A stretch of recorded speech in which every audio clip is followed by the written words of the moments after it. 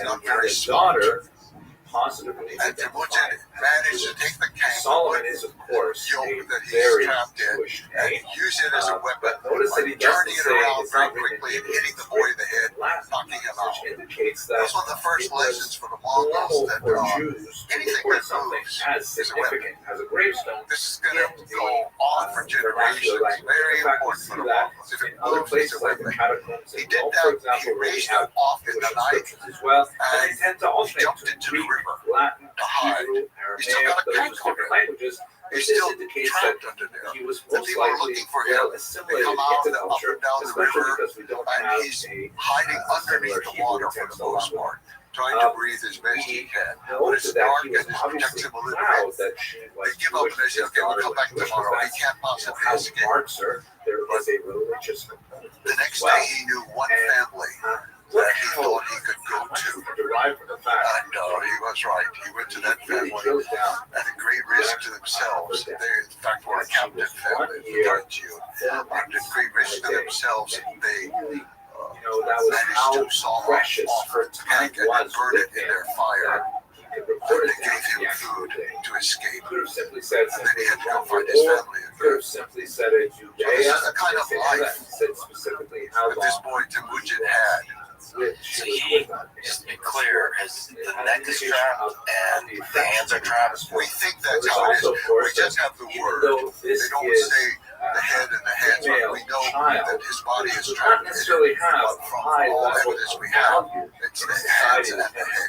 And he's running around deeply alone. Accept the high degree of infant mortality as a matter of course. And then he has to go and find wherever his family is. So this, in part, was the foundation of his breaking with Mongol tradition that kinship is the most important thing above all else. Because here is his life story where he's abandoned over and over and over. His father's old brother. See, the men who kidnapped her, they had an obligation under local law and custom to marry her when her husband integrated into Roman society because he was using the Latin language. They should take care of her and her children because her children are the children of their brother. They count as the sons of the clan. Distinct They should. No, they have all deserved, all betrayed. He learned very early on that you cannot trust family. You mentioned that Genghis Khan's childhood, Temujin, was marked by extreme tribal violence. Can you describe the state of affairs in the steppe? How much violence is there? How much kidnapping is there? The story of Temujin is not a unique story for that time. Now, as an isolated family outcast, of course, he's not participating in the various feuds and the rage of the people around him. But they are constantly raiding in the winter. And for women and for horses and for any kind of valuables that they can find.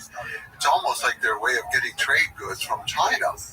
That one group raids the other in order to find out whatever they have for textiles or for metal. Mongols produce nothing. They could produce felt to make their tents, but they were not craftsmen. And so they had to get these items from somewhere, and it was through raiding. And so even in the genealogy of Temujin, you see going back generation after generation of women having been kidnapped, children born who are not necessarily the father's child. It's unclear who the father was. And all of these issues go back for a long time. Later, Genghis Khan will realize, once he becomes Genghis Khan, he will realize that the true source of most of the feuding on the steppe is over women. And later he will outlaw the kidnapping of women and the sale of women. In part, not only because of what had happened to his mother, but what happened to him next in his life.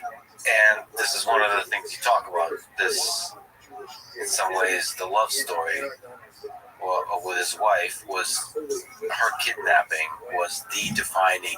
If you could point to one place where Genghis Khan, the conqueror, was created, it's that point, his wife being kidnapped. Can you describe, first of all, his love for this woman and what that means, and what the kidnapping of her meant? At age 16, Bertha, the girl he had met when he was 8 years old and she was 9, she's now 17, and she and her mother caught her. It's hard to even imagine what it was like for this 16-year-old boy who has suffered these indignities of life in every way that you can imagine. And suddenly, here is the love of his life, who's going to be living with him, making him happy. He has somebody who loves him, not just his mother running around getting food and trying to feed the 5 children and plus the other wife and her 2 children. No. He has somebody who loves him. It's all the excitement that you can imagine, with the fire in the eyes and the excitement, and then it only lasts a few months. So there they are, just they called her grandmother Kwakchin. Granny Kwakchin is there. Granny Kwakchin is sleeping, of course, on the floor of the ger, the tent. And early in the morning, she feels the vibrations in the earth. And she knows that horsemen are coming. She rouses the family.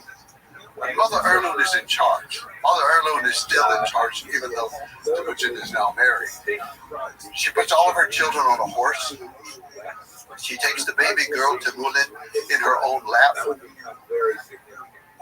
She has one extra horse, but she won't take Urshta. Because she knows, she doesn't know who the men are, she has no idea. But they're coming in the dark, they're coming for a woman. They know there's a girl there. This family of outcasts has acquired a wife, and they know that they're coming for that. And so she leaves Sochiko, the other wife. She leaves this old lady, Granny Kwakchin, who actually has her own cart. And she leaves Bursta. They pile into Granny's cart. It's only an ox to pull it, so they don't get too far before the attackers get there. But Mother Erlund is right. She's able to get her children off to the mountain, to Mukhan Khaldun, to the mountainside, away from them, because the men are so focused on this cart and finding out how many women are in there and who they are. And all. So Mother Erlund saved her family. But at a cost, suddenly Temujin realizes he's obeyed his mother, but he's lost the most important thing in his life. And I do think this is the defining moment of his life. The story began back when his mother was kidnapped. But now the kidnapping of his wife, I think it's to define what will he do? What should he do? What can he do? Is he going to just resign himself to it? And is he going to go out look for another wife? And he decides that life is not worth living without Urshta. He has found something good in his life.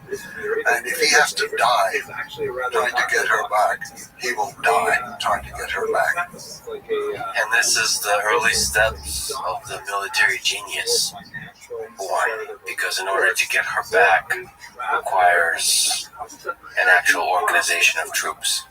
He needs allies. He goes to a man who ruled the Karyat people in central Mongolia, and a told river about where the capital of Ulaanbaatar is today. He goes there because that Wang Han is a name, or Torgal Han. He goes there because Wang Han had been the lord over his father at one point, and his father had gone on raids for him. So he went there. And actually he took a gift. That's because Urshta's mother had brought a sable coat as a gift for Mother Erlund at that time of the marriage. So he took the coat, and he took it, and he gave it as a gift to Wang Han and asked for his help. And Wang Han said yes. And he said, I will send some troops, but we need more. And you need to ask Jamaka. You need to ask him to come also. He said, I will send a message to him to get troops. You have to tell the story of Jamaka. The story of Genghis Khan is one of people abandoning him, being disloyal. And here is a person who's not of his kin, but becomes his, in a way, brother, in a way, loyal. And as you've described, he's both the best thing to has happened to Genghis Khan and one of the biggest challenges in the later years to Genghis Khan. So who was Jamaka? Jamaka was a boy about the same age as Temujin, and his family had winter camp close to where Mother Erlund was living with her children. And so the two boys met during the winter time. In fact, they both claimed descent from the same woman about 4 generations earlier, or 5, it's a little unclear. She was a Urihanghai woman who herself was kidnapped. And actually, Jamaka was the descendant of her from the fact that she was pregnant at the moment of kidnapping. And then Temujin is descended from her through the new kidnapper, Motonchan, his ancestor. So they're both, as the Mongols would say, from the same womb. They come from the same historic origin. However, their lives were similar, and they both lost their fathers very early. But Jamaka also lost the mother, so he grew up in the household of his grandfather. He had no siblings, unlike Temujin, with a whole household of siblings. He grew up with his grandfather, and his grandfather had several wives, so he grew up with a bunch of old women, which later he said he thought was an influence on his life. But the two boys meet, so they come from different backgrounds, and Jamaka is not as deprived by any means as the life of Temujin, but he has a certain emotional deprivation, I think, having not had mother, father, siblings, and he lives with these old people. The two boys meet, they become good friends playing on the ice. And so they're playing on the ice, and then very early on, I think when they're about 10 or 11 years old, they decide to make a pact. It's called becoming Anda. Anda is more than a friend. A friend is like nuhr in the language, and there are several different types of friendship. But Anda is a friendship that's beyond a friendship. It's something for life. And they swore that they would be there forever, to protect each other, to help each other in every moment. And they exchanged knuckle bones. So each one of them had the knuckle bone of a roebuck, a deer. Knuckle bones are used in these games that they play, but it's also used to forecast the future. You can roll them around and all. It's very strange. On the ice, I will say, in wintertime in Mongolia, it could be up to 50 degrees below zero. It doesn't really matter at that point whether it's either Celsius or Fahrenheit or what it is. But you slide something across the ice, and it's just absolutely smooth like silk, and it goes on for a long way. And if you put your ear down to the ice, you hear this celestial sound that is unlike any sound on earth. It's just like the angels are singing under the ice. So once they've sworn this relationship of Anda, then a couple years later they swear it again, but this time they're slightly older boys and they have bows and arrows, and so they exchange arrows with each other. In fact, the text is very specific that Jamaka took the horn, cut it off of a 2-year-old calf, and he whittled it down, and then he drilled a hole into it in order to make a whistling arrow, which is used for several purposes. Well, among Mongols, it's used for signals, for one thing, from one person to another. But also when you're hunting, if you want to move the animal in a certain direction, you send a whistling arrow in the opposite direction to make the animal move. But it had a lot of use. So the boys had exchanged roebuck knuckles. This time they exchanged. And so they had been close friends. And Van Han said, okay, Jamaka should raise some troops and go with you. And he did. So the three set out, some troops from Van Han. He himself did not go, he was too old, but he sent some troops. And then Jamaka and his troops, and then basically just Temujin and his family. He just had his brothers, that's all. They set off to find the merchant people of the Seling River, which flows into Siberia and on into Lake Baikal. They had to go through some extremely rough territory. And you see in this episode, though, Jamaka is already a little bit fierce without necessarily thinking it through carefully. He gives this long speech about all the things they're going to do to the merchant people. We're going to jump through the tunnel, the smoke hole in the top of the gear. We're going to jump right there, and we're going to kill them all. We're going to kill the men and the women and the children. We will destroy these people forever. He has an extremely militant rhetoric, at least. And he's also rather critical of the other people. Van Han's people came late, and he gave them this long lecture about, we are Mongols, and if we give our word is our promise forever. And rain or sleet or snow, it doesn't matter, we be there on time. And then so he's dressing down his superiors. He's very aggressive, but he's very helpful. So these troops, they move in on the merchant camp. They also come in at night. And so there's a small amount of warning because some men are out hunting with sables, the merchant men, and they race back to the camp and they tell the people, and the people are getting ready to get out as fast as possible. So Marcia has no idea who's coming. She doesn't want to be kidnapped again. So somebody. So she and the grandmother go on shit again, and so to go, they're loaded into a cart to go away. So Temujin comes in, and there's a full moon that night, so they can see what they're doing. And he's really searching for her. He's not paying too much attention to the battle. And he's calling for her, and she hears his voice. She knows who it is. She jumps off the cart, and she runs to him. And they're reunited, and he grabs her, embraces her, and then he said, "This is the goal. This is why we are here. We don't need anything else." He was very clear about that. And that was his first full-on military engagement. Yes, aside from the things, yes, his first full-on military engagement. Now, along the way, in addition to escaping all these horrors, he had killed his older half-brother. And that, too, was a deeply formative experience. So what was that about? Can you explain in Mongol society the role of the older brother and the power struggle there? And, you know, not to moralize, but there's also, you know, the ethical foundation behind the murder. The killing of Victor, that's one of the things that's totally unknown outside of the secret history of the Mongols. None of the Persian chronicles, none of the Chinese chronicles, none of them knew about this until the secret history was deciphered and translated. But Victor was the older child of Sochiko, and his son, the older brother, has complete authority over the younger siblings in Mongolian society. They have to refer to him with a special pronoun all the time, Ta, and he refers to them as Chi. It's like a formality. And his word goes, he is the father in the absence of the father.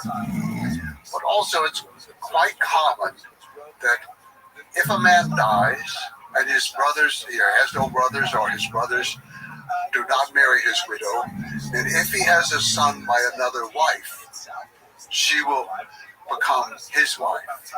So it would have been common that Dexter eventually, when he passed through puberty, perhaps the most salient characteristic of the Jewish people is that, you know, to use the Yiddish phrase, wir sind da, we're still here, right? 2,000 years of exile, you know, millennia before that, of tremendous challenges from the peoples around us, and nevertheless we are here celebrating our culture, exploring our relationship with each other, with the divine.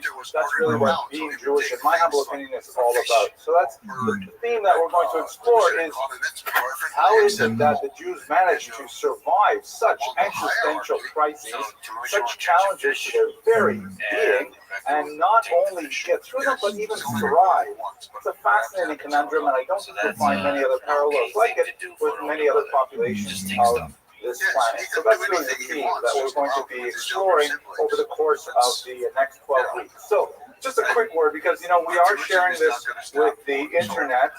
There's about 5,000 or 6,000 people who watch these lectures every single day. So if you don't want to be in the frame, make sure you sit towards the outside of the video there. So there's some information that may be a little bit redundant for this particular audience, because most of us here, we actually know each other. We are in the same community, and so many of our values are shared, and so on. Our experiences are shared. But let me just back up a little bit. Who exactly are the Jewish people? So as we shall see, there's about 15 million Jewish people in the world today. Depending on how you want to count them, I'll give you some demographics a little later. That's a little bit smaller than the entire state of New York. And I know that you feel that the entire state of New York is Jewish anyways, but that's about the population we're talking about. A tiny fraction of a percentage of the Jewish population as a whole. Just to give you a sense of the scale, if you think of Jews are about 15 million in the world, Chinese Muslims are 15 million in the world. And I've never met a Chinese Muslim, but there are many more Chinese Muslims in the world than there are Jews in the world. So we're a tiny little fraction of the population. We are a gregarious people. We like to hang out with each other. We like to argue with each other. Life is with people, as the proverb goes. We are here tonight, in fact, in celebration of that same kind of Jewish value. We're also a highly diverse people. One of the things that people on my internet audience seem to be confused with is that, Jews are not all Caucasians. We have a wide variety of racial characteristics. African Jews, Asian Jews, and so on. Of course, there are Asian Jews, because otherwise, where would we get our food for Christmas Eve? There are a whole wide variety of racial characteristics that go with Jews. Jews are also highly unpredictable.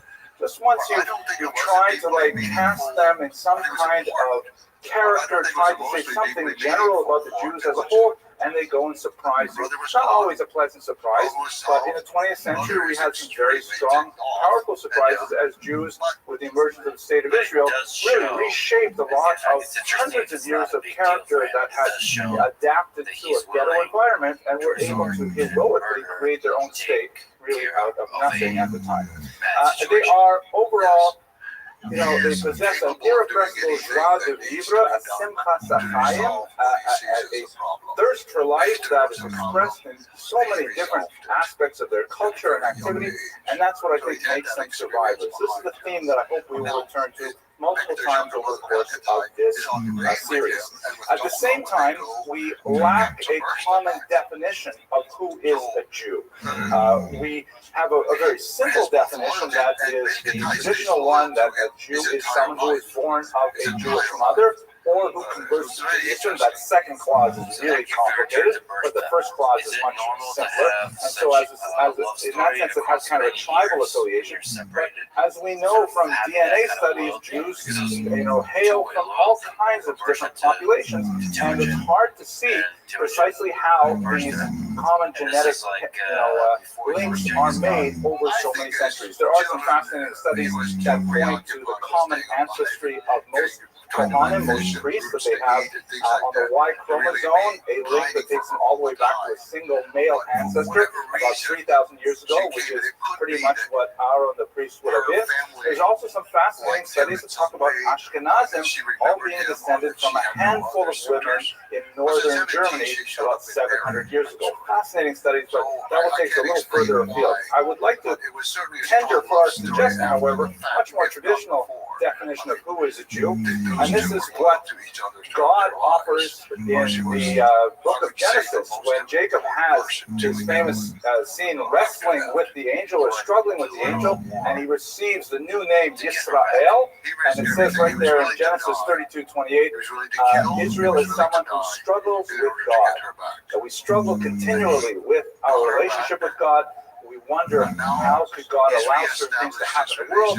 What are we supposed to do? God, are you being fair to us? These are the kinds of questions that plague the Jewish consciousness for centuries, and it unites us even as it is one of dynamic tension. And you can see even in this picture by Rembrandt here, there's an obvious problem. We have to just add a little to Yaakov, so it falls into place. Struggling with God all the time. Okay, that's enough for sort of the philosophical overview. I want to take a few minutes now just to speak about historiography, which is essentially the inevitable part of historical theory that must precede the actual discussion of history itself. I will try not to take too much time with this, but this is actually a very important element to understanding the foundations of the historical research that I hope to be speaking about. So, even though I've given you kind of this glowing model of Jews surviving despite adversity and so on, the traditional short version of this lecture is, they tried to kill us, we survived, let's eat, everybody knows, but there's a lot of periods in Jewish history which are not so sanguine, which are not so hopeful, and not so really cheerful, enthusiastic, things that we're not necessarily so proud of. This picture here, for example, which dates from the 8th century before the Common Era, shows King Yehu. You can see him here prone, a supplicant, and he is showing obeisance to an Assyrian conqueror. So we definitely have moments in our history which we're not necessarily so proud of, but they nevertheless are part of the fabric of Jewish identity as a whole. Let us begin our discussion of biblical history, because we're starting with the most difficult part of Jewish history as a whole, theoretically, the most difficult part to study. And I'd like to introduce you to the thought of Jacques Derrida. Those of you who have studied the humanities are no doubt familiar with his work. Derrida is one of the early postmodern thinkers. He's Jewish, of course, because anyone who's going to disrupt the natural order is definitely going to be Jewish. And Derrida suggested a philosophical model of approaching reality that first reverberated within the humanities and cultural studies, and then over the course of the 20th century began to penetrate the social studies, and now it's actually affecting the sciences. I'm not going to go into great detail as to what postmodernism is, but I would like to take you to one of his most famous statements, which is "Il n'y a pas de hors texte," which literally translates as "there is no outside text," even so far as to say there is no reality, only language. We're not going to unpack that statement, which is actually a mistranslation, but the idea that there is no outside text is crucial for understanding the biblical period. What do I mean by that? So what is an outside text? One way to look at the Bible is to consider it like a puzzle, right? It is specifically like this puzzle here, the Action Bible Jigsaw Puzzle. I just found this on the internet. I wanted to order all the series because it has action figures inside it, so that was really great. But, we have this text, we have this Bible that is a phenomenal source for Jewish history. My gosh, it starts at the very beginning, takes us through this arc of developments of characters of tremendous profundity, and gives us the whole story of how the Jews came to be, how they lost their nation, how they regained it, how they lost it. Phenomenal amount of material in it. And it is a lot like the outside of a puzzle box, right? The picture on the outside is a guide for what is inside the box. And this is basically, before the 20th century, how virtually everybody looked at Tanakh, trying to understand it as a historical document and applying the information there backward to history. And then when things came along that confirmed the picture on the outside, we said, we said, that's fantastic. Like, for example, this one here, this is the Tel Dan stele, which was found in Israel. It dates from the 9th century before the Common Era, and it has, you can see here in this chalked in part, it actually has in the Old Hebrew script the phrase Beit David, the house of David. So we say, fantastic, we have these amazing Bible stories about Melech David, King David, and look, here is a reference to the house of David from the 9th century. This, as it were, confirms the Bible. And for much of the 20th century, that's how archaeology worked with the Bible as a text, trying to determine Jewish history, looking at the Bible as the template, the outside of the picture, and then whenever any piece of data was found that could fit into that, it was fantastic. We had a huge celebration. There was a kiddush with herring. Everyone was pleased. However, historians who do not necessarily start with that background say, no, it's much more complex. It's kind of like this. There's no picture in the box, and we are confronted with a whole bunch of puzzle pieces. So we're going to start figuring this out. We're going to lay it all out, and we're going to see what the puzzle looks like. But we can't use outside the box as a template to figure out what is inside the box, what the puzzle pieces actually look like. Archaeology is still a very young discipline. It's very inexact. It's much more art than science in many ways, and it is very easy to distort the historical record through archaeological finds to either support or deny the veracity of the Bible. So archaeologists and historians in particular have therefore found themselves somewhere on a spectrum between two poles. On the one hand, you have the so-called maximalists. These are people, probably like myself and yourself, who believe in the validity of the Torah as a God-given document and look at it and say, this is my history. And then when we find archaeological evidence, we fit it into that picture. Just like we use the outside text, we use the puzzle box cover as our guide for exploring Jewish history. that is, a time-honored way to study history is the Word of God, whatever exactly that means. The Bible begins in medias res. It was only given to Moses at Sinai hundreds of years after the events that it describes, the wandering of Abraham, the creation, and so on. So minimalists say you have to forget about the Bible, just look at the puzzle pieces and fit them together as best you can, and that's going to be your history. Naturally, minimalist historians come up with radically different versions of ancient Jewish history that we would find shocking and very contrary to our accepted notions of where we come from and who we are as a people. We're not going to go too far down that road because we are, after all, in shul, and we are going to celebrate our common history, but I'm pointing out to you that the state of the field right now is very much in flux.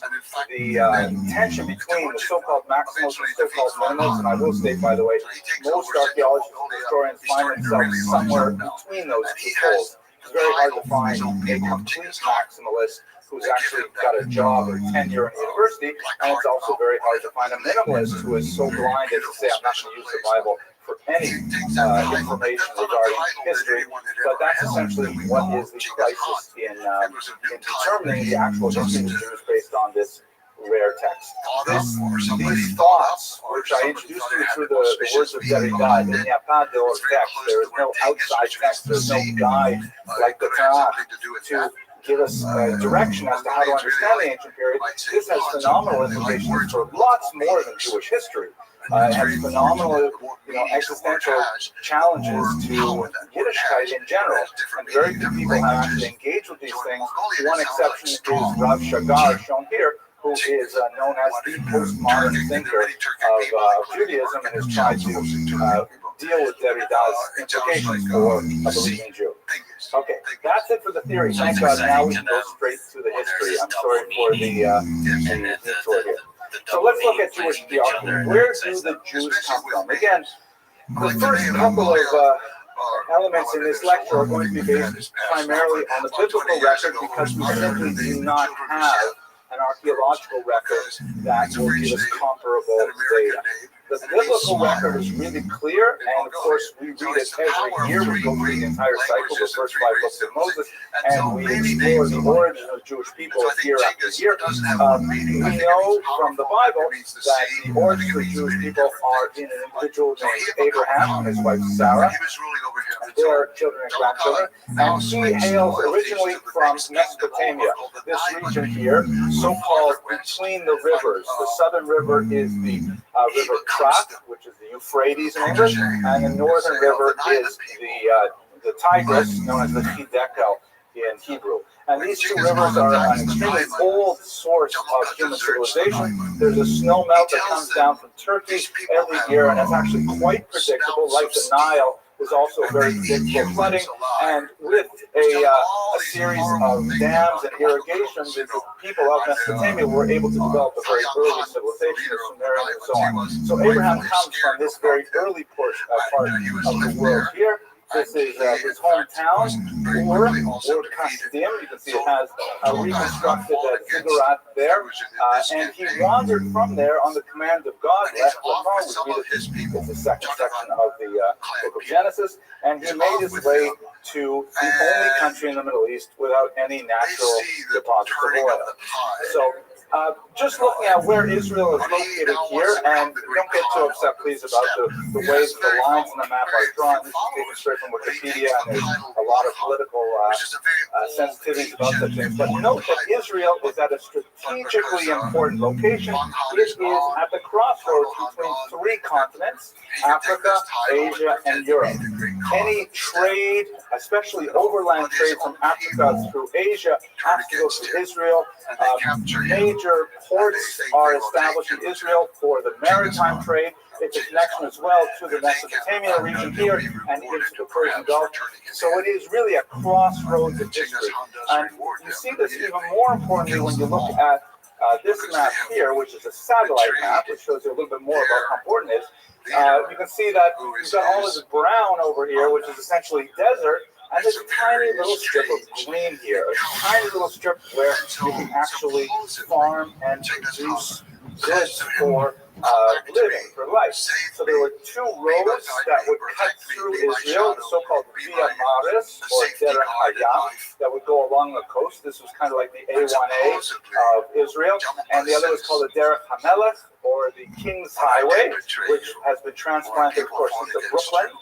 And the Derech HaMelech went just inland a bit. But these two routes were extremely important for all overland trade and connecting to the maritime trade as well. So Israel was at a strategically important location, and as a result, of course, it was the victim of the depredations of many surrounding cultures for much of its history. You can also get a better sense for the geography, and geography is very important for what historians call la longue durée, the long duration, the long arc of history, which involves many other factors beyond the narrow human activity.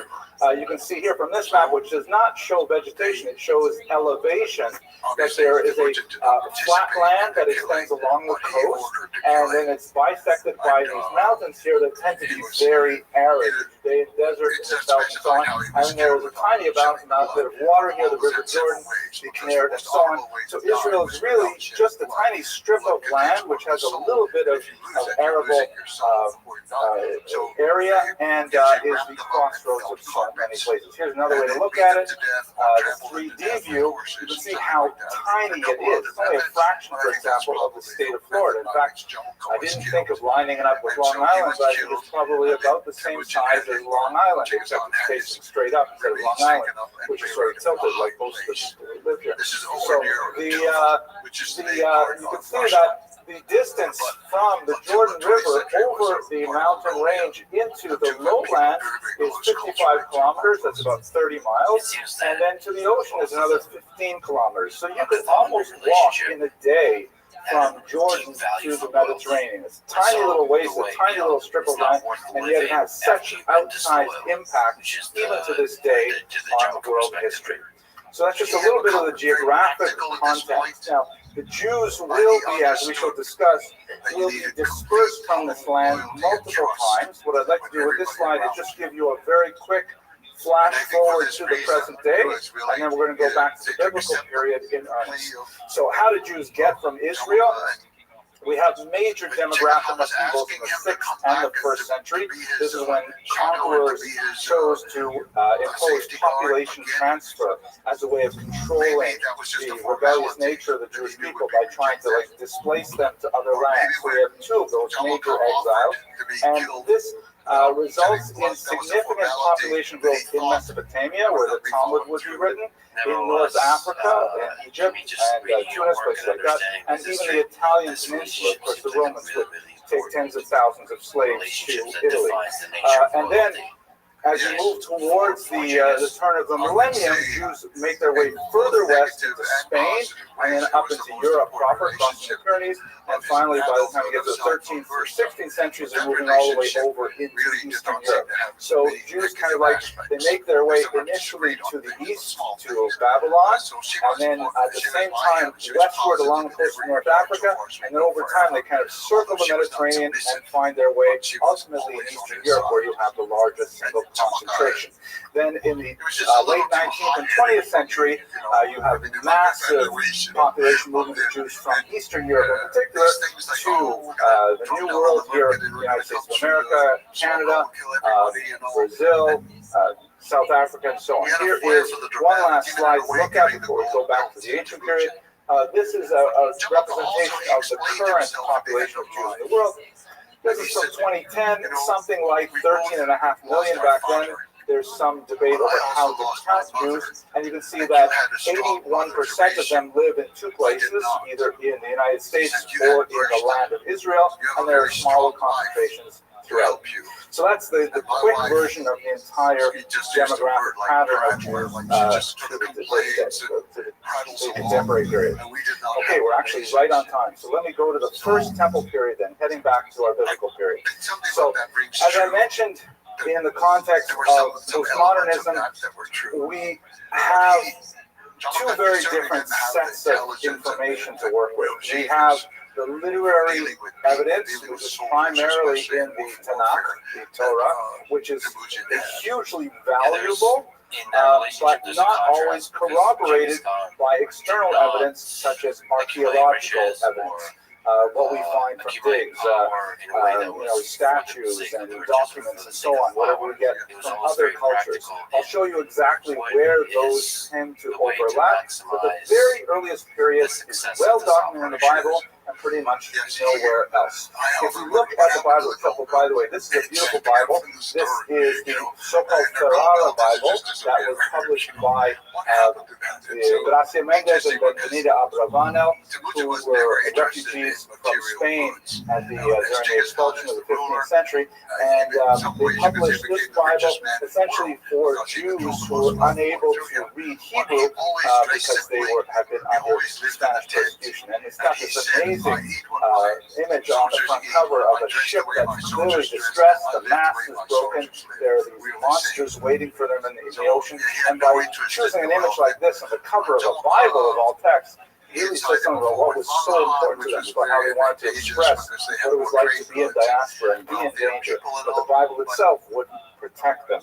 I know you're all familiar with the Pentateuch, which essentially means the 5 volumes. Those are the first 5 books of Moses, Genesis, Exodus, Leviticus, Numbers, and Deuteronomy, which have special religious significance within Judaism. From a historical perspective, you have to add one more, continuing through Joshua.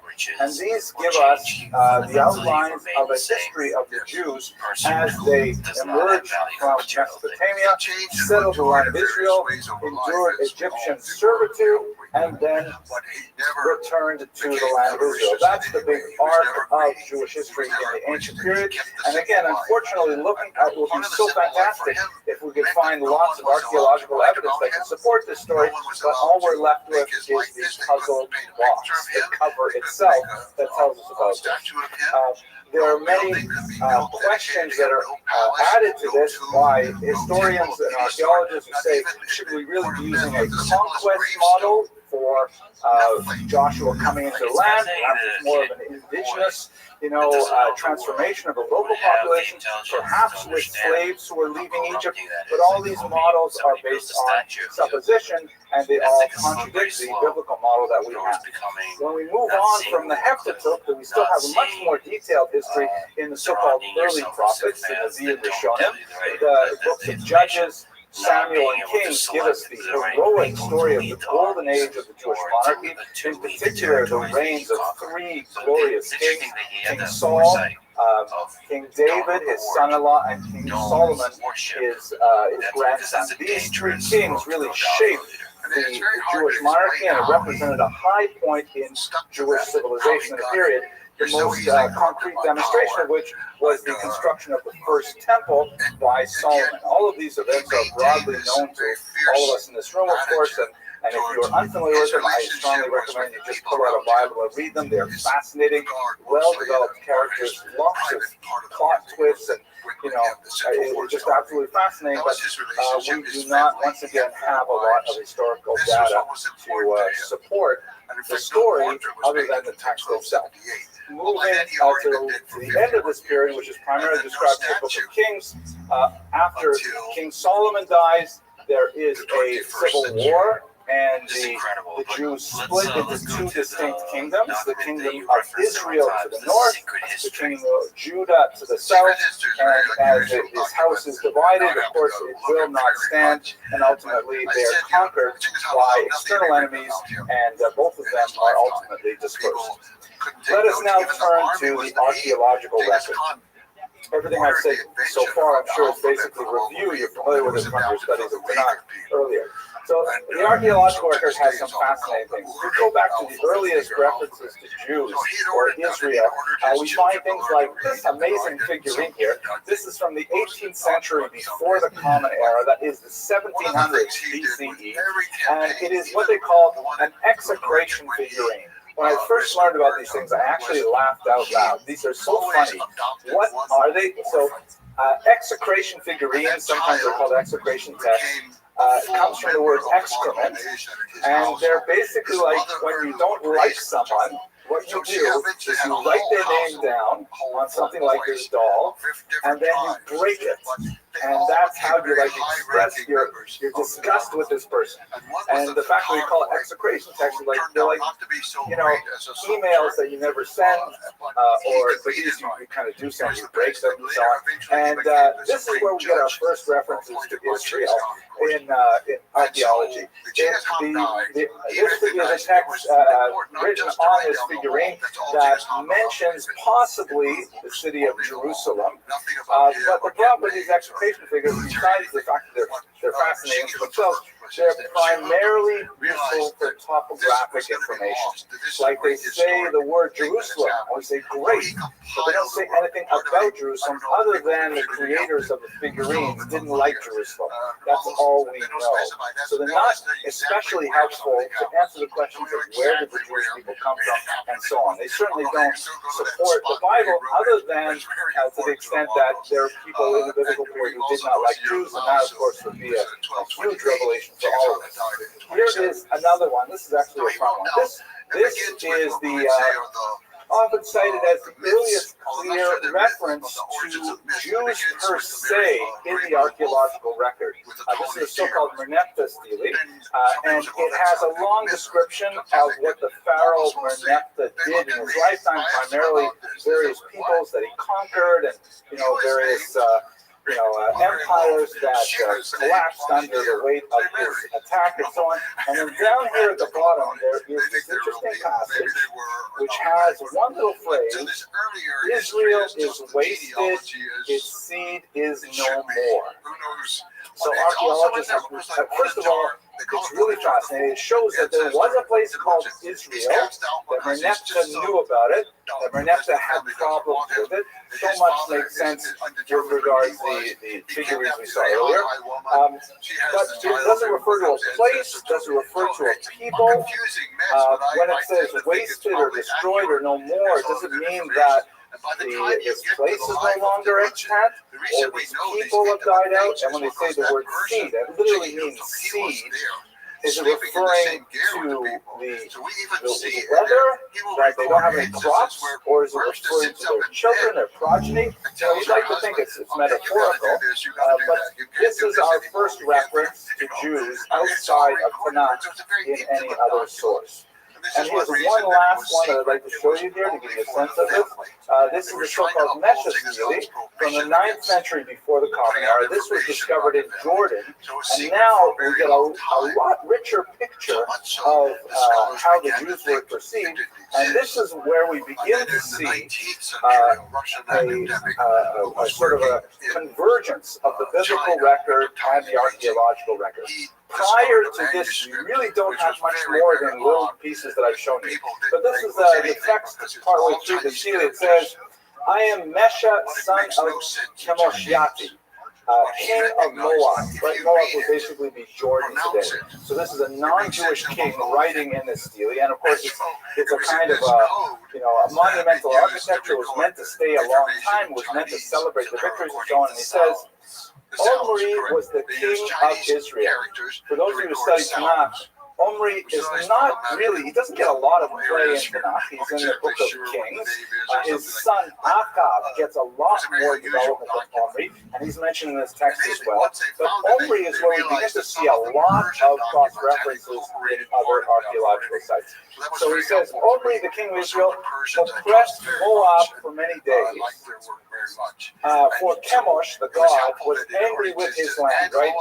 Chemosh, the god of the Moabites, was using Omri, the Jewish king, to punish the Moabites. And his son, Achab, succeeded him. He was even worse. This is Ahab and Jezebel, right? And he also said, I will oppress Moab. In my days did he say so. But I looked down on him. This is the king of Moab speaking. I looked down on him and his house, and Israel has gone to ruin. Yes, it has gone to ruin forever. I'd just like you to observe for a moment here. Is there a pattern developing? You see, from the 18th century to the 13th to the 9th century, it seems that A lot of the neighbors of the Jews don't like the Jews, and they keep on predicting that it's over now. We've finally taken care of the Jews. This is essentially the story of Jewish history, unfortunately, right up until our own times, where people are constantly claiming that they have finally wiped out the Jews. But that is essentially the kind of information we get from much of the archaeological record. So at this point, just to recap for a second, the very earliest parts of the Bible, we have to rely on the Bible for reconstruction at this point because we don't have a lot of archaeological details. With the reign of King Omri in particular, in the Book of Kings, that's when we begin to see a lot of corresponding information developing from surrounding cultures, which are also becoming much more sophisticated this time. By the time we get to the 6th century, the 8th century before the Common Era, that's when Assyrians attacked the northern kingdom and spared away much of its population. Now, contrary to popular belief, the 10 lost tribes were not removed surgically from the land of Israel. Only a certain portion of those Jews living there were actually removed to Syria. We definitely have interesting correspondences of things like Abrahamic names among Assyrians in various inscriptions indicating that there were Jews who were taken, like the biblical account says, to Assyria, but we have lots of Jews who are still living in the land of Israel. It's not a complete and utter exile. Most of the 10 lost tribes were never lost. They lost their tribal affiliations, perhaps, and over the vicissitudes of time, we no longer have a clear sense of who belongs to the tribe of God and who just belongs to the tribe of Asher, but most of them still live in the land. Similarly, with the depredations in the south, in Judah, under the Romans, under the Babylonians, there's also not a total emptying out of the Jews. Jews continue to maintain a presence in the land right up until the present day, although very tenuous at certain points, particularly in the medieval period. So we have two major exiles, the one in the north that took away much of the leadership of the population of Israel to Assyria, and then in the south, in Judah, taking them down to Babylon, a little further south, to where you would eventually have the Talmud.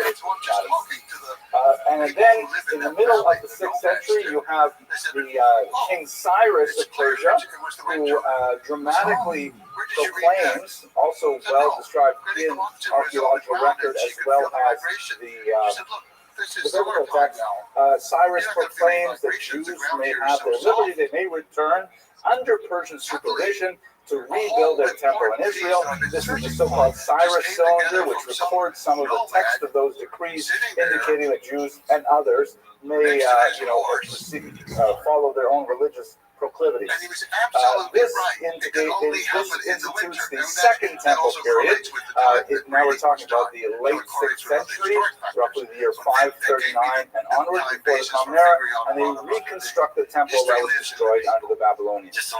They basically lived under Persian influence for a couple hundred years without too much incident, and then in the towards the end of the 4th century before the Common Era, Alexander enters the region. Now, I know I spoke here in this room about 4 or 5 weeks ago, and I think I recognized almost all of you from that talk, so I'm not going to go into great detail as to what this meant and what the Hanukkah rebellion was all about, but I do have to hit some of the highlights so that we understand the impact on Jewish history as a whole. Alexander emerges from Macedon, northern region of Greece, and in an incredible military onslaught, he actually manages to unite these very disparate kingdoms. He conquers the entire eastern Mediterranean. He pushes all the way through the Mesopotamian region and even into Central Asia as far east as Afghanistan. And he unites for the first time all of these cultures under a single cultural rubric, which we'll call for our purposes Hellenism. Hellas means Greece in Greek, and so Hellenism is essentially Greeceism. There's a lot of things to say about that, but let's just look at a couple of them. Hellenism at this time was an extremely highly advanced culture. They had the philosophy of Socrates, which we are still studying today. As Nick said, all philosophy is merely footnotes to Plato, which is Socrates too. We are still studying the ideas of the Greeks of the 5th century before the Common Era. The thought of Aristotle, huge impact on Jewish thought. Maimonides had tremendous respect for Aristotle and quoted him liberally. We also had things like the literature of the Greeks, Aeschylus, the great dramas. Much of our drama today, our popular movies and novels and things like that, is directly influenced by Greek sense of tragedy and comedy and so on. We are living, in many ways, very, very Greek lives because of the influence of this culture. And finally, our sciences are heavily dependent on the scientific method of those ancient Greeks. Euclid with his mathematics, Archimedes, his physics, and so on. This was like a phenomenally advanced culture. They were like Martians that came to the planet and offered something so radically better than what everyone else was doing. Now, Jews are highly syncretic by nature. They're very willing to adopt ideas, fashions, tools that other cultures have proved useful. And so the Jews just completely absorbed Hellenistic values. And they, especially in the cities, places like Jerusalem, there was just tremendous enthusiasm for Hellenism to such a degree that after some years of experience of the Greeks, they began to lose a sense of how much was too much. When was Judaism going to be submerged, assimilated within Greek culture, such that Judaism would never survive? And this is ultimately the cause of the Maccabean revolt. Alexander himself died very young. He wanted to push on further east. His troops were exhausted, said, we've got to go home. He died on the way back, possibly by alcohol poisoning in his 30s. The empire was divided up amongst his successors, and as you can see from this map, Israel is right at the border between the Ptolemaic and the Seleucid kingdom. These are successor empires to Alexander. And so Israel went back and forth between these two empires. For the most part, your average Jew living in Israel would not have really cared who was in charge. They still have to pay taxes, but basically they could, live their lives normally. But the urban elites, particularly in Jerusalem, were very much interested in who was in charge because they really wanted to adopt Greek norms to the highest degree possible. As I discussed, and we talked about this for an hour a few weeks ago, not only were they adopting things like Greek names, Greek math, Greek literature, all kinds of elements of Greek thought, they were actually absorbing things which you would find really, contrary to basic Jewish values, such as, for example, the practice of the Olympic Games or athletic contests in general, which were always performed totally in the nude. They were, supposed to be a celebration not only of physical skill, but also of the beauty of the human form. Like when you watch figure skating or gymnastics or something like that, it's like something amazing to see. So they had this, but they took it to the max by saying you have to perform it in the nude, so we can really see, the musculature and things like that. So Jewish boys, when they would go into, compete in these competitions, the Greek audience would look at them and say, look at what the Jews do. They take a perfect specimen of humanity and they touch him up like that. So there were actually Jews who would go through a very primitive form of surgery called epispasm in an attempt to hide the mark of the circumcision, an attempt to look as pre-circumcision as possible. Very painful and crude operation, but it's referred to in the rabbinic literature as Hamefir Bris Avraham Avinu, someone who denies the covenant of Abraham our father. So this just gives you a sense of how far they were willing to go to try to absorb Hellenistic values. Things came to a head when Antiochus Epiphanes IV came to power in the year 174. He was a complete newcomer to the scene. He had actually been raised in Rome. He had no idea what the local situation on the ground was in Israel, and he kind of clumsily ingratiated himself with various corrupt high priests from Jerusalem who would promise him greater and greater treasures from the temple. So ultimately, after the Jews were squabbling between each other over, how they could best please Antiochus, he said, okay, enough of all of this. We're going to right now Hellenize your country because we can't handle this strange invisible God that you have and so on. And he attempted to dramatically turn Israel into a Hellenistic country by defiling the temple. This was a bridge too far. He banned the observance of the Sabbath, banned public study of the Torah, banned circumcision, of course, and we had a popular revolt led initially by Matisyahu and then by his very capable son, Yehuda Maccabee, who ultimately threw off the yoke of the Greeks. This is a defining moment for Jewish culture, primarily because it represented the first time that the Jews were able to define for themselves how much of an external culture they would tolerate, and were willing to take up arms to defend that definition of Judaism. This is a picture from Gustav Doré, the death of Eliezer, who was one of the Maccabee brothers, in a rather heroic moment described in the book of Maccabees. Eliezer thinks that Antiochus himself is on one of the war elephants that the Syrians had brought into Israel, and he dives under it to try and kill it. He is successful in killing the elephant, but then it collapses on top of him and he dies a death on the battlefield. So this is a really defining moment for for Jewish self-identification, and that is ultimately the message of Hanukkah. It is highly ironic, of course, that it always falls out in December. So that's one of the times of year when Jews have the most pressure to try to conform to secular values and Christian culture. I myself, I grew up, just as an aside, I was the only Jewish kid in a very, very small town, and I used to feel terrible every Christmas because I never had a Christmas tree, and all my friends had Christmas trees. And they were also taught to shoot arrows and to somehow I survived. But at any rate, so that's now let us take this time to just reflect a little bit as we come to the end of this period. We have covered quite a bit of history. We've gone back from the very earliest period of Jewish history, and we've looked at the sources. Once we emerge through the kind of heroic period of the great kings, Saul, David, and Solomon, then we begin to actually see a lot of the biblical record really being reinforced by the archaeological record, especially with King Omri and his son Ahab, where there are multiple points of contact between other records and other biblical texts. The story continues for hundreds of years with the conflict between the Jews and their neighbors, usually not ending well for the Jews, but ultimately in a glorious act of rebellion. The Maccabees managed to define for themselves and really for posterity what it means to be a Jew.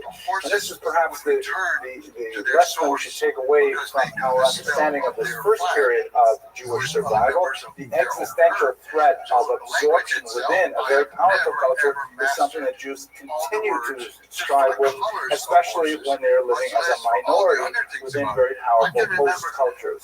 Jews must learn to find a way to identify themselves without ending in conflict with our neighbors, but at the same time staking out the boundaries of what it means to be a Jew in a contemporary period.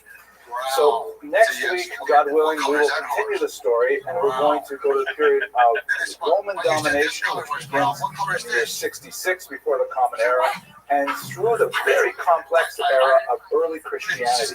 Christianity, of course, is a daughter religion to Judaism. The early Christians were all Jewish and represented a breaking away, let's say a breakaway million of global proportions, and we'll understand exactly what was going on, I hope, within that very complex time. This, by the way, is from Notre Dame. It is an image of the synagogue as represented in the form of a woman, and the serpent wrapped around her head is indicative of alleged Jewish blindness to the truth of Christianity. This is the kind of material that we'll, God willing, discuss next week. I want to thank you very much for your attention, and I look forward to seeing you next week. And the dust itself is important.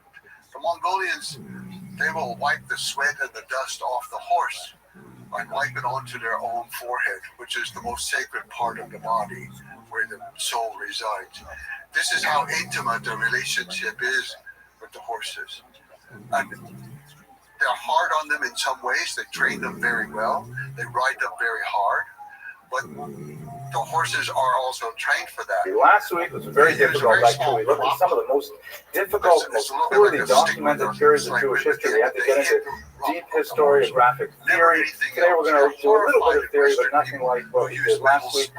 We're going to look at the period of the Hashmonaim, the Maccabean kings, all the way through the Roman occupation of Israel. So we're talking about basically about the year 165 before the Common Era through 63 before the Common Era, where the Romans came in, and then we'll begin to enter the first century of the Common Era.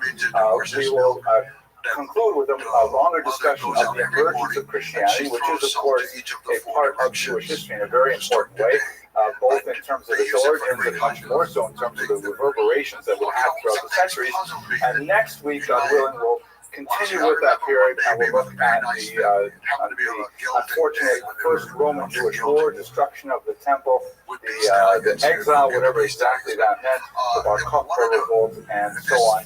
The Hellenism posed a phenomenal challenge to the Jews of ancient Israel. We should recall that the challenge of Hellenism is ongoing. We are still very much engaged in trying to find the right balance between what is appropriate secular influences, the outside world, on our Jewish identity, and how much is really too much. When is it that we cross the line and we end up assimilating and being self-defeating in our attempts to identify ourselves as Jews? So that was an incredibly difficult challenge, and the response to it was the Maccabean revolt, which for a brief period of time kind of set a line in the sand. Until this point, this is the boundary. We're not going to allow more than this Greek influence into our lives. Now, the reality is, it was a very, very short-lived victory. And in fact, Yehuda HaMaccabee, as we discussed last week, and even more so in a longer lecture a while ago, Yehuda Maccabee, who wanted to fight much harder and longer than his colleagues, he was faced with a lot of war fatigue on the larger population. And many Jews, at one point, they decided to make a deal with the Syrian Greeks and say, listen, if you let us go back to the status quo ante, if you let us go back to observing Shabbos the way we used to, learning Torah the way we used to, practicing our own decisions with child rearing and education, things like that, then it'll be fine. We'll continue to recognize you as the overlord. We'll continue to give you tribute and so on. Yehuda Maccabee wanted to fight to the bitter end, but he was, unfortunately, for his position, blindsided by the Jews who were more moderate and wanted to come to some kind of modus vivendi with the Syrian Greeks. This is in 164 for the Common Era. We nevertheless were able to kind of mark that as a very important turning point, because that's when the temple was liberated and cleaned from much of its Hellenizing influences. However, almost as soon as the hostilities ceased, we were right back into it again. Even the Maccabees themselves, not so much the immediate family, but certainly the wider society, and especially the urban center in Jerusalem, went straight back to their Hellenizing ways. And there's just so much powerful material in the Greek culture, and so the Jews went right back. I say the Jews, I shouldn't really generalize about them, which reminds me of a joke. I have to tell you this joke. I was thinking I would start with this joke, but I didn't. So the joke goes like this. I apologize, but maybe I'll cut it out of the internet. Two Jews are walking down the street, and they see a sign in front of the church. Where are they? We're talking about Christianity today, so I figure it's all right. Yeah, thank you. So they're walking in front of a church, and we are talking about Christianity this week, so it's okay to say this joke, I guess.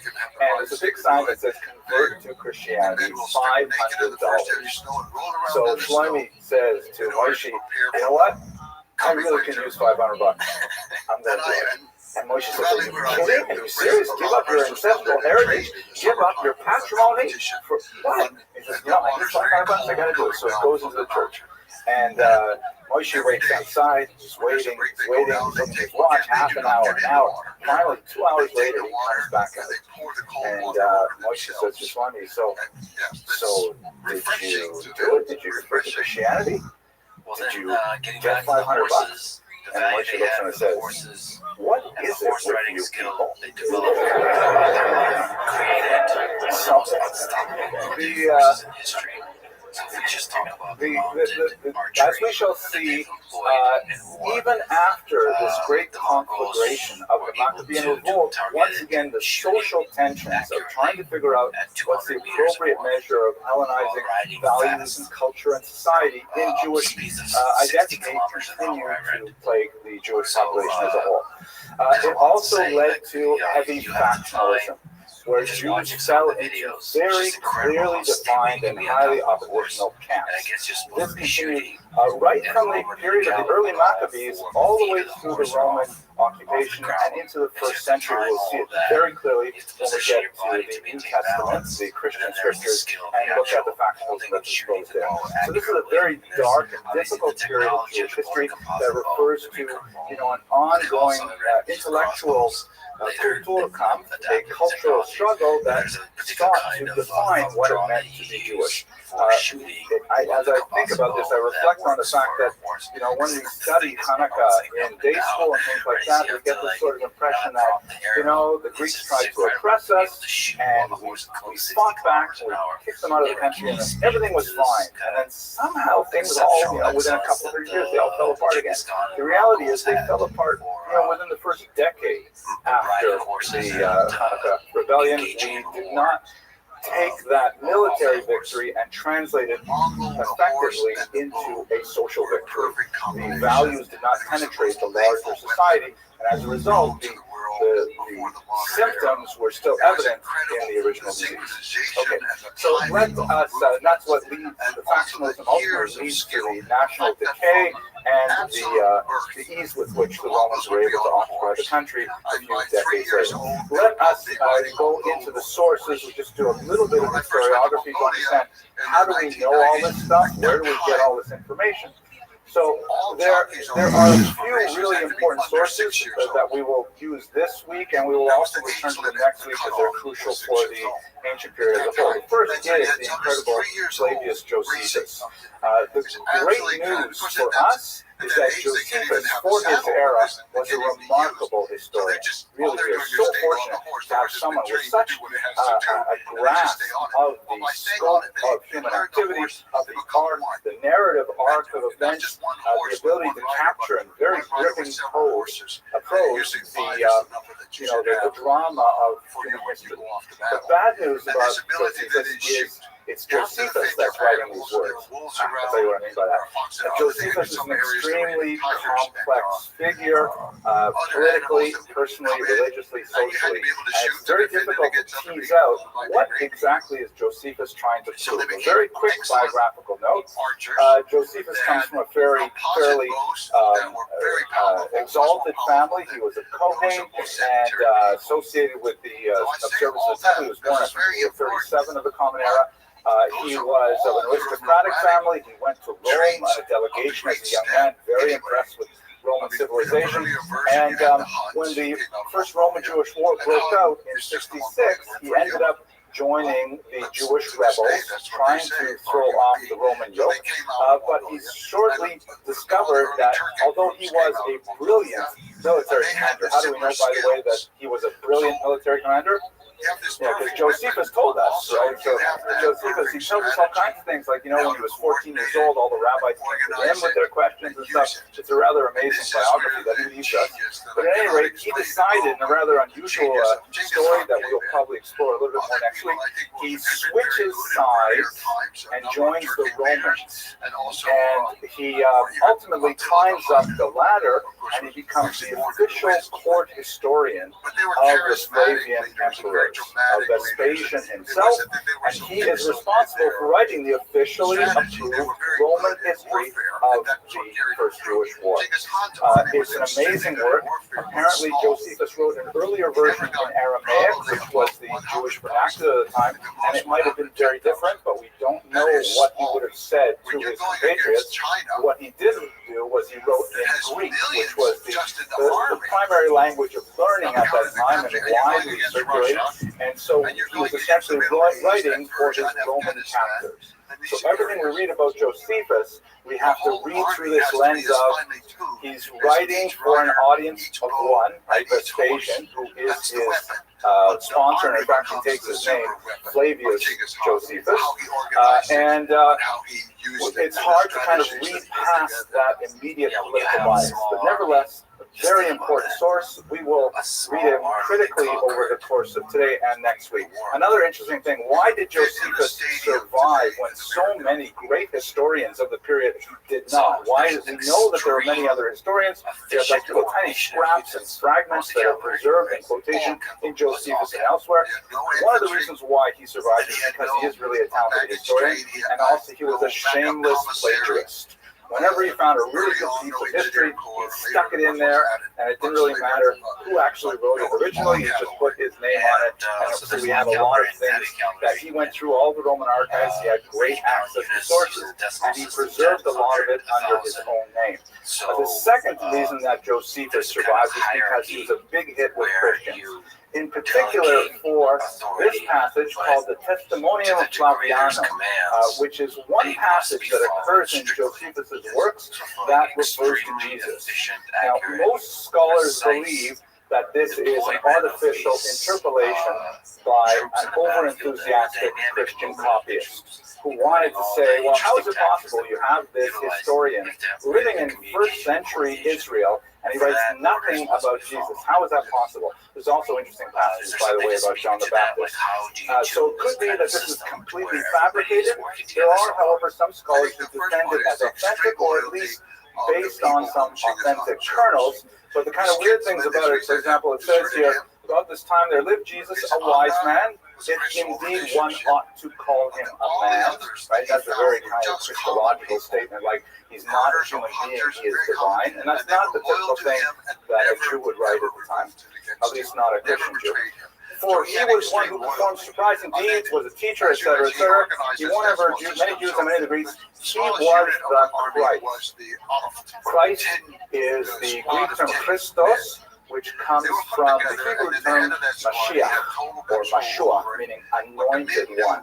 Right? And of course, we've read the Tanakh, where the great kings Saul, David, and Solomon, of course, are anointed with oil. So he was the anointed one, which in Jewish thought, particularly first century Jewish thought, means he was the appointed political, military, spiritual leader of the Jews. Just like King David is considered Mashiach, and the template for Mashiach, he was a warrior, a soldier, a general. He was also a poet, he was also a philosopher. So this is a kind of a strong statement to make. It's as if you're saying, oh, and by the way, in the middle of this history, which I'm going to get right back to now, I'd like to say that Martians landed on the planet. We were all amazed, and then we don't say anything about it for another 19 books in this series, which is a bizarre statement and lends credence to the idea that this really is inserted by a later copy. Nevertheless, this passage really helped preserve Josephus as an ancient manuscript, and eventually it was published in the 16th century, I believe. The earliest citation of the Testimonium Flavianum is from the church historian Eusebius, which is quite early, 4th century, about the year 324, which is pretty significant. So, but I'll leave that with you if you want to do further research. Anyway, that's Josephus, a very important source for this period. We also have some interesting apocryphal books that survive. We looked at a little bit of this last week, the book of the Maccabees, which is not included in the Jewish Tanakh, but it was written around the same time as many of the later books of Tanakh were composed. The rabbis, if you're familiar with a few of the passages in the Talmud, they go through some of the great works of that period, and they either say thumbs up, this can be canonized, and they have debates over books like Song of Songs, which is pretty racy if you just read it as a simple translation, Ecclesiastes, which, Song of Solomon, which also has some pretty cynical things in it, like the, Kesef Yana Esakol. Money answers everything. Right? So that is a statement of fact, but it is one of these cynical things that you wonder should it really be included in the Tanakh. So the rabbis said yes to many books, many others they simply said no. For one reason or another, theological or whatnot, they said this cannot be included in Tanakh. It was preserved in other traditions, like the Book of Maccabees, the Book of Tobit, and so on, and we have access to them, but they are not considered canonized in the Jewish scriptures. That has a lot of tremendous value for our period. We also have, of course, the Talmud, which is a difficult source to work with because it's not typically trying to deliver historical information. It's trying to deliver ethical, philosophical, halakhic information, legal information, and it might be that historical elements are relevant to that discussion, but it's not ultimately the main task of it. We'll see, especially when we look at early Christianity, the Talmud does have some really important individual passages here and there about the birth of the church, and that have strong opinions about what that meant. But by and large, it doesn't give us a lot of historical information like Josephus does. Penultimate example is we also have the Dead Sea Scrolls, which were found in the Qumran region near the Dead Sea. This amazing mid-20th century find of these scrolls, which were apparently written by some of the really bizarre, outlandish groups, possibly the Essenes, as Josephus defines them, but they left behind these amazing works, sometimes copied sections from other books cherished by the Jews, the Book of Psalms, for example, and sometimes things that have no other reflections in any other Jewish work, and we're still deciphering the Dead Sea Scrolls and what they mean for history. Finally, and perhaps not surprisingly, we have Christian scriptures.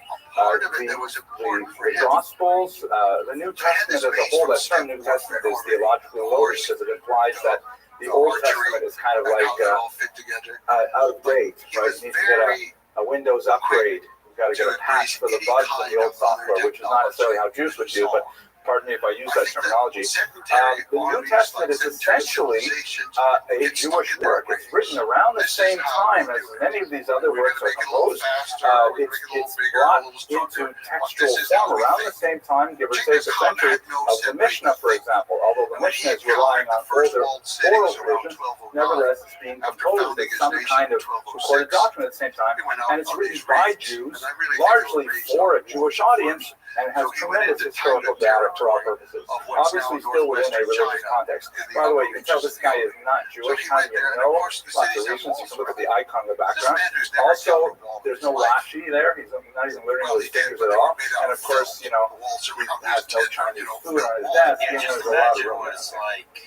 Okay, so that's it for the theoretical orientation to the main primary sources that we'll be relying on for tonight's presentation. Obviously, there's a very large secondary material that extends to the 21st century, but we're focusing on the primary sources. So what happened with the Hashmonaim, the Hasmoneans, another name for the Maccabee kings that succeeded the successful Hanukkah rebellion? The Talmud basically glosses over many of their less than desirable activities and tends to focus on a fairly narrow band of transgressions. The most significant of which is that the Hashmonaim, the Maccabees, not really the Maccabee family itself, but their descendants, arrogated to themselves both the role of high priests, right, Kohen Gadol, and kings. As you can see, for example, in this coin from Antigonus, which is one of the Maccabean kings from the first century era. It's not easy to read it here, but on one side you have in Paleo-Hebrew Kohen Gadol, who refers to himself as the high priest, and on the other side, the obverse, it's written in Greek letters, Basileos, which means king. And the Talmud says that, based really on a reading of a particular verse in the Bible, they really should be separate. It's not appropriate for a Kohen Gadol to also be the king. There should be a separation of powers between these two institutions, and to arrogate both of those for one family is definitely not okay.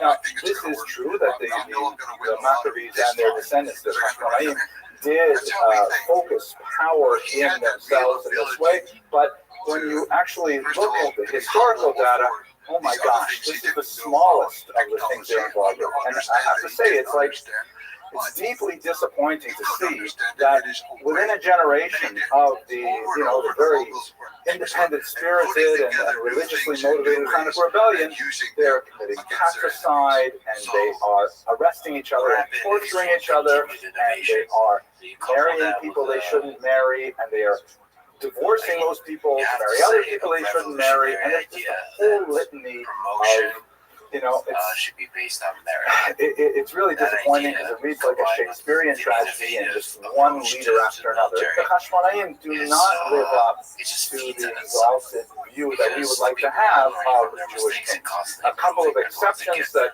I think are interesting for historical purposes. Yochanan Hyrcanus here, one of the major leaders. He ruled from 134 to 104 before the Common Era, and he was a remarkably effective military leader. One of the most significant things that he did is he took the tiny Maccabean state and he expanded significantly to the south, to the other side of the Jordan River, and up into north into Samaria. And he significantly expands the boundaries of the kingdom. What's especially important for us in our period is that he takes his forces to the south, to Idumea, and he conquers the non-Jewish tribes living there, the Idumeans, and in what appears to be a one-off in Jewish history, he forcibly converts the Idumeans to Judaism. He forcibly requires them to take on circumcision, forcibly requires them to observe at least the externalities of Jewish practice, the Sabbath, kosher laws, and so on. I don't know exactly how well this was policed, but from the Idumeans came a punishment to the Jews. That punishment was named Herod. King Herod was descended from the Idumeans, and it's usually traced back to John Hyrcanus's ill-timed decision to forcibly convert anyone to Judaism. And by the way, this is like the halachic source why ever since then Jews have never coerced people to become Jewish, and there's theological ramifications behind that as well. But there's a high point a little bit later with Shlom Zion Hamalka, one of the most beloved of the queens of the period. Sometimes she's rendered as Salome Alexandra, and in the Talmud she's called Shlom Zion, Shel Zion, a few different varieties of that, but she's known popularly as Shlom Zion. Unlike her husband, who predeceased her, who was known for being an extreme persecutor of the rabbis in particular, it's said that he actually crucified thousands of rabbis, which is perhaps an exaggeration, but the fact that he would crucify anyone is awful. And she represented a kind of a turn back towards the rabbis, and she was considered a great friend of traditional Judaism. It was under her rule that the rabbis began to reassert themselves after the Hashmonaim, under their Hellenizing influences, had pushed the rabbis aside. And the Talmud says that during her reign, the land was blessed with an unusual amount of produce. That it seems like there was a pathetic fallacy that even the land itself responded to her rule. It was, however, short-lived. Immediately after she died, actually just before she died, she became ill. Her two sons got into a civil war conflict. She had named one of her sons, also named after her husband, Hyrcanus, that he should be the next ruler. Another son said, no, I really should be the ruler. My older brother is pathetic, and they immediately began to fight about it. Shlom Zion died before that fight could be resolved, but it almost immediately spiraled out of control. These two brothers managed to find a truce by dividing authority, which ironically was exactly what the rabbis wanted to happen. In that one brother said, okay, I'm going to be king, and you, the more reticent, the more receding brother, you're going to be the high priest, the Kohen Gadol. But Antipater, who was one of these Idumeans, said, no, this is not going to work. I think his name was Antigonus. I don't want Antigonus. That is an Aristobulus. There's so many Aristobuluses and Antigonuses. Maybe it should be Aristobuli and Antigonai. But there's anyway, this Idumean named Antipater said, you know what, I do not want to have this particular brother in charge. I'd rather have the Kohen Gadol brother, Hyrcanus, be in charge because I can dominate him more. And so he, to use the Idumean phrase, he mished the Rhine. He got involved and began to stir up the machlokas, and he invited the Nabateans from across the Jordan River to get involved in this fight, and it immediately blew up again, the civil war between these two brothers. General Pompey, who's shown here on the left, a Roman general. Rome is always kind of like floating around the outside here. Rome is not directly involved in any of these conflicts, but they are becoming a very important player on the geopolitical scene of the Eastern Mediterranean, very active up in Syria, very active in Egypt. And General Pompey, who happens to be in Syria at the time, he hears that there is this, bubbling civil war going on between these two brothers, and he figures I'll go down to Israel and I will see if there's any benefit to be had from this conflict for Rome. Both of the brothers, warring with each other, vie for Rome's attention, and they both try to outdo each other by giving bribes to Pompey, hugely expensive gifts. And Pompey essentially realizes, Rome doesn't have to choose a side here. We can just simply take it over ourselves. So in fact, in the year 63 before the Common Era, he simply does away with these weak, ineffective, and bellicose brothers and takes direct control. He sacks the temple, and amazingly, he decides to broach the confines of the Kodesh Kedoshim itself. He's always heard about the Jewish religion, and he wants to know, what do people do in the Jewish religion? And he wants to go into the Holy of Holies, which of course would only be entered by the high priest, and only on Yom Kippur, the holiest day of the year. He goes in himself, and he comes out disgusted. He says, there's nothing in there. There's no statue. It's ridiculous. He also decides to really make his mark by defiling the temple by bringing a prostitute in with him to the holiest temple grounds, and there performing an act that has gone down in Jewish history as part of the cycle of fast days that happens. That marks the end of the experiment of the Maccabees. A hugely degrading moment. Roughly 100 years after the Hanukkah Rebellion, Jerusalem is no longer independent in any way, shape, or form, and the temple is completely under the control of the Roman authorities. However, we should understand how the Romans intended to rule. So there is something called the Pax Romana, the Roman peace, and this was always said by the inhabitants of the Roman Empire with tongue-in-cheek.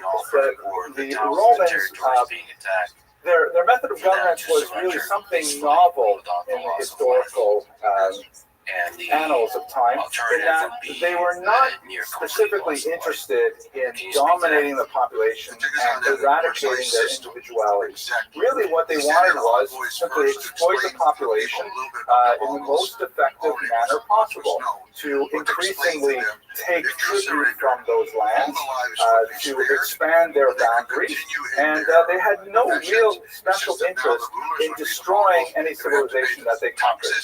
There were some, especially the German tribes, that began to pester them, and they had a different attitude towards them. But the Jews, especially in the first century before the Common Era, they were content to simply say, okay, look, fine, we are going to take over now, and you can go back to running things the way you do, as long as you continue to give us tribute, as long as you follow our basic, civil religion that doesn't really put too many demands on you. We will even give you lots of privileges. Your nobility gets to be Roman citizens. You have all kinds of, they would co-opt the highest members of society, and it was a very, very effective method of governance. And by and large, unless you were a slave, and there were a tremendous number of slaves in Roman society, but if you were a free person, it was actually not so much different from life under the Maccabees or life under the Syrians before them.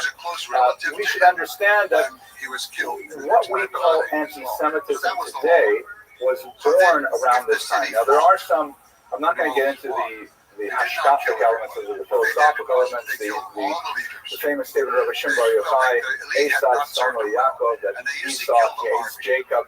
That's something really for the rabbi to talk about. But if you look at the history of anti-Semitism as an ideology, and this is something that God willing we will explore in greater detail when we get to the medieval period, anti-Semitism is a unique antipathy because it is something, it's a virus that is able to adapt to widely divergent host cultures. But when you look at the history of anti-Semitism, it goes through 4 easily definable periods. The first period is what we call xenophobia, or the fear of the strange, the fear of the different.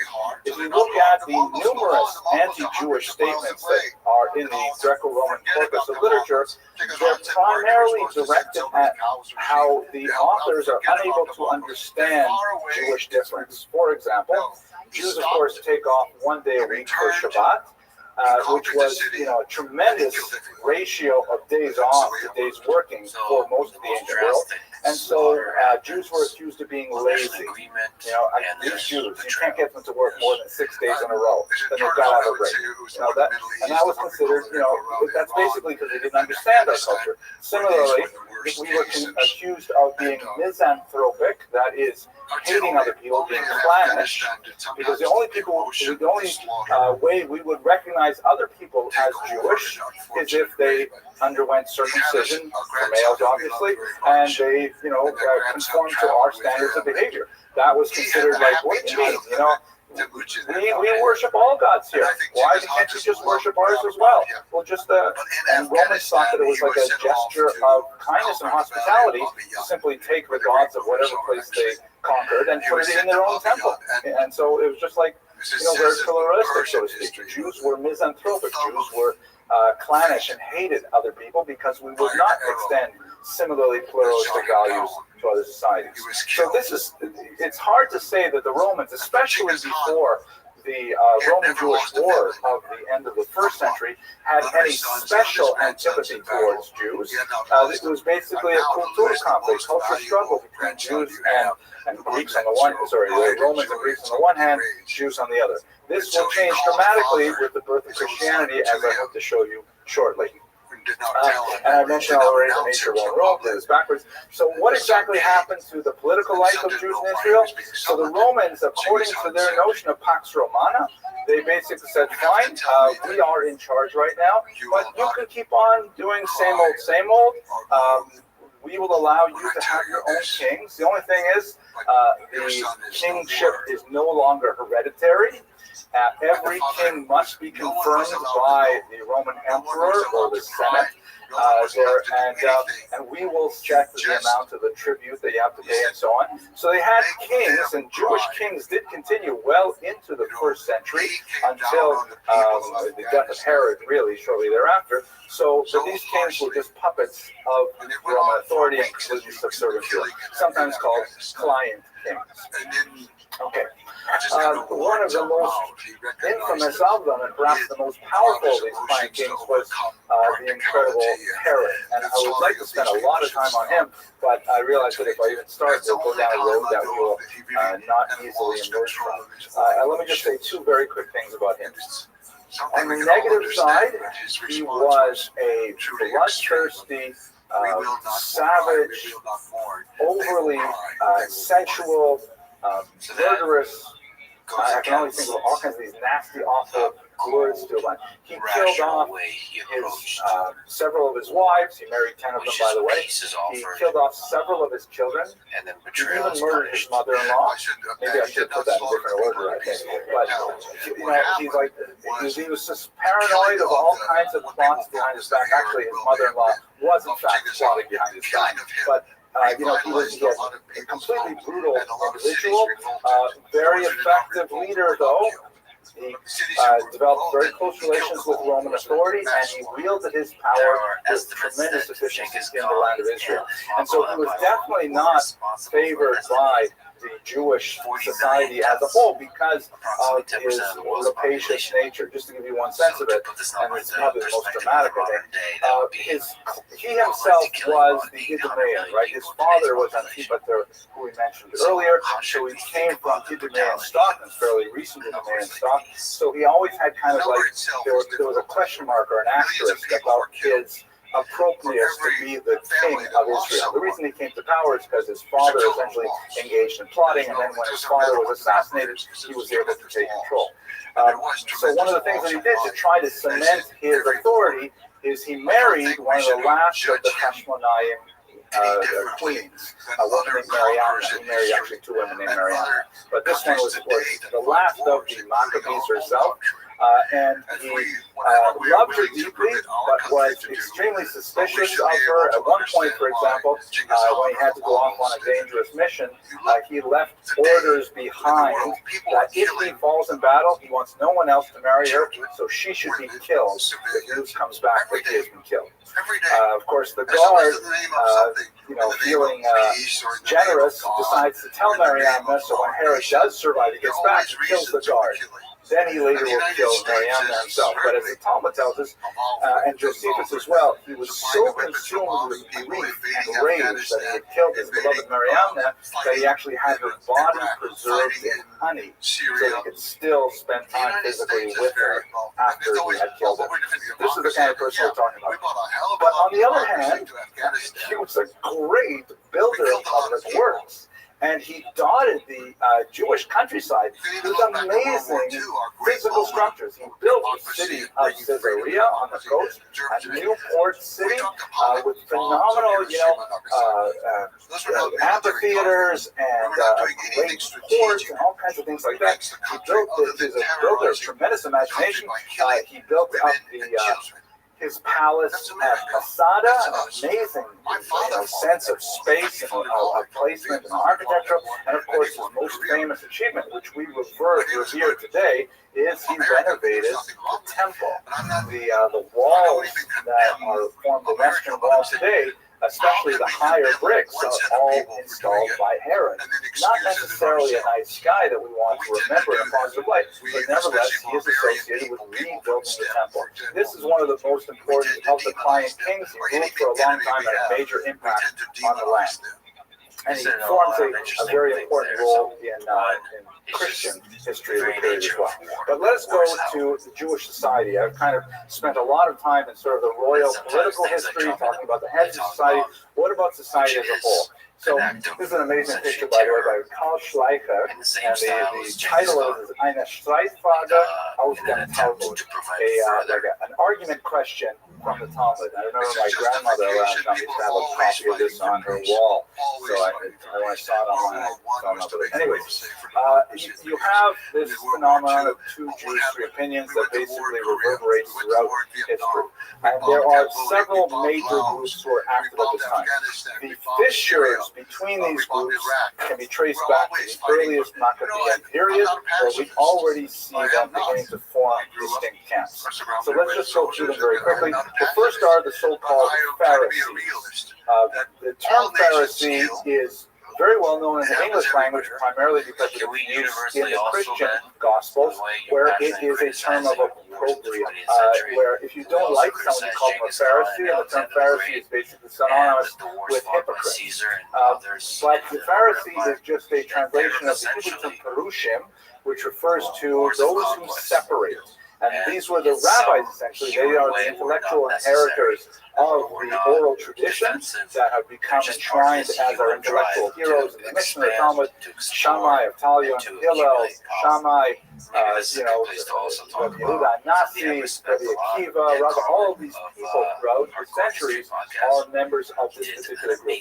And why they were called separators is because they felt that they could not control So the he had a vector lot of of interesting ideas there. the One of them, he Sadducean presented the idea movement of that historical was overly Hellenizing, since they could not So referring control figures the of cause and temple and make destruction, sure but that it also observed paved the way halakha, for that new it was much developments more and progress. Greek than they liked, so they simply Basically separated from making this society. complicated case They that formed these destruction often charismatic history disciple pays the way for circles progress. So where what do you people think were about attracted this? to them because of their humanistic teachings and their inspirational ways, their great humility, and they formed really an intellectual tradition that is the basis of Judaism to this day.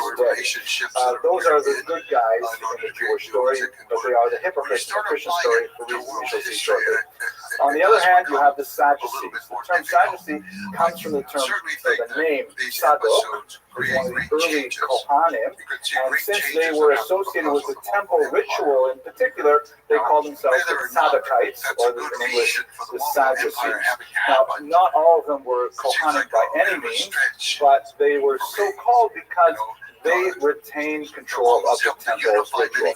Even after the Maccabees were able to cleanse it of Hellenistic influences, the Hellenists essentially pushed right back in, and maybe they were a little bit more careful about what they brought into the Beis Hamikdash. You didn't have idols in the Beis Hamikdash more, but you did have unsanctioned renovations, for example, which actually caused riots in the streets of Jerusalem. The Sadducees were much more worldly than the Pharisees. They were less associated with the common classes. They were much more urban rather than rural, much more educated, and they had a Hellenotropism. They tended to focus their minds towards Greek culture for all the reasons that we've discussed previously. Then you have, really from the period of Pompey onwards, but accelerating throughout the first century, a group of people called the Canonian or the Zealots. And these are people who long for the political independence that they hope to achieve under Yehuda Maccabi. And the more that the Romans exercised their power over Jews in Israel, the more they demanded tribute, the more the Zealots gained strength. We will discuss that really next week. A lot of the early Zealot movements that really begin in the Galilee, northern part of Israel, and build up to the eventual Roman-Jewish war. But these are people who are usually more closely associated with the Pharisees in terms of their connection to the larger people, but they advocated a violent resistance to the Romans. The Pharisees basically gave up. They said, it's really not for us to try to challenge the will of God by putting these people in authority over us. The Sadducees were like slavishly imitating and wanted to join the Romans essentially, and the Zealots wanted to fight against them. The final group that is significant in this period are what Josephus calls the Essenes, and they're perhaps the most mysterious of the groups. The Essenes are people who separate radically from society, who they may have formed the core of the Qumran community that produced the Dead Sea Scrolls.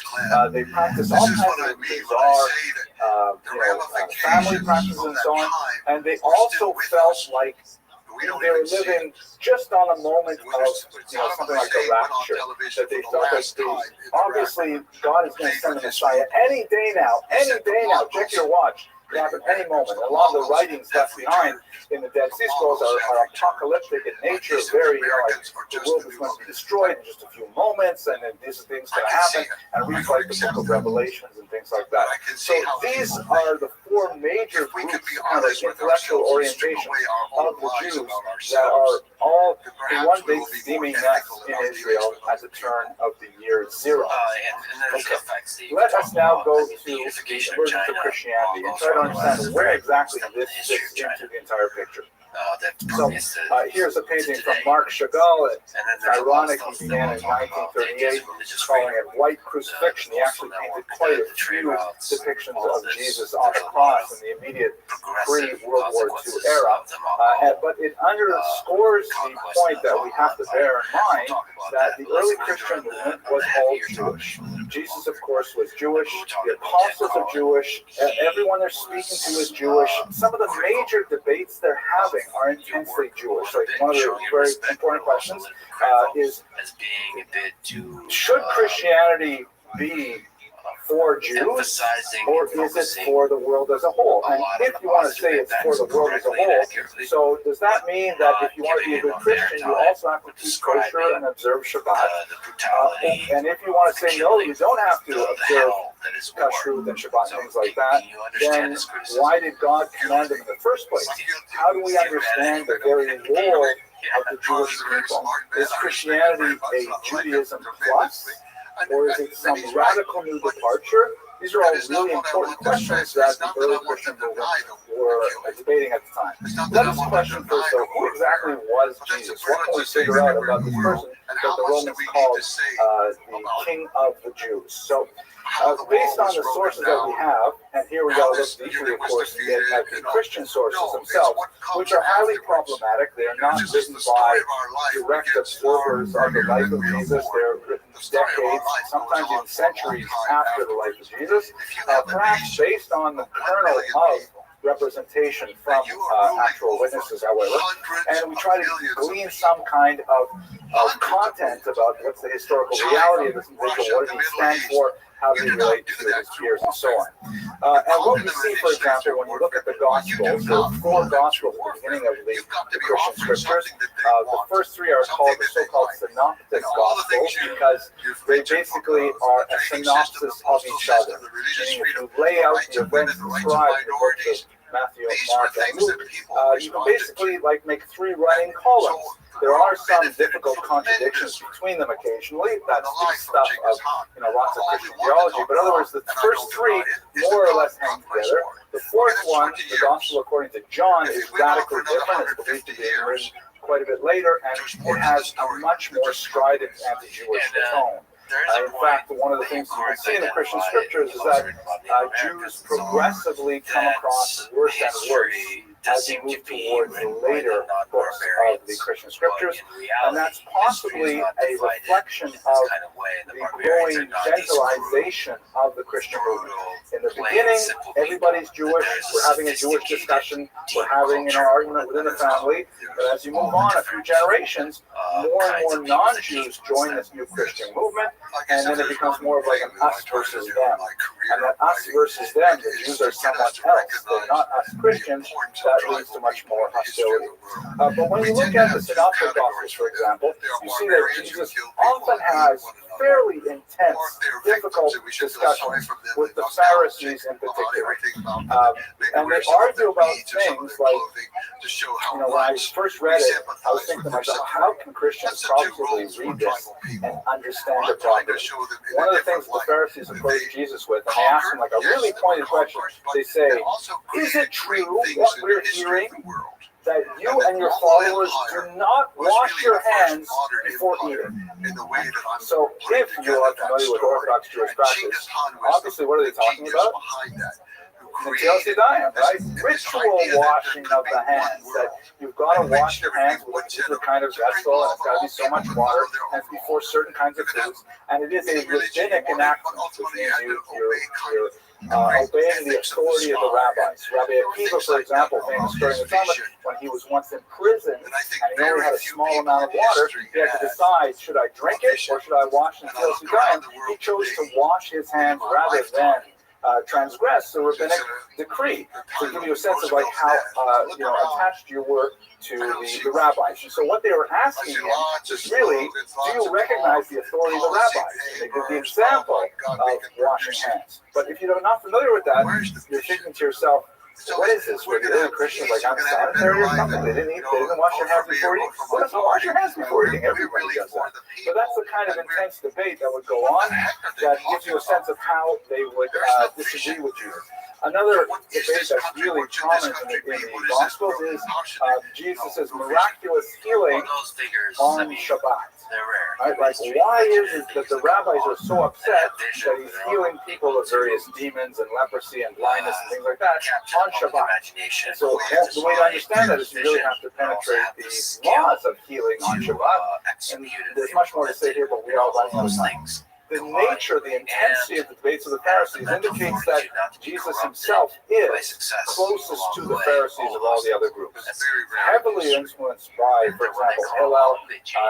Many of his most important quotations are really quotations of Hillel or Hillel's quotation use of scripture and so on. He's really within that camp in many, many different ways. And there's a fascinating passage that gives us some insight into how the rabbis do this. The Gemara in Sota, Mem Zion 47, which is actually omitted from most of the printings of the Talmud because it talks about Jesus. And the Jewish printers were concerned that the censors would remove it, and so therefore it was self-censored. It was later returned to the Talmud on the basis of Yemenite manuscripts and so on. But even the Vilna Shas, if you bought anything published before, let's say, I don't know, 2000, you probably don't have this particular passage. It's a fascinating passage in which the rabbis are discussing how not to be a teacher. And one of the things they say is the right quality of a teacher is a teacher must draw the pupil close with the right hand, right? The closer hand, the stronger hand, but at the same time, push away with the left hand. In other words, the teacher has to maintain a professional distance. There is a power difference between student and teacher, but you want to make your students feel like you care about them, you draw them in, but at the same time you have to push them out. Not, says the Talmud, like Rabbi Yeshua ben Karakia, who was Jesus' teacher. And it's an amazing passage. Essentially, that passage in the Talmud is saying, we're not going to go into the problem of Jesus, of his teacher. Rabbi Yeshua ben Karakia did not treat his students properly. He pushed them away with both hands. It's a remarkable passage in the Talmud. We're running a little short on time, so I'm not going to go through it. But basically, that is kind of like an indication of how the rabbis felt, perhaps at least in the reading of this passage, that Christianity was kind of like a missed opportunity. That here were all these Jews who were observing a different kind of path, and had they not been alienated by being pushed away with two hands, perhaps we would not have had the breakaway minions that became the global movement of Christianity. Much more to say about this, but this time. On the other hand, I mentioned earlier the book of John.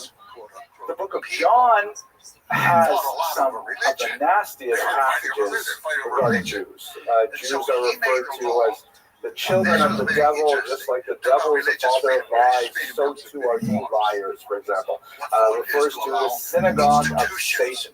Really nasty stuff. And it's like out of character on the synoptic gospels, it's on the other side. It's really quite a bit sharper. Many scholars believe that the author of the book of John, or the primary inspiration for it, was someone who was affected by the so-called blessing of the heretics. What is the blessing of the heretics? It's really a curse of the heretics. It's a passage inserted in liturgy. It's the 19th bracha in the Shemona Esrei, which essentially says for the slanderers, and we don't have time to go into why this terminology was used, but it was written primarily because the rabbis at the time, around the turn of the 2nd century, felt, this Christian movement is beginning to get out of hand, and you have people coming into the synagogue who are espousing beliefs that we feel is antithetical to Judaism, and so therefore it was kind of like a litmus test for Christian thought. If an individual was suspected of harboring Christian beliefs, they were invited to lead the prayers for the congregation, and then everyone would wait and see, would they read this 19th mandatory blessing? If they in fact read it, no problem, because it would invoke a curse upon themselves if they were secretly Christian. But if they failed to read it, then they would be literally ejected from the synagogue. And some scholars believe that the Gospel according to John was written by some Jew who was forcibly ejected from the synagogue. Obviously, one of the most significant charges of the period is the charge of deicide. The argument that the Jews killed Jesus, right? Deicide, Deos meaning God, and Fide meaning to kill, like homicide, patricide, and so on. Even a cursory reading of the Gospels indicates that this is not what happened. And I'm not talking about a deep historical dive into this. And a little bit deeper reading of Christian theology says, Jesus died for all our sins, for the world's sins. So to blame one group when he's supposed to be dead for our sins is a complete inversion of Christian theology. But the story, as I'm sure you're familiar, is Jesus is arrested. He is a rabble rouser. He disrupts the services in the temple. He denounces key figures. He is ultimately betrayed by one of his own to the Romans, where he is interviewed by Pontius Pilate, who was a local Roman official. Pontius Pilate is impressed with him. And he says, and this is complete fabrication, we don't have anything like this in Jewish tradition, but on the eve of the Passover, he says to the crowds in Jerusalem, listen, I'm going to, as is our custom, of course there is no such custom, but nevertheless it's in the Gospels, I'm going to release one prisoner who would be otherwise killed. I have two. You can choose whichever one you want. You may choose for me to release Jesus, the one they call the King of the Jews, or I will release Barabbas, this common thief. The assembled Jewish multitude in Jerusalem, as the book of Matthew says, say, release Barabbas. And Pontius Pilate essentially says, are you sure Jesus is a pretty cool, interesting individual? And they say, no, release Barabbas. So Pontius Pilate famously washes his hands of the affair, meaning to say, I want nothing more to do with it. That's how we get the expression in English. And Jesus is crucified. So the Romans clearly are behind it, even on a superficial reading of the text, but nevertheless that passage has resonated through history. In particular, one verse, Matthew 27:25, when Pontius Pilate says to the crowded masses, do you really want me to crucify Jesus? They say, his blood be on us and upon our children, which had been used for centuries later as a justification for violence against Jews. Because upon our children means all descendants of Jews. Other readers of Matthew, however, say, no, this is referring to the Roman-Jewish war, which the Jews suffered from directly. It refers to that very next generation of Jews. That's the children it refers to. But be that as it may, that charge has dogged us for a long time. More significantly even than that is the theology proposed by Paul, definitely one of the most talented purveyors of Jesus' teachings, who essentially takes this Jewish movement and turns it into a global movement by really attracting lots of non-Jews to it. And he essentially proposes answers to many of the questions I mentioned earlier, that the Jews once had God's favor, but because they were not faithful to him, God has now abandoned the Jews and a new people has replaced them. The metaphor is like the oak tree is dead, or the olive tree is dead, it's no longer producing fruit, and you just have a stump left, but if you graft on a new branch, that new branch will grow. Unfortunately, the Jews are the old trunk. The Christians, which refers essentially now to non-Jews who joined this movement, they're the continuation of it. Just to give you one illustration of it, from the medieval period, in order to explain this to illiterate peasants, it was necessary to have some AV resources. So since PowerPoint would not be invented for a few more centuries, they have things like monumental architecture. This is on the outside of the Notre Dame Cathedral, or used to be on the outside of the Notre Dame Cathedral. So Ecclesia has a crown, an upright staff, has the chalice called the Holy Grail, and it represents power and authority and beauty and grace and so on. On the other hand, synagoga, the figure representing the synagogue, you can see that she's got a broken staff, meaning her physical and temporal power has ended. She's holding the Ten Commandments here, but they're falling from her grasp. They're literally falling to the ground. She's not upholding the commandments. She is blindfolded by a serpent, meaning she cannot see the truth of Christianity, and her attitude is one of decline. She's literally falling away from the rock.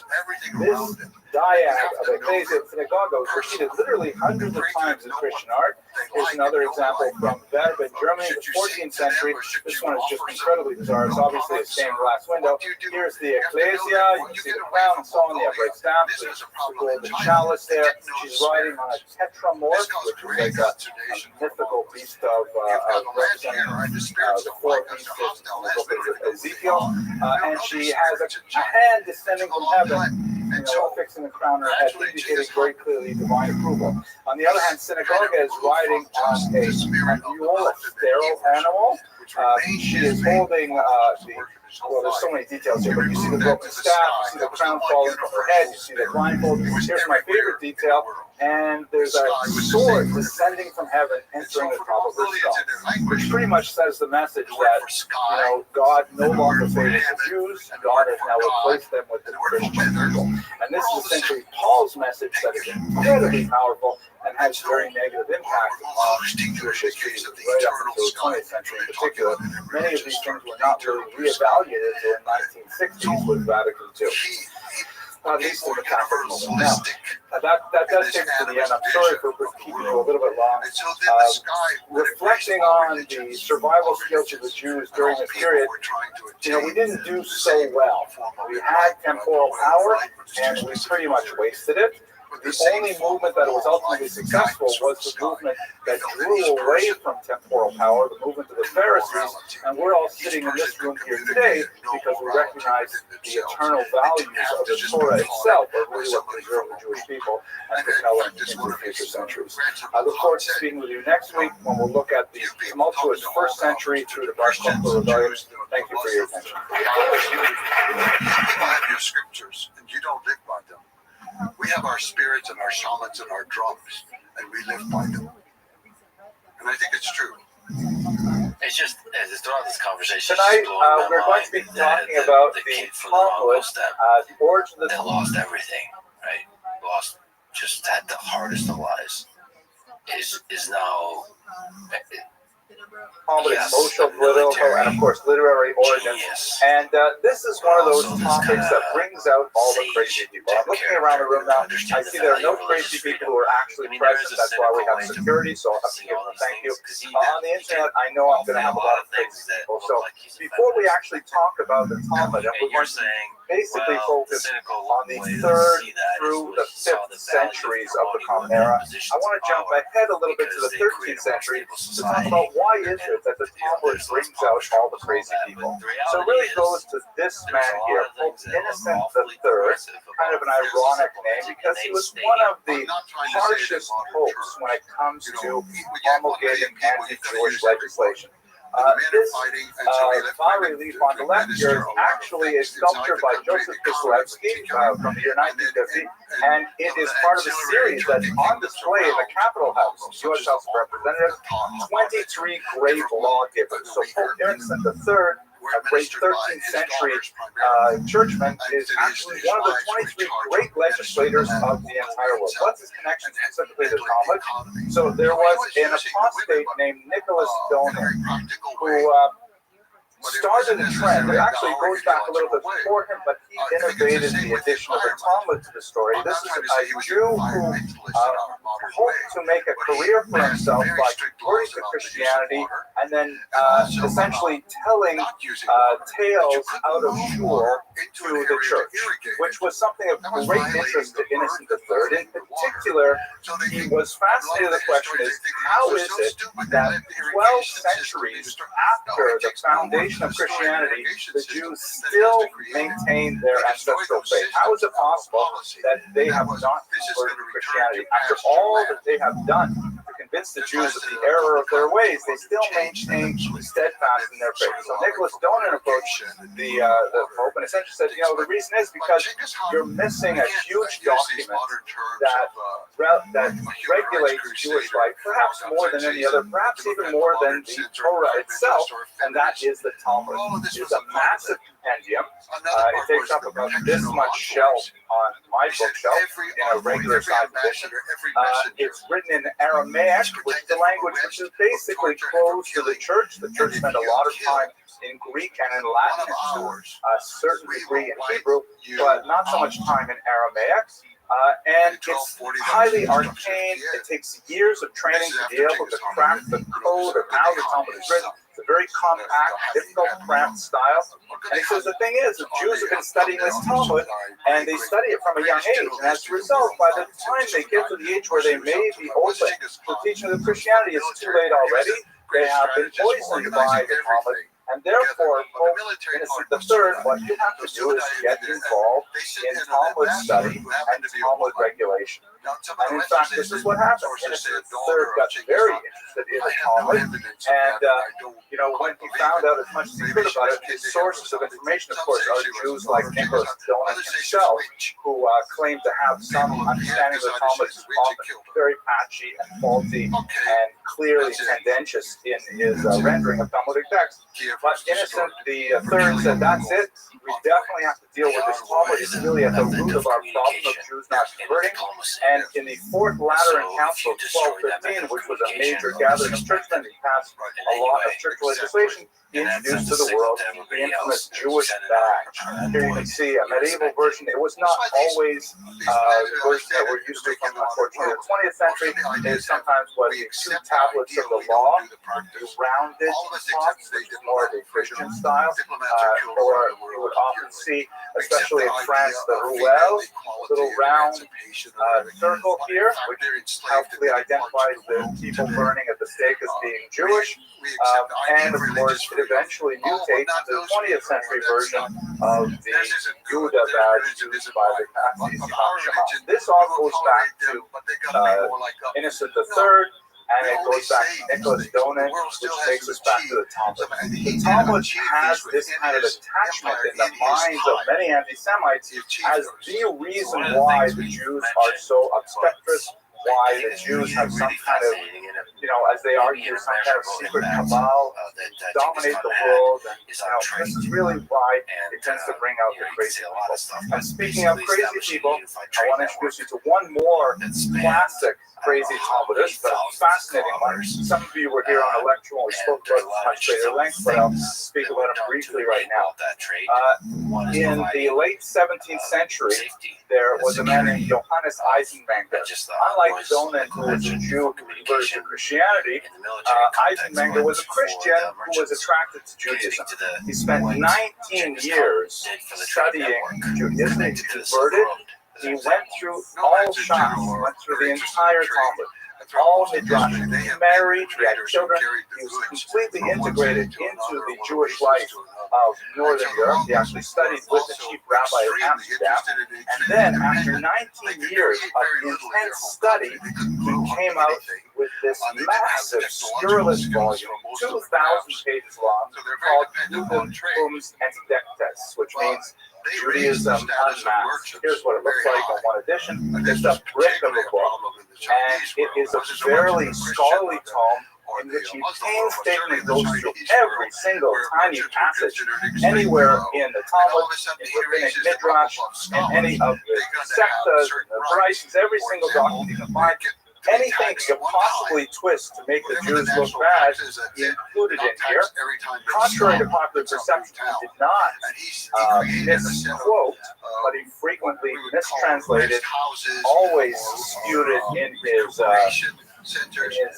commentary and so on. And essentially what he was trying to do was he spent 19 years as an undercover Jew, pretending to be a part of the Jewish community, only to come out with this massive expose. Now, if we just meditate for a moment on the kind of twisted personality it would take to try to infiltrate a community and spend nearly 20 years of your life to expose them when they're not bothering you at all.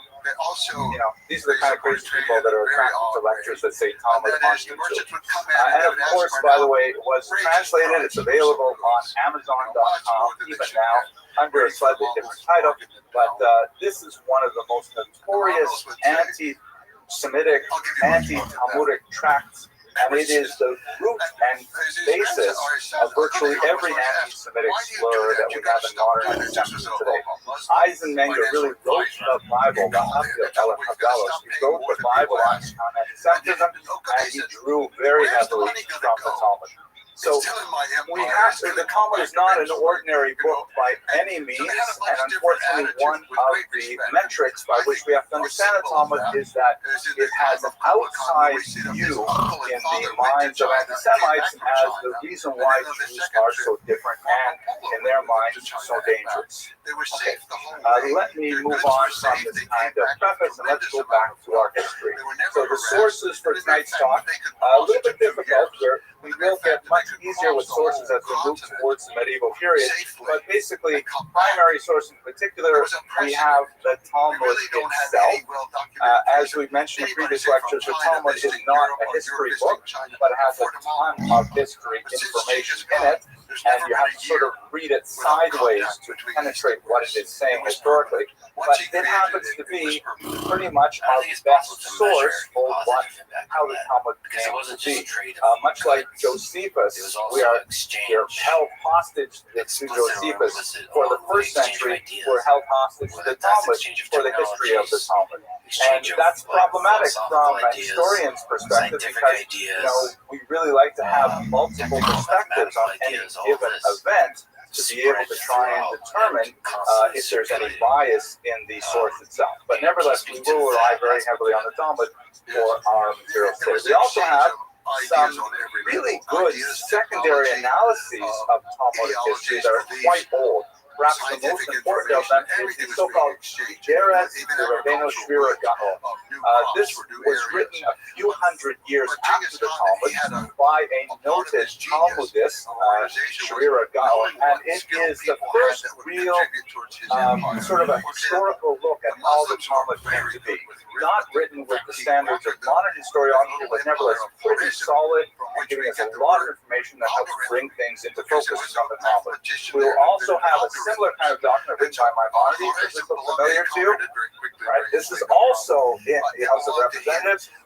He is one of the 23 lawgivers of all time, and you have to include the third. Maybe we should amend it to at least the 22 lawgivers of all time. But Maimonides wrote a great introduction to the Mishnah, which essentially gives us an overview of how the Talmud came to be. He relied on sources like Shvira Gaon, and it just essentially kind of like the theological understanding of how the Talmud came to be. In the 19th century in particular, there has been more of a push to understand the Talmud at its origins from an academic perspective, which has led to a bifurcation among students of the Talmud. There are those who are in the traditional yeshiva system who are more or less learning the Talmud and its history the same way that Jews have learned it for at least 300 years, and possibly much longer than that. But in the universities, there is an approach to studying the Talmud and its history, which borrows from all kinds of modern theories, feminist theory, Marxist theory, you name it. And sometimes there are some really fascinating kernels of information that can be gleaned from the academic study of the Talmud, but it is not studied at all with the same level of sanctity that you would have in a yeshiva. But those two kind of methods of study, the university academic study of the Talmud and the yeshiva study of the Talmud, really are, there's quite a big gap between them. And here's one thing that's happening in the academy, which is so amazing. I'm very excited about it. And it is slowly penetrating into the yeshiva world as well. And that is the study of the Talmud as a product of Persia. After all, it's not written in Israel. There are two Talmuds, as we shall see shortly, but it's mainly a Persian document written with an Iranian influence, and there are all these things in Middle Persian. In this script here, which Talmudists have never accessed. Tons of words. Actually, we're coming up to Purim, so this is the kind of Purim occurred a lot earlier than the Talmudic period, but nevertheless, that kind of culture, that language, those weird words we have in Megillah Esther, they're related to the Talmud. So there's some really bold scholars who are learning Middle Persian. The late Yaakov Kalman is a classic example of a pioneer of the field. My colleague Shai Sakunda, who's written a fantastic book called The Iranian Talmud. Things like this are telling us so much about the Talmud by trying to understand the historical context of the period in which the rabbis were writing, and their culture is very fascinating. So I hope to inject a little bit of that into our discussion today. That's basically the sources that we will use for our discussion of the Talmud. Okay, so let us pick up our narrative from where we left off 2 weeks ago. We are in the post-Bar Kokhba period, which means somewhere in the late 130s. We, as I mentioned last time we were together, we don't have a lot of really good data on what happened in the Bar Kokhba rebellion. We don't know exactly why it started.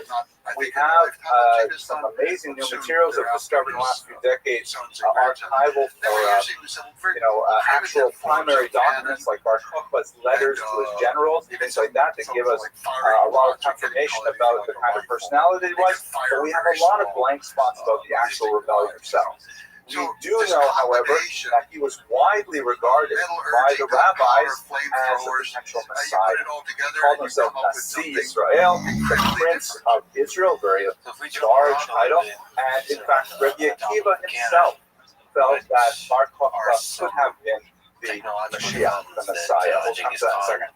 From Dio Cassius, the Roman historian we discussed last time we spoke, he mentions 580,000 rebels killed by the Romans. That number, it's hard to really grasp that that number is real because it would indicate a really huge population overall. But there's no question it gives a sense of the wide devastation that the Romans inflicted. We know the number of legions that actually brought to Israel to control this rebellion. It was not at all insignificant, and it was a pitched battle for about 3 years. So this is not at all impossible. Hadrian, for example, the emperor at the time, famously in his address to the Senate, he omitted the traditional phrase which the emperor is supposed to use when he addresses the Senate, which is, "I and my army are well." But in the context of the Bar Kokhba rebellion, which was incredibly stubborn resistance for the Romans to extirpate, he omitted that, which Dio Cassius took as a very telling sign of the tenacity of Bar Kokhba's fighters. As I mentioned, Rabbi Akiva argued that he could have been Mashiach, but his colleague Jonathan Ben Torta said to him, "Akiva, grass will grow from your cheekbones before Bar Kokhba is the Mashiach." Which is a very first Talmudic type statement of, you will be underground for a long time before Bar Kokhba is Mashiach. It is most likely in the aftermath of Hadrian, in the aftermath of Bar Kokhba, that we have the 10 martyrs of the state. Now, what we refer to as the 10 martyrs, the Asara Ruhe Malchus, it's not technically historical. Many of those individuals described in the 10 martyrs died, a century earlier. But the main elements of the 10 martyrs are taken from the Hadrianic period. The horrible death of Rabbi Akiva himself, his flesh torn off from him with iron tongs, and Rabbi Hanania ben Teradion having a Torah scroll wrapped around him and then set alight. Horrific persecution of the Jews in the post-Bar Kokhba era. There is a tremendous exile, which has been confirmed by archaeological data, but it's not necessarily a complete exile from Israel itself. Most of the fighting was in Judea, that is, in Jerusalem and parts south. But the Jewish civilization, although it's basically wiped out Judea at this time, it moves northward to the Galil. And so there's a lot of data of Jews living in the region of Tiberias, for example, on the sea, and that region and so on. So we have a big population displacement in that context. This is a period when Rome was clearly in charge of Israel. They're looking to know a disagreement about how the country was to be ruled. Hadrian, of course, ruled with 9 fists, but we have some vagaries in the Roman approach to the Jews. For example, here's a coin.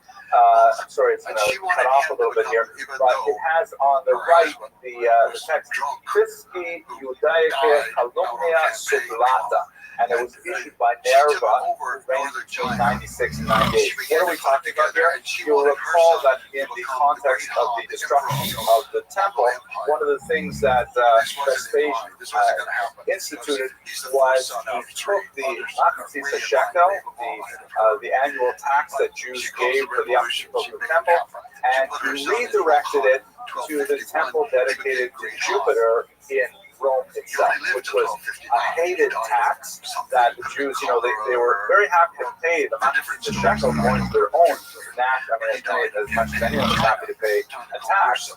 This is the tax which is mandated by the Torah itself, it's going to their own temple, but they have to pay the tax, and it's going to some other religion altogether. It was much hated, and the tax had been expanded. A huge source of money by Domitian. Here's a picture of him. He had expanded the tax to be far beyond what the Torah obligation was. He expanded to include women who were normally not taxed, converts to Judaism, and also converts out to Judaism, as we shall see. Minors, children, and even Jewish slaves. In other words, it was a big tax overreach.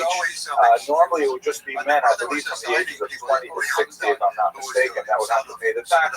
Heads of households, but he tried to squeeze the Jewish people for as much as possible, and that's why Nerva, by cutting the tax back to its original state, felt that was a good enough thing to get the coin that said the tax has been, the hated tax has been removed. Some emperors were actually very friendly to Jews, such as Caracalla. This is Marcus Aurelius Severus Antoninus Augustus, and although there is some debate as to which exact emperor is referenced in the Talmud, this is probably the one that is very close with Rabbi Yehuda Hanasi. The Talmud has all kinds of stories about how Rabbi Yehuda Hanasi was extremely friendly with an emperor named Antoninus. And Antoninus was a given name that was actually attached to many of the Roman emperors. There's some dispute. Many would like to say it was Marcus Aurelius, who's kind of like the philosopher king of the emperors, which would be kind of nice, but the thing is, he was not so terribly friendly or well disposed to Jews.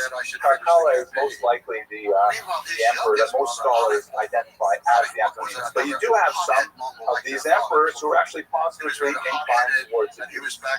Diocletian is kind of an interesting one because this is the time when Christianity begins to emerge as a much more significant social force, and the emperors are trying to deal with this burgeoning new type of faith, which has a lot of the theological pluses of Judaism, such as life after death, personal God, that's the concept of reward and punishment, justice, divine justice. These are things which are basically absent from Roman paganism.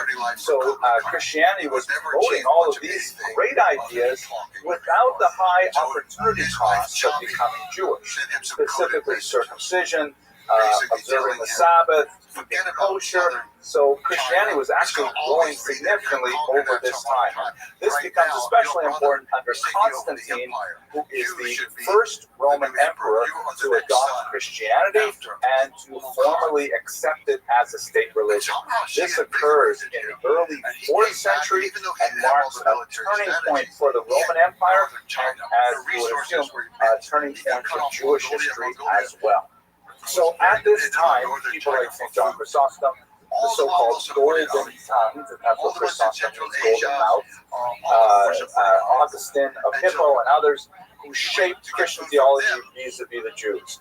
This is a period when Christianity is struggling to identify itself and distinguish itself vis-a-vis its mother religion, and quite often it has a very negative approach in order to establish its own independence. But the kind of things that are happening at this time is that the church is attracting a lot more non-ethnically Jewish members. It's no longer, a small kind of like subset, a breakaway minion of Judaism. Now it is primarily non-Jewish. They're Romans and Greeks and others who are converting to Christianity. And they're putting in place a lot of legislation to try and draw lines in the sand. The Synagogue of Elvira, 305, that was promulgated in Spain, laid down all kinds of rules about socializing with Jews, prohibiting of certain types of employment, and certain types of social gatherings, things like that. The Edict of Milan in 313 privileges Christianity as a state religion, and that has negative repercussions for the Jews in particular, and this edict in particular may have a relationship to the reason why the Jews moved towards Babylon.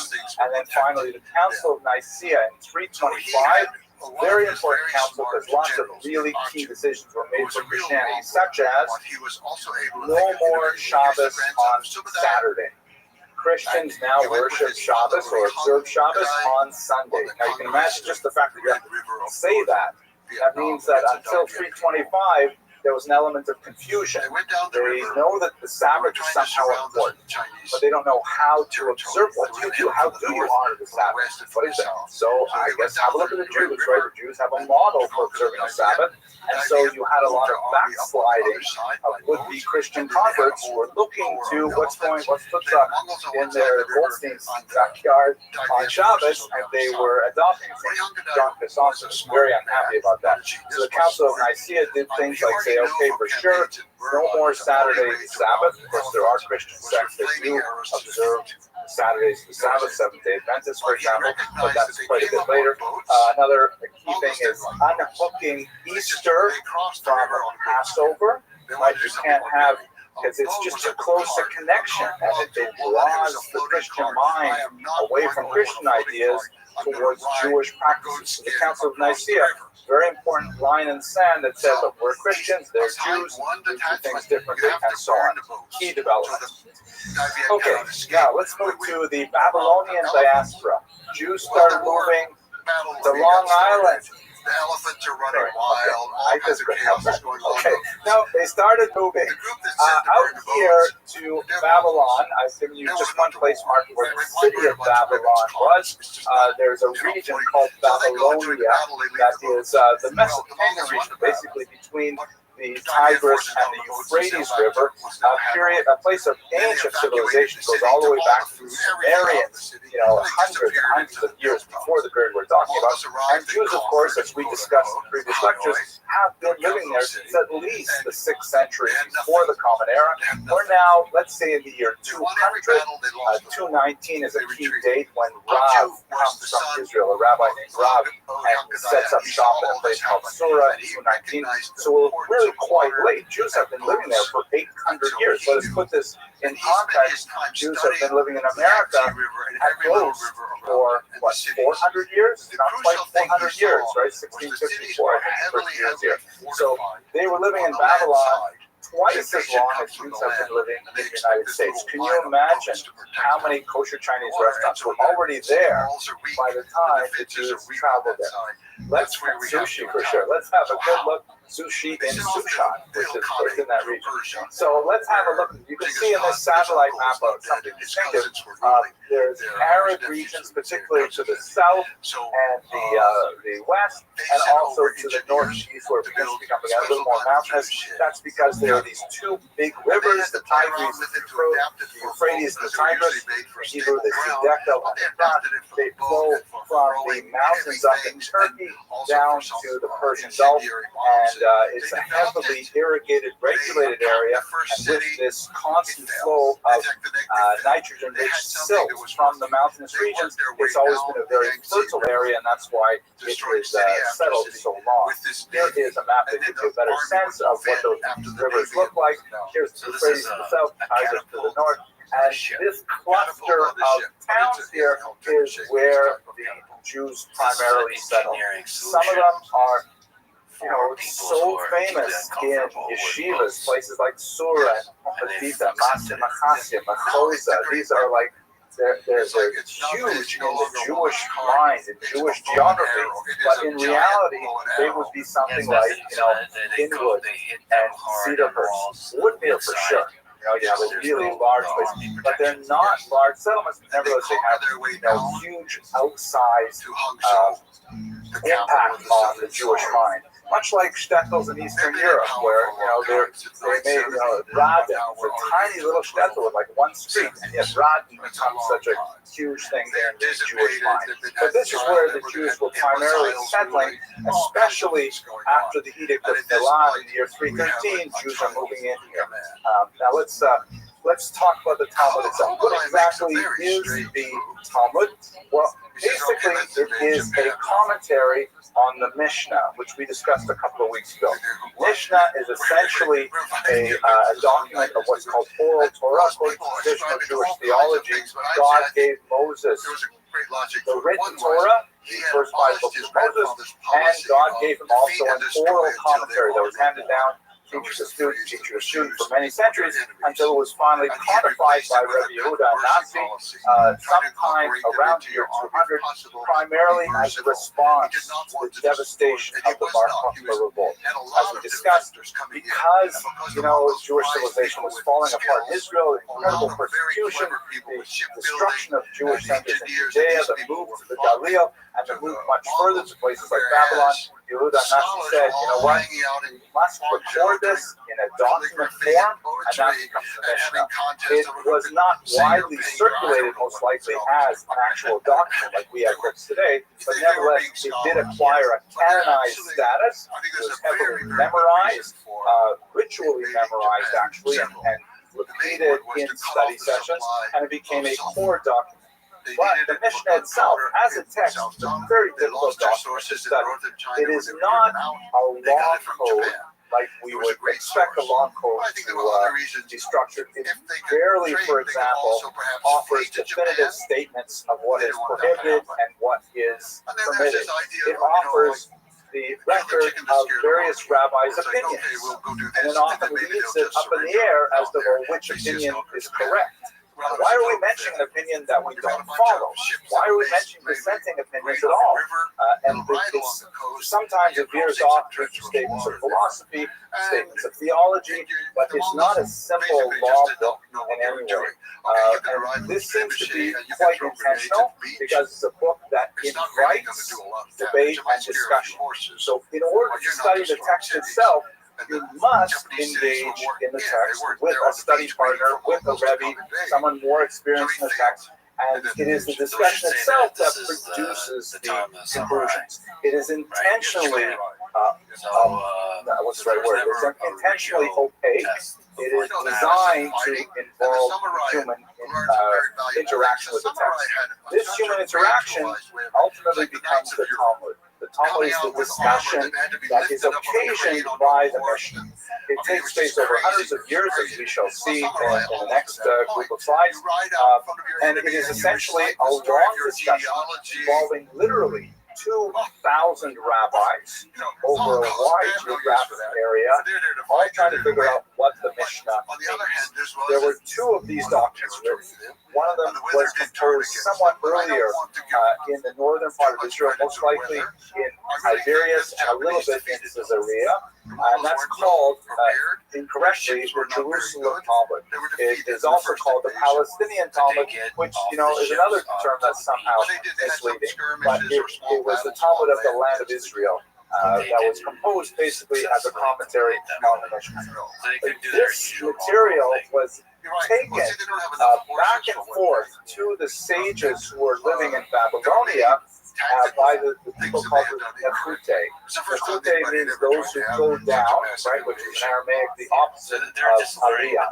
We say in Hebrew, of course, that when people immigrate to Israel, they make Aliyah, they ascend, because we view it as a spiritual rise and ascent to Israel.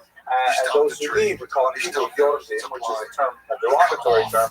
In this context, not necessarily derogatory, but beginning with a sage named Ula, and then later with people like Rabbi, they're constantly shuttling back and forth.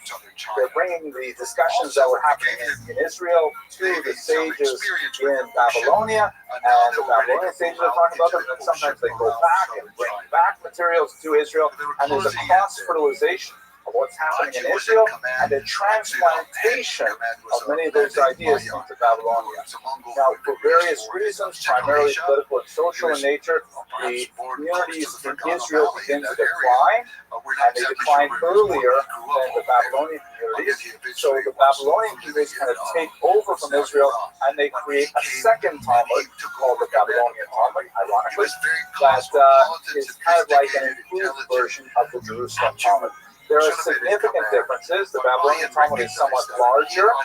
And unfortunately, it ignores a lot of things that are not relevant in Babylonia, such as laws that are connected to the physical land of Israel, the laws of the sabbatical year, the laws of leaving a corner of the field harvested for the poor. These things don't apply in Babylonia, so therefore they simply didn't talk about them. We have many of those texts in the Jerusalem Talmud, but they were ignored in the Babylonian. On the other hand, the Babylonian Talmuds are much larger in areas like civil damages and courts and things like that. The three tractates known as the Gates, Bava Kama, Bava Metzia, and Bava Basra, are huge in the Babylonian Talmud. And it is when people speak about studying the Talmud, almost always referring to the Babylonian Talmud. The Jerusalem Talmud was largely ignored for many centuries because the Babylonian was considered vastly superior.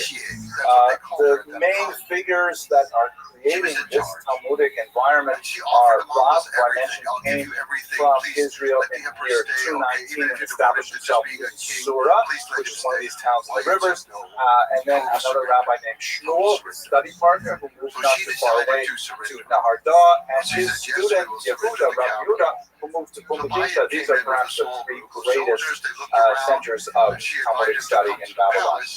Later we'll have the great sages of Abaye and Rava, who are their students.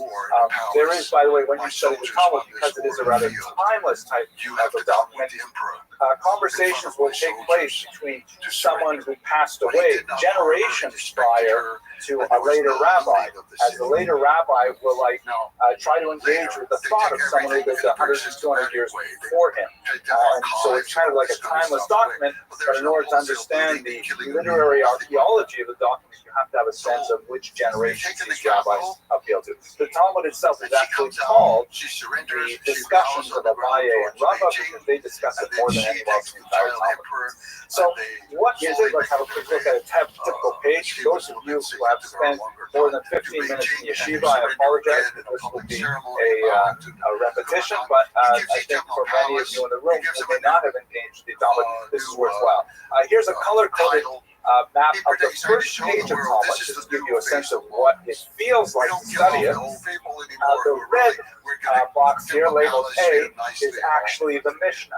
Right, this is the first page of Talmud. That's the Mishnah itself, and as you can see, it's about 15 lines of text that has to deal with the question of when does one recite the Shema prayer.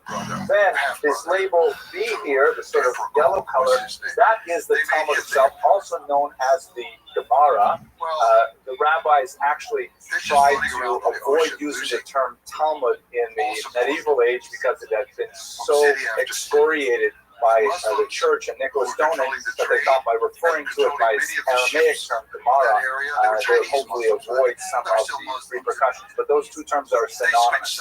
Talmud and Gemara are the same. The Gemara, it starts out here and it discusses the Mishnah, but this section here can actually go on for 10, 15, 20 pages. It can be a tiny bit of Mishnah with a massive amount of Gemara discussing it. And it's like no other document you've ever read, because it's kind of like a stream of consciousness discussion, where they will be, and because much of it was memorized, there will be all kinds of tiny little connections to put together the flow of the argument. They may start by talking about the Mishnah, but if they're saying something like, I'm not quoting from this particular Talmud, but if they're, let's say they're talking about the time you say the Shema in the morning, and they say, yeah, most mornings when I get up, I have a cup of coffee, and then I say my Shema, and they say, oh, you have a cup of coffee before Shema. Are you allowed to have coffee or anything before you pray? Yes, you can, but you shouldn't add milk and don't add sugar, and then what's wrong with sugar anyway? Well, it's bad for cholesterol and things like that, and the conversation go off in 100 different directions and tangents until finally someone in Talmud says, stop it already. Let's go back to the subject we started with, and they'll go back to the mission. It's an amazing document that can flow through so many discussions of a wide variety of materials. It is absolutely fascinating. Now, just to give you a sense of how the Talmud has become such an important document in Jewish intellectual life, everything around the Talmud are commentaries that were written hundreds of years later.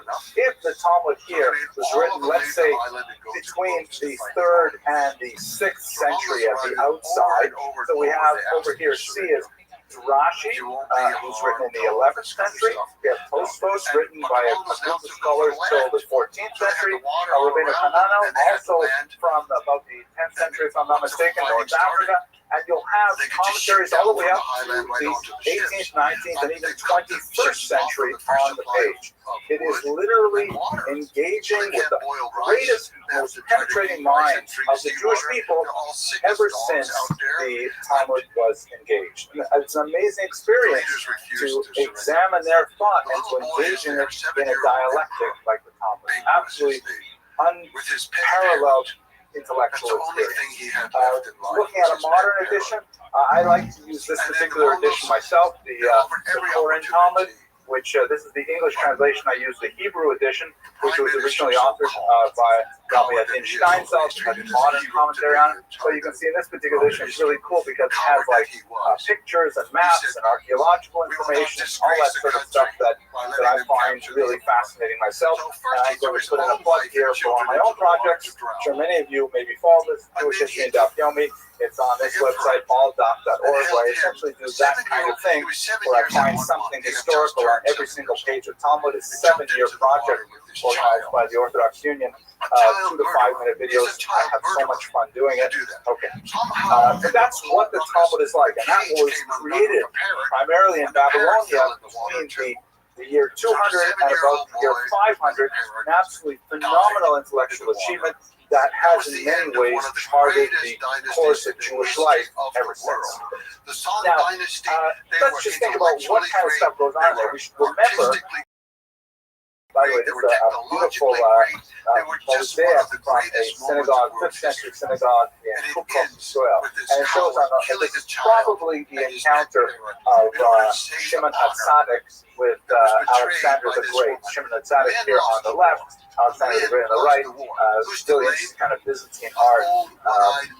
But it exemplifies well the encounter of Judaism and Hellenism in a word.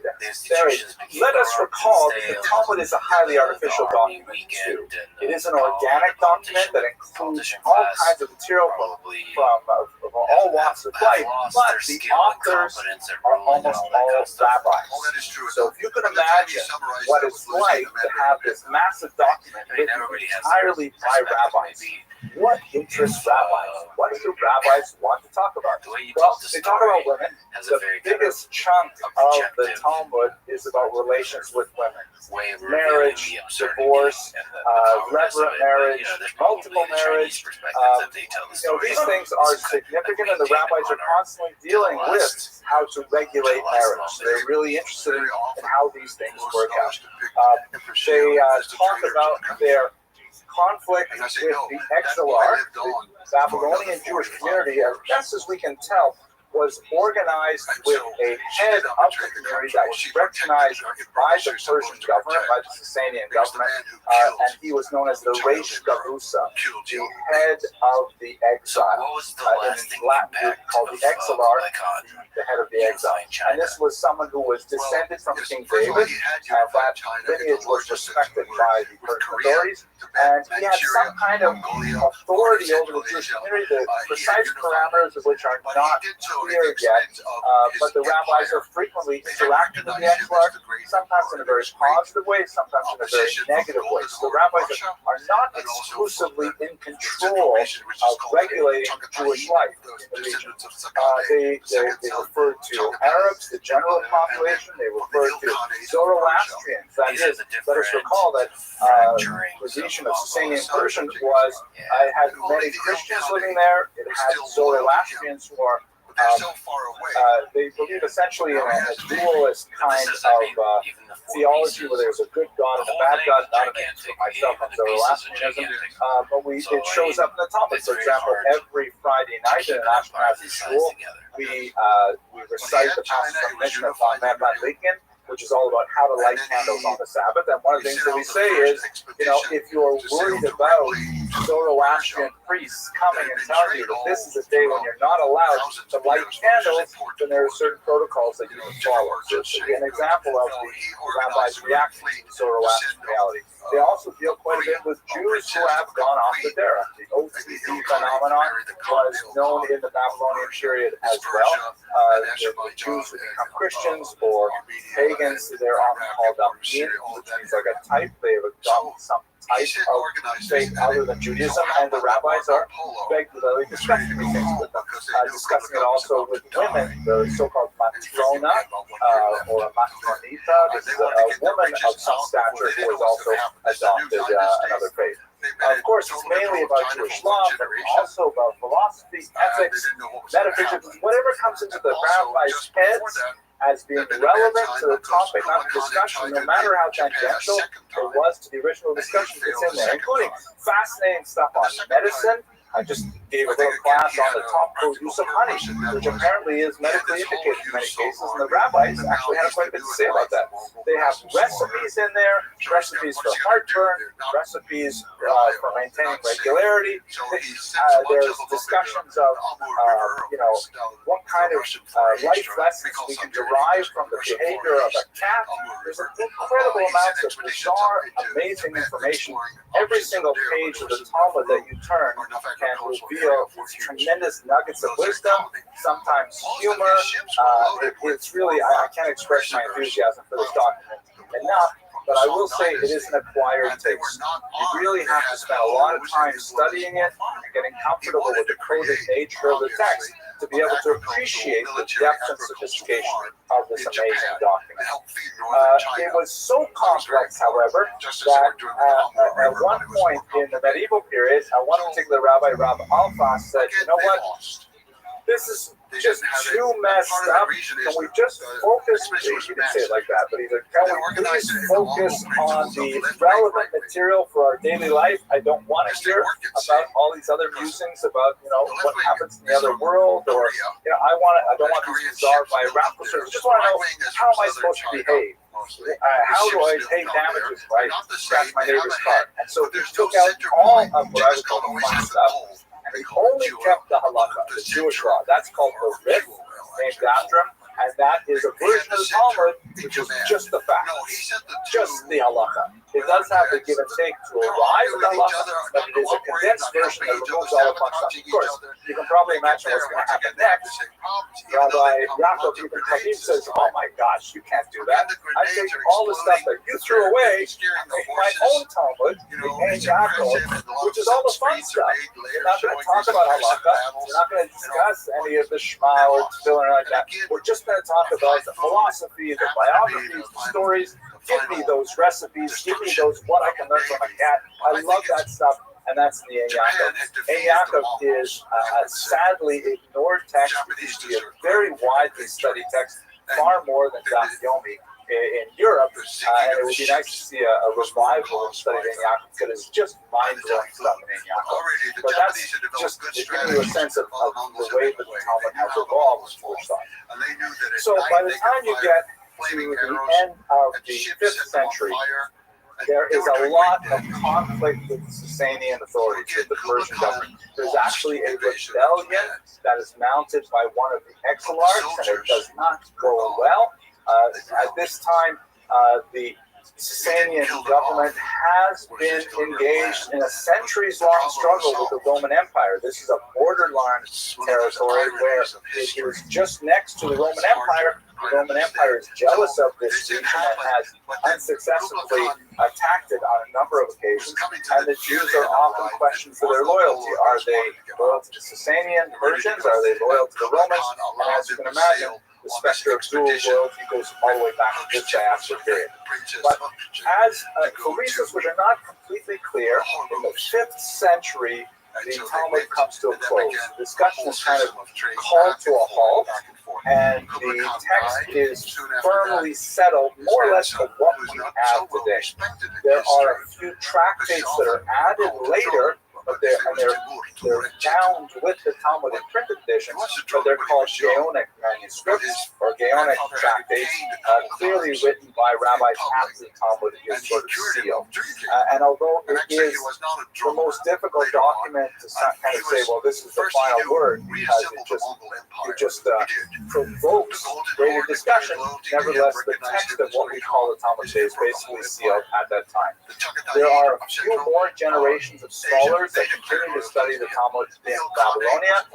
There's some debate amongst historians as to actually who these people are and what their period refers to. But basically, up until the 10th century, we've got people studying the Talmud in Babylonia.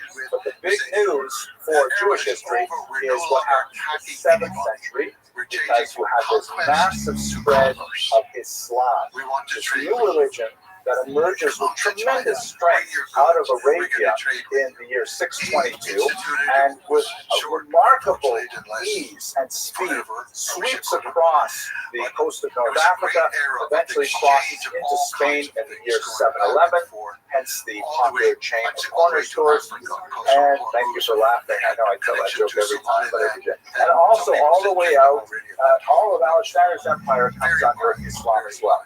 And our topic for next week is going to look at what it was like for Jews living under Islam as a religion, and contrasting that with their experience in Christian Europe. But I want to take just a moment now to reflect a little bit on Jewish survival, because we have, that's really the theme of this entire series is what exactly is it that contributed to Jewish survival. I was actually criticized by a viewer online. You can look at it up on YouTube. I might not delete it. He says, Jews, I'm watching you. And I saw that your lecturer had timestamp 0.35 or whatever. He wonders how the Jews survived. And he never says in the entire lecture that it was the Lord that helped them. So you are a faithless people. And I think to myself, boy, I look faithless, don't I? Right? It's the beard maybe or the kippah that gives it away. But there's no question there's something supernatural going on here. It's impossible to imagine the unlikely survival of this tiny minority, and not only surviving, but thriving in so many different environments. And this is something that we really have to look at the grand scope, the huge arc of Jewish history before we can really experience it in its fullness. But let us look at one detail here. And this picture here is a beautiful ritual. It's a young Hasidic family here, a little boy here at the age of 3. Many of you may have done this yourself with your own children. Maybe you remember it yourself. I know I did it with my kids. But the ritual is that it's not a Hasidic ritual, it's a long-standing Jewish custom, that when a young child turns 3, which is considered a milestone in intellectual cognitive development, you begin to teach them the Aleph base, the Hebrew alphabet. And in order to instruct them that learning is sweet, you either coat the letters with honey, as is being done here, and then you have the child touch the letter, you tell him the name of the letter, and then of course he puts his finger in his mouth, so he associates the letter with that olfactory sensation of sweet. It's a beautiful ritual that I remember was very fun. And I think this is a key element of Jewish survival, that we have imbibed the sweetness of learning, and it's really part of our core identity. The idea of turning to an intellectual problem as a source of appeal, a source of life, something that vivifies us, something that is intrinsically sweet. That's something that contributes to Jewish survival and has allowed us to endure tremendous persecution and strive despite it. So next week, God willing, we will explore contrasting experience of Jews in the medieval period under Islamic rule and under Christian rule. Very different experiences, some points of convergence, many points of divergence. Thank you very much for your attention. I hope you have an excellent night. Cities of millions of people, and about money in the millions, and things that people in Europe just couldn't believe could happen. He then published his whole play as a book to show people what he really meant. And it was an ironic look at capitalism, because this is 20th century already, versus versus Barry, tonight's talk.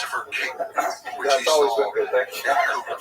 Tonight's talk is where I'd like to cover, God willing, roughly the 7th through the late 11th century. So it's about the same amount of time as we looked at last week, maybe a little bit more.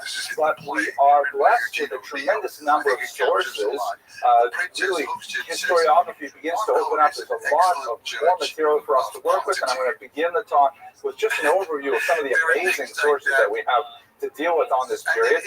And then essentially we're going to take a comparative look. We're going to see how Jewish civilization developed under Muslim rule and compare that with Christian rule. And there are some areas, as I mentioned last week,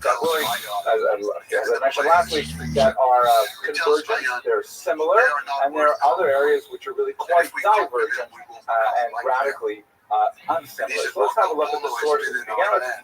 Okay, so the title I've taken is really borrowed from this book by Mark Cohen, Under Crescent and Cross. Of course, the crescent is a reference to the Islamic rule, the cross is a reference to the Christian rule, and these two major geopolitical regions will have a distinctly different effect on the Jews themselves. I also rely heavily on the work of Jeremy Cohen for the Christian period and Norman Stillman for the Muslim period that we'll look at today at this time too. You begin to have the appearance of books that are actually dedicated to Jewish history, which is something that's fairly rare. There's only a handful of books that appeared before, let's say, the 12th century.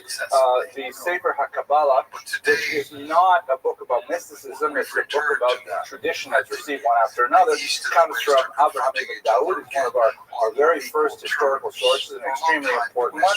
You also have travelogues, like the great Benjamin of Tudella's Journeys, which was so popular in the Middle Ages. It was translated to Latin, into French, into German. It was such an amazing work, and it is really a fantastic thing when you look at his journeys in the Middle Ages, and he describes many of the places that he'd been to, and in fact many of the places that he never went to, but he talked about them because he heard about them in his various destinations. So we have these kinds of sources popping up as materials that we can use to understand the experience of the Jews from the 7th to the 12th century, and they're absolutely fantastic. So many different things are available to us at this time. I will point out the one major source of material, which is the incredible Cairo Geniza, and this deserves just a little bit of our time. In the city of Fustat, which is sometimes called Old Cairo, it's actually where Cairo originally was, and the city was moved slightly north. There was a synagogue called the Ben Ezra Synagogue, and it had long been reputed as a synagogue that went back many, many centuries in time and had tremendous treasures. It was basically ignored until these two sisters, Agnes Lewis and Margaret Gibson from England, who were phenomenal intellects, but because they were women at the end of the 19th century, they were not allowed to pursue graduate degrees and get doctorates and become professors at Cambridge. They just ended up, studying Syriac and all these ancient languages and becoming really incredibly proficient and writing books on their own without any official imprimatur of the university, even though they were really teaching the professors what they needed to know to be able to teach their classes. They were visiting Old Cairo. They heard about this Ben Ezra synagogue, and they heard in particular that this synagogue had an attic that had been restricted for centuries. There was some kind of legend about a serpent up there that would bite anyone that went up, and would give them a venomous attack and they would die. But there were phenomenal treasures in that attic. So they said, I can just imagine it with a Cambridge accent, pish tosh, and they insisted on seeing what's in the attic, and they discovered one of the most amazing treasure troves of documents in any culture, in any time, known as the Cairo Geniza. This is the ladder up into the attic. And in this attic were stored about 500 years worth of documents. What kind of documents? Absolutely every kind of document you could imagine. Because, as I'm sure you're aware, we we have this commandment not to take the Lord's name in vain, which is extended to Jews will not erase the name of God. As you write the name of God on paper, you can't remove the name of God with an eraser or wipe it out or things like that. So anything which has the name of God on it, which is called the shame, plural shamos, you have to like put it away, and eventually it will rot. You can put it in you can bury it in a graveyard, for example, but you can't simply dispose of it. So that's the traditional custom, as I'm sure all of you are aware. We have in our synagogue, most synagogues have a place where they store prayer books that are worn out, or the ridiculous number of handouts you get from schools when you send your kids to primary school. And that place is called a geniza, which it can mean a place where things are hidden away or protected away. It can also mean treasure, ironically. For us, it's that big wooden box that sits outside the office during the week, and then I don't know how often they empty it, but it fills up, and there are old prayer books and things like that. So for some reason that we don't really understand, the Jews of old Fustat had a tradition of saving absolutely anything written with Hebrew characters, regardless of whether or not it was a holy book. So that meant, receipts of sale, business documents, contracts, marriage contracts, notes saying, honey, please pick up 12 pita on the way home from the shuk. Any kind of document written with Hebrew letters was preserved and thrown in the geniza, and it has literally millions of fragments of writings over 500 years worth of material. Here's a picture of the great scholar that the Hebrews sent their material to, Solomon Schechter, working with the geniza. You get a sense of just how chaotic it is, because it's literally an attic that had been ignored for half a millennium. But the kinds of materials that have been found by going through the Geniza research include, for example, autographed, hand-corrected editions of Maimonides' works. This is Maimonides' own handwriting and his own, strikeouts. Here is actually Maimonides' own signature, which is a rather remarkable thing. The actual hand of the incredible great eagle wrote these words himself. He's going to write Moshe, then Rabbi Maimon. There's like a tremendous amount of these palimpsests, which are basically, because vellum and parchment was very expensive, quite often they would like rub it really hard to try and wipe out the contrast of the folding, and you'll write on top of it. So you can see here's a Hebrew document, but underneath there's a Greek script underneath, which both of these texts are actually of tremendous value. Poetry, love letters, you name it, they're all in there, including, for example, children's practice books, how to learn the Hebrew alphabet. This is basically the same kind of thing that my children would have learned, how to practice the letter shin with all the vowels, letter taf with all the vowels, and so on. And we would have amazing things like children's doodles. Some child, maybe 7 or 8 years old, was drawing these pictures as he was practicing the alphabet. The Geniza is an incredible treasure trove of documents that relate to the social history of the Jews in Old Fustat and all of their traveling documents as well, which we'll see. So it is really one of the most incredible sources of information available for the period. And it is still being very actively studied in a couple of fascinating ways. So many of the tiny fragments, I believe I read somewhere about 70% of them have not been cataloged or deciphered. And remember that we're talking about, documents that sometimes have been shattered into 100 pieces and then mixed up in a big box when they went to, St. Petersburg or Cambridge or wherever they were sent, and now they have to be put back together like a jigsaw puzzle.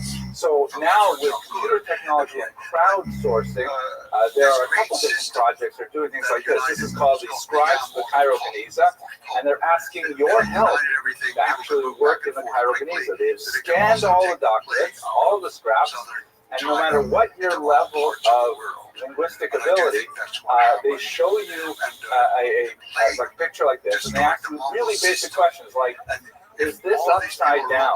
You click yes or no, and then they flip it around. Then they say, is it written in Hebrew or some other language? And if you know, then you say yes, Hebrew, or no, I don't know, and then you don't know what language it is, and then it'll go on to the next clip, and they'll save it where you left off, so someone who knows a little more about languages will be able to decipher that piece and so on. Absolutely amazing crowdsourced project.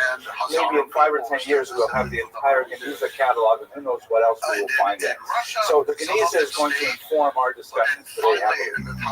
All right, so what I'd like to do first, now that we've had just a sense of the kind of sources that inform the work of historians in this period, let's look at the Muslim period first, and I want to take you to a discussion of the Pact of Umar in particular. So here's a map that shows the remarkable spread of Islam in the 7th century. Now, chances are you've probably learned the historiographic approach that was very popular in the 19th and the first half of the 20th century, and it takes a good 20, 30 years before new historiographic models sort of, work their way down to the primary and secondary levels. The sort of dominant 19th century Christian European approach to the spread of Islam was that, they were bloodthirsty villains who came out and they essentially said to villages and towns, convert or die, and people chose to convert, and that's how they spread so rapidly. It fails to really answer the basic question, well, how did they stay Muslim for so many centuries? Not only is it a very facile answer to how they could spread so fast, because this whole map here, you're seeing this tiny desert religion emerges out of Arabia here on the coast of the Red Sea. Here's Mecca and Medina are the most important cities there, and it spreads within basically a little over 100 years, and it takes over basically the entire known world. Europe at this point, with the exception of the Italian peninsula, was not such a well-developed civilization at all. So all of North Africa, Egypt, into Spain, all the way up to Afghanistan becomes Islamicized so rapidly. How does that possibly happen? So most scholars are now working with a model that includes the violent aspect, as I mentioned earlier, but they also look to things like, for example, Islam was, especially in the 7th and 8th century, remarkably colorblind. That is, they did not accord status to conquered peoples based on their skin color. So especially when they penetrated to areas east, going to places like northern India, where you have a very rigid caste structure, and they go in there and say, hey, we don't believe in caste structure, and all of a sudden, all of the darker-skinned people who were suffering from very terrible social disabilities could convert to Islam and literally climb right to the top of the socioeconomic ladder immediately. So there's a lot of elements of egalitarianism in Islam that was directly appealing. Also, the very strong message of Muhammad as the prophet of God. A lot of the kind of elements that we see in Judaism that were so popular also made their way into Islamic thought. But I don't want to get too far away from the historical approach. It spreads over this region in a remarkable fashion, and Jews, of course, find themselves within the orbit of Islam. Where are Jews living at this time? Well, we still have some Jews in ancient Israel. Now we're really in the 7th century, so it's a small population. But we have a very large Jewish population here in Babylonia, right? Ctesiphon is essentially Machosa. A lot of the towns that we remember from the Talmud, sort of from Dika and so on, are right in this little region south of Baghdad, so it's a major population there.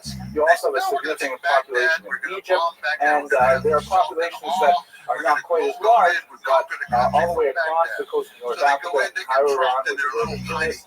And we have Jews in Italy, but that's beyond our discussion for today. So Jews are taken up in this region, and they have to learn to adapt to the new faith. And they learn to adapt primarily because they have actually a fairly significant shared cultural values. And this is extremely important when you think about the contrast between Judaism and Christianity on the one hand, and Judaism and Islam on the other. Christianity is a very creed-based religion, meaning a lot of emphasis is placed on what one believes. Does one recognize, for example, the founder of Christianity as one's personal savior or not? Does one make that statement of belief and affirm that statement of belief? Islam, on the other hand, is much more like Judaism, which, although there are definitely creedal elements, there are things that you have to say, you have to believe, the actual count is actually kind of small, meaning in order to be a believing Jew, you have to believe in, maybe 13 things. That's it. We haven't even really spent a lot of time codifying it. It wasn't until Maimonides that we began to get a count of the Gimel Ikarim and things like that. On the other hand, we are super into behavior. We are super into what is kosher and what is not kosher. What kind of tablecloth can you put on your table on Shabbos, and what kind you can't. I mean, the minutiae, the details of how a person behaves, everything from quite literally how you tie your shoes in the morning, to what blessings does one say? What time does one begin the fast? What time does one end the fast? And what exactly is a fast anyways? Does an intravenous count for a fast? All kinds of things like this. We have like books upon books upon books talking about behavior, how one behaves, and relatively few that talk about what one believes. And the opposite is true of Christianity. So in many ways, although Judaism and Islam had their fair amount of friction, particularly in the early years when, much to Muhammad's disappointment, the Jews did not choose to convert to his new faith, and there were in fact massacres, and there was significant fighting at the time. Once that died down, in reality, Judaism and Islam had a lot more in common with each other, a common shared sort of cultural vocabulary. We have kashrut, they have halal, we have tzniut, they have super tzniut. Right? There's all kinds of like similarities where at least we understand each other, even if we don't see eye to eye in all things. Whereas many of these cultural elements are not shared by Christianity. So it was much easier for the Jews and the Muslims to establish a modus vivendi, the high point of which we will discuss definitely next week when we look at Al-Andalus, which is the southern part of Spain, which it may be exaggerated to some degree, but is considered one of the greatest periods of cultural coexistence in the history of the world. It's called La Convivencia, the period of coexistence where Jews, Muslims, and Christians live together with a degree of harmony that has not been seen ever since. It's a little bit exaggerated, a little bit rosy, but nevertheless, there's a lot of truth to that. But we'll discuss that going next week. So, how did the Jews sort of establish themselves in Muslim lands and find a way to, exist with some stability? So we have this document called the Pact of Umar. It is named after the second Caliph, that is the successor to Muhammad as the ruler of all Muslim lands. Most scholars believe that it actually dates quite a bit later, maybe a couple centuries later, but it was attributed to Umar as kind of a way of giving it more status and age. And it's essentially, like speaking about common cultural vocabulary, it is a tshuva, it is a responsum of Umar to a question directed to him, and the question said, okay, Umar, you are now the leader of this entire area, and we know that Islam is a jealous faith, and they're very insistent on monotheism, and we're monotheists too, but we're not Islamic monotheists. And we know that in Islamic theology, God did communicate with many people before Muhammad, and for whatever reason, they began to mess up the transmission. Kind of like, the Jews got the Old Testament through Abraham and Moses, and the Old Testament was kind of, thinking of software, sort of buggy, and so they had to keep adding patches to it. Christianity was one really big patch that was kind of like Windows 3.1. But now we have, what's the latest version of it? Windows 10, I guess? You are Windows 10. You are the final Windows. There's no more Windows after you. So what's with us? So Umar makes a response to them, the document we have, which of course is probably not Umar himself, but nevertheless later, in which he says, okay, fine, because God did communicate to you, even though you are wrong-headed in your belief and you really should be Muslims, nevertheless, we will respect your ancestral faith and we will tolerate your existence as long as you behave within certain parameters. And so in this Pact of Umar, there is a whole series of regulations of what Jews, and by extension also Christians, can and can't do in Muslim societies. And a lot of these restrictions are symbolic, humiliating, like, for example, Jews not being allowed to carry weapons because that's a sign of authority, a sign of power, and so on. Jews not being allowed to build their synagogues, to renovate them, or to build new ones, and things like that. Many of these regulations, by the way, were observed in the breach only because you could always bribe someone to be able to renovate your synagogue or even to build a new one. Although there are some interesting Syrian synagogues that the custom was to avoid attracting attention that the synagogue was approved, they would actually build downward. And most of the synagogue is actually underground, whereas you see on ground level, it looks like a regular sort of building.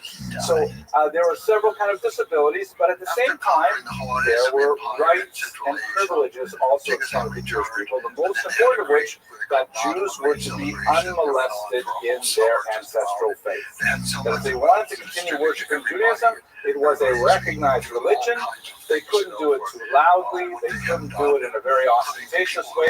Purim was always a difficult holiday, but otherwise they could be left alone. And this was actually a fantastic thing for Jews because in terms of our diasporic history, we tend to do best when we live in moderately discriminatory societies. Not that I'm suggesting anyone in the internet audience to pick up on this statement, but when there is just a tiny bit of anti-Semitism in the air, God forbid, no violent anti-Semitism like that, but when there's a tiny bit of discrimination, that keeps the Jews sticking together, it keeps us integral within a community, and as long as we can rely on the basic existence of the state as a state defined by law, then we can flourish. We see this, for example, in South Africa, before apartheid fell apart. Of course, that was a very discriminatory state if you were black, but if you were Jewish, it was just a minor thing. We see it also in Quebec, where there's also kind of like a moderate anti-Jewish bias. It remains to be seen what Europe is going to be like right now. But the bottom line is, Islamic society was a Rechtsstaat, which is a great German word. I like saying it. Usually I say it at the dentist before I spit that little bowl. Rechtsstaat. Which means a society defined by law. Right? Rechts are rights or laws, and Staat, of course, is state. And Jews can exist in a Rechtsstaat. We have difficulty in anarchic environments. When there is anarchy, that is the worst enemy of the Jews, because as a minority, we are relatively defenseless.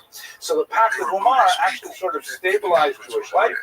Moderately discriminatory, but nevertheless lots of potential, because we knew that if someone were to set fire to the synagogue, then we could go to the local authorities and we would get some redress for that because it was contrary to the Pact of Umar. There are exceptions to this rule. There are punctuations of violence, and there are punctuated moments when it is ignored. But nevertheless, this is the general case for Jews and Muslim society, really up until the modern period. Ironically, it is the huge development of tension between Jews and Arabs with the development of modern political Zionism that has sort of cast a shadow on the way we look at Jewish-Muslim relations over time. The vast majority of our experience living in Muslim lands was really quite a bit more positive. But we'll get to that, God willing, when we get to the end of the series. One other really important footnote, if you look back at this map for a second, by the way, let's just go back to this map here. You'll see at the top of this, there's this place called the Khazar Empire.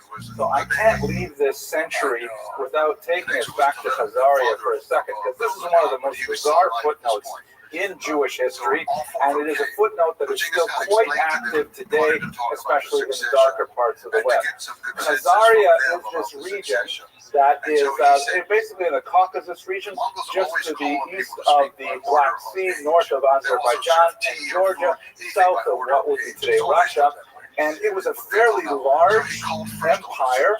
You can't use the word state in a modern sense, but it definitely was a large swath of territory that was ruled by a Turkic-speaking people for about 500 years, a significant population. And there's this amazing story, sometime around the year 740, the story is that they all converted to Judaism. That's a bizarre story. How do we know about it? We begin to get inklings of the Khazarian story from Spain a couple hundred years later, when an important figure named, an important politician named Kasta ibn Shaprut has a correspondence with someone who purports to be the Jewish king of Khazaria.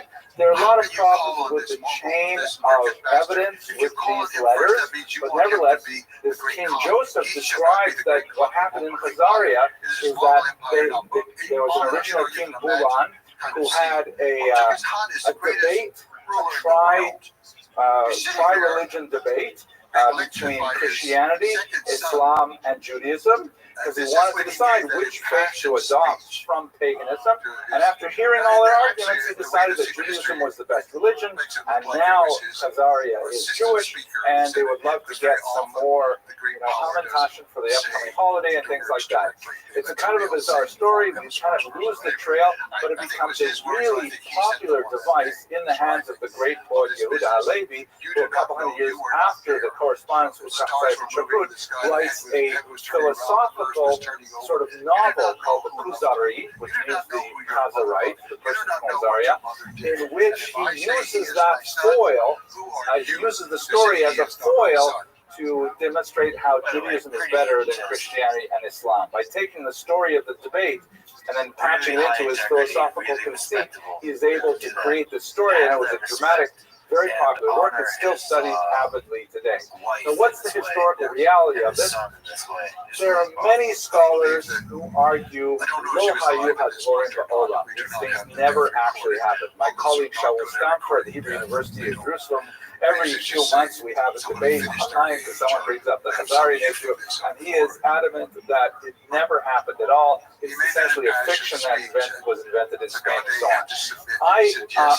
While at the same time I respect Dr. Stamfer, he's a senior scholar with tremendous achievements, there is some evidence that there was some Jewish things going on in Khazaria. We can point to a handful of travelers who were there who report that the Jews there were Jewish, but were kind of weird. Like, for example, they are not well educated. They didn't practice circumcision, which is a pretty basic Jewish ritual. And there are a few scattered bits of evidence suggest that, in fact, there was a conversion. How deep that conversion was in society, probably not very deep. Probably just the ruling classes, and it probably had a lot more to do with the political realities conflicting with Christianity that was expanding in Europe and Islam that is expanding at the same time to the south, and they may have chosen Judaism as kind of like a halfway position, so they would not be absorbed politically into either state. And also there's some fascinating archaeological evidence, like these things which were discovered all over Khazaria, and people are wondering, should I use that one before? I really like that one. But there is, however, some really fascinating cool evidence from the Geniza, like this letter here, which is known as the Kievan letter. Basically, it's a document which we recognize even today. The document is a letter of introduction of a Jew from Kiev who is a fine, upstanding member of the community. And Kiev, by the way, is in Khazarian territory. Kiev was a Khazarian outpost. The great Ukrainian Hermelian Fisak says it's so ironic that it could be that the capital of Ukraine was actually founded by Jews. That's an amazing thing to contemplate. But at any rate, this letter was brought to Cairo by a Jew from Khazaria, probably in the 11th century. And he said, the letter says that the bearer of this document is a fine, upstanding Jew. He has fallen on hard times.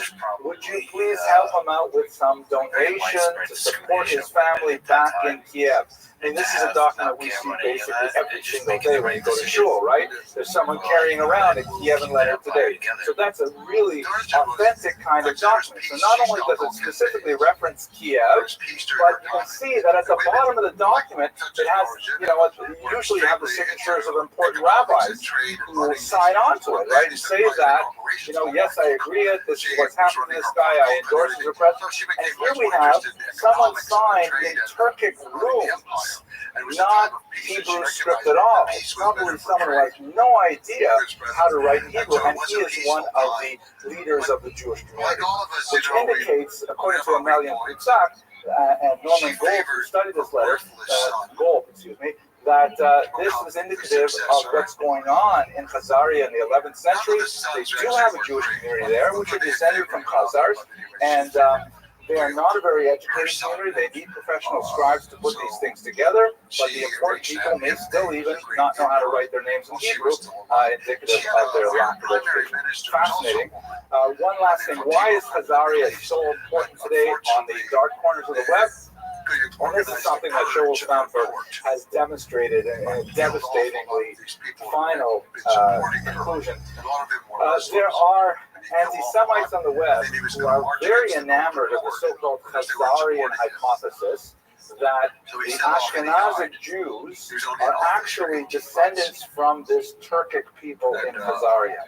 And they are really insistent on proving this kind of strange, what difference does it make? But the reason it makes a difference is because if today's Ashkenazic Jews are actually descended from these Turkish peoples and not from their ancestral origins in ancient Israel, with Abraham, Isaac, Jacob, Sarah, Rebecca, Rachel, and Leah, then they are truly not legitimate Jews. The real Jews, the Israelites, they were gone a long time ago. The people who are claiming to be Jews today are actually Khazarian. They're actually like mud people. They sometimes use really derogatory language for this. So, and they use this as a lever to try to delegitimize the Jewish identity of people who call themselves Jews. There's a lot of funny things going on here. Like, for example, the DNA testing has absolutely without a doubt proven that nobody pretty much has the Khazarian DNA.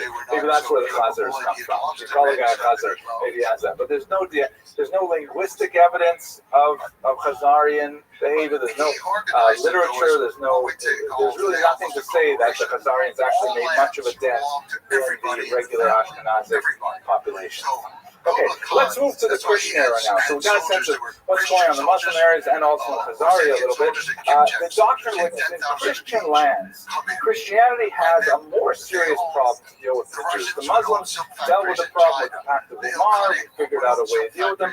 But unlike Islam, which views itself as kind of being a successor to Judaism, but never really feels the need to prove itself right over Judaism, Christianity constantly feels this need theologically to defend itself as a legitimate faith vis-a-vis the mother religion. I think we've spoken about this a couple of classes ago, right? The idea like the girl that goes to college, she comes back with a nutrition recipe and the mother doesn't like it. So I don't want to go into great details. It's a good argument, but it's too much for us today.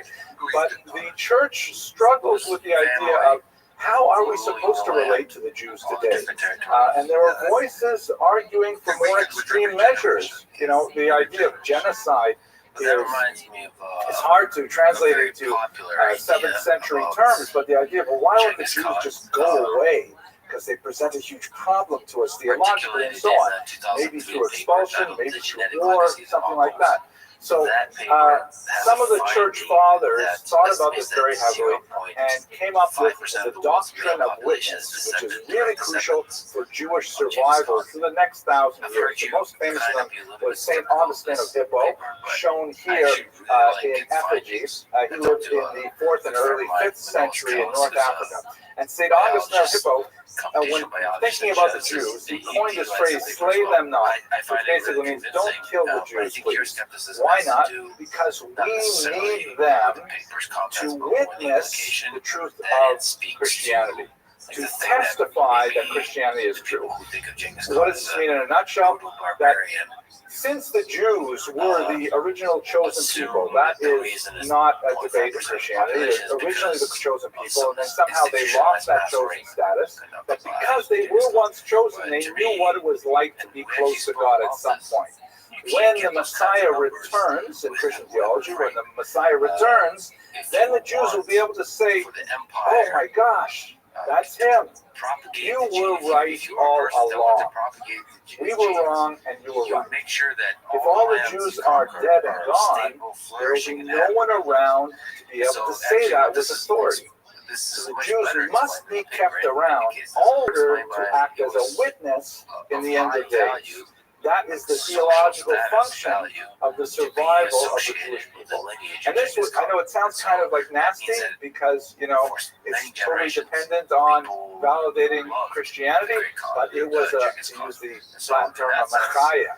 It was great because it meant that since St. Augustine's views were accepted, it meant that Jews could not be massacred. It's true, like we saw in Muslim lands, there were moments of punctuated of violence, and we have this, of course, in Christianity to a greater degree, but it was not a theological standpoint. The high church, the highest level of the church, never stepped over this line and said, yes, we have to massacre all the Jews. We have to try to control them, we have to expel them, we have to persecute them, but massacring them was not one of the options because St. Augustine had clearly set it down for Christian theology. And there are a few other major heroes in this era, like Pope Gregory the Great of the 7th century and onward. Now, there were ambiguities to this because the model only works as long as Jews are in a degraded state. So let's say the idea is that we have to keep the Jews around because we will need them later, but what if the Jews were to become extremely successful right now, let's say in the 11th century, and they're very wealthy and they are ostentatious and they're driving around in their 11th century Rolls Royces, and the Christians look at each other and say, wait a second, I thought they lost the favor of God. How is it possible that they're doing so well? And maybe there's something wrong with what their church is telling them. So the doctrine of witness had kind of a dark side in that it also went along with disabilities applied to the Jews. Humiliations like the Jewish badge, rituals like, for example, once a year, usually Easter time, the chief rabbi of a given town would have to endure a ritual slap in the face from the mayor of the town. That Jews' oaths are not believed unless they stand on a pigskin. Things like that. They're like ritual disabilities. And the idea is that we want the Jews to stay alive according to the doctrine of witness, but they have to always be in a degraded state or the model doesn't work. So that's basically the condition of the Jews up until the 17th and 18th century. They were in this kind of limbo theologically, where we were allowed to exist, we had a tolerated space, but we could not overstep those bounds. We had to always maintain kind of like, we were sad to be Jewish, and we regret our stubbornness. By the way, this is a really interesting grave. You can see it says in the French, St. Augustine, please pray for us, and there's actually a relic, the forearm of St. Augustine himself is preserved here under glass. And that's not weird at all. So look at a couple of historical moments where there are exceptions, and they are extremely important. The first one that I'd like to look at in particular is the Crusades. So the Crusades is actually a defining moment, bringing together Christians in Europe like no time before. And it was occasioned in the late 11th century, 1095, when Catholic popes, the Catholic Pope Urban II, was complaining that Christians were being denied access to the Holy Land and to pilgrimage sites in Jerusalem because it was controlled by the Muslims. And it's a field of our as far beyond the scope of our normal discussions, but the church had a major schism between what was the Catholic Church and what is the Orthodox Church. Orthodox Church being centered in places like Greece and Russia, Armenia, and the Catholic Church, of course, is Western Europe, from Italy and beyond. And they were not getting along very well with each other. And Pope Urban II, said essentially to the Orthodox Church and the Christians everywhere, we must go on a crusade, meaning follow the cross, and reclaim the Holy Land so that Christian pilgrims can get open access to their holy sites.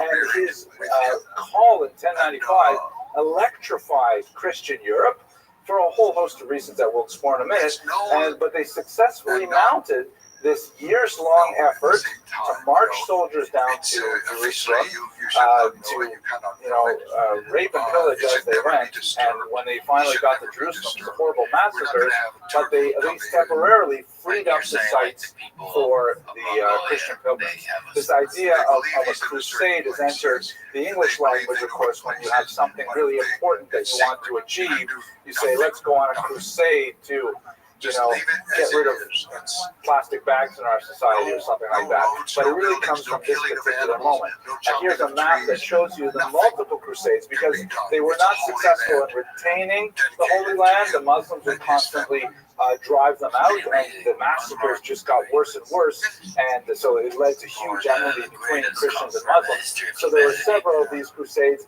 that went by land or by sea.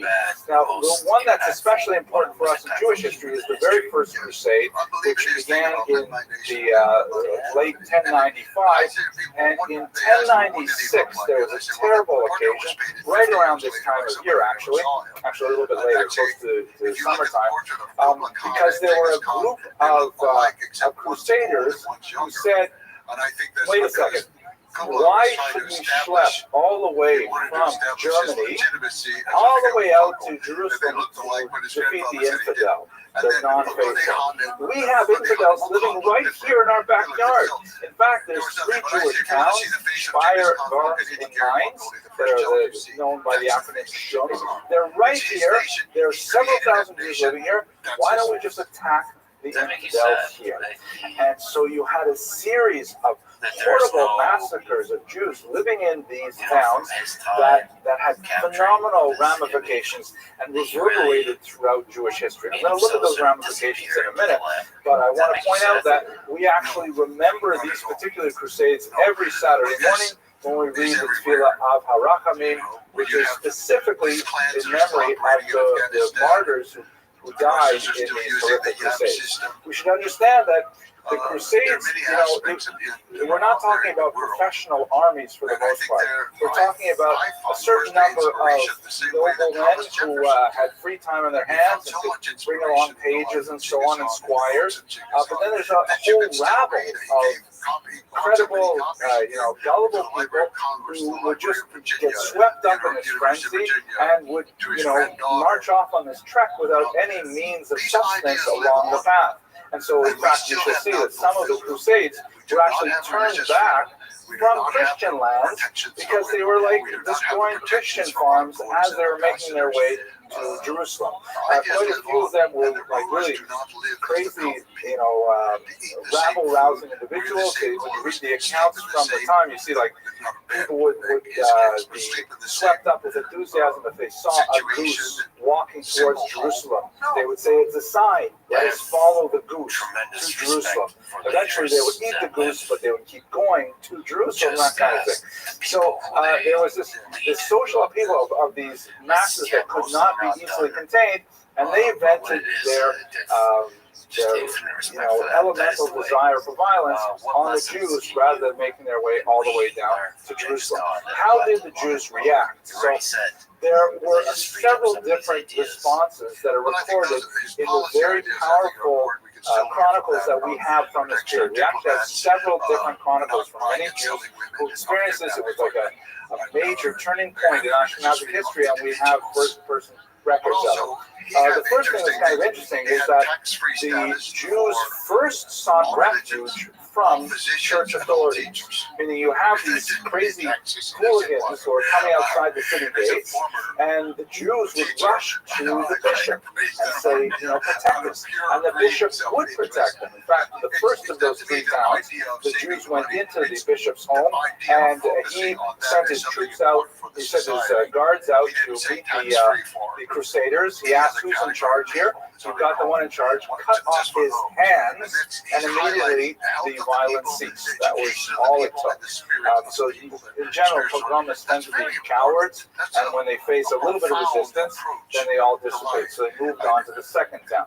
But it is interesting to note that the Jews felt that the church was possibly their best source of refuge. This was not viewed as an anti-Semitic thing that was directed from the higher church. It was really more of a social class element that had some sort of Christian overtones. Secondly, the Jews attempted to pay off the Crusaders. It turned out unsuccessfully. The Crusaders took the money, but decided to invade anyways. This is kind of like the traditional Jewish approach to threats of this nature.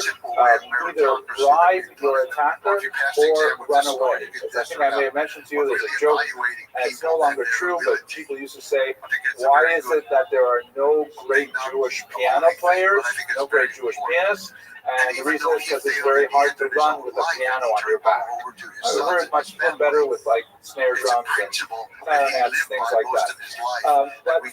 So Jews adopted what one of my students once called the feed or flee strategy of survival.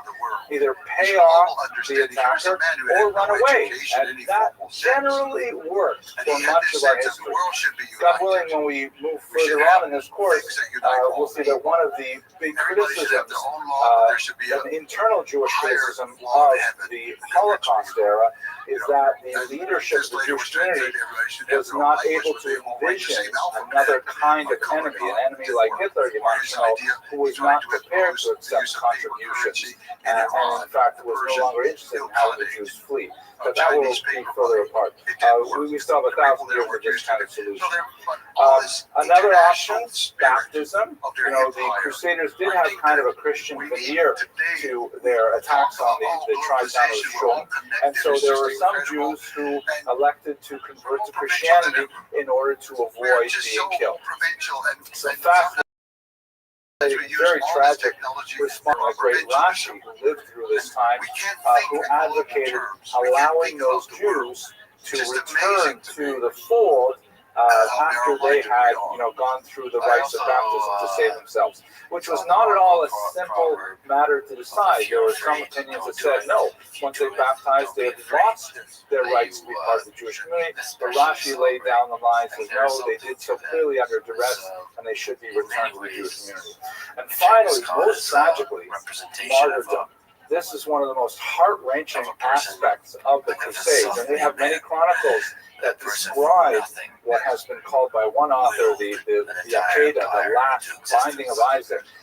Many Jews, for example, finding themselves locked in the synagogue surrounded by Crusaders, elected to engage in suicide pacts, where they murdered their own children and their own spouses before they took their own lives. Just horrific. Rather than submit to baptism, they chose to commit suicide. And it's an absolutely horrific kind of a scenario that is described with very evocative language from the period.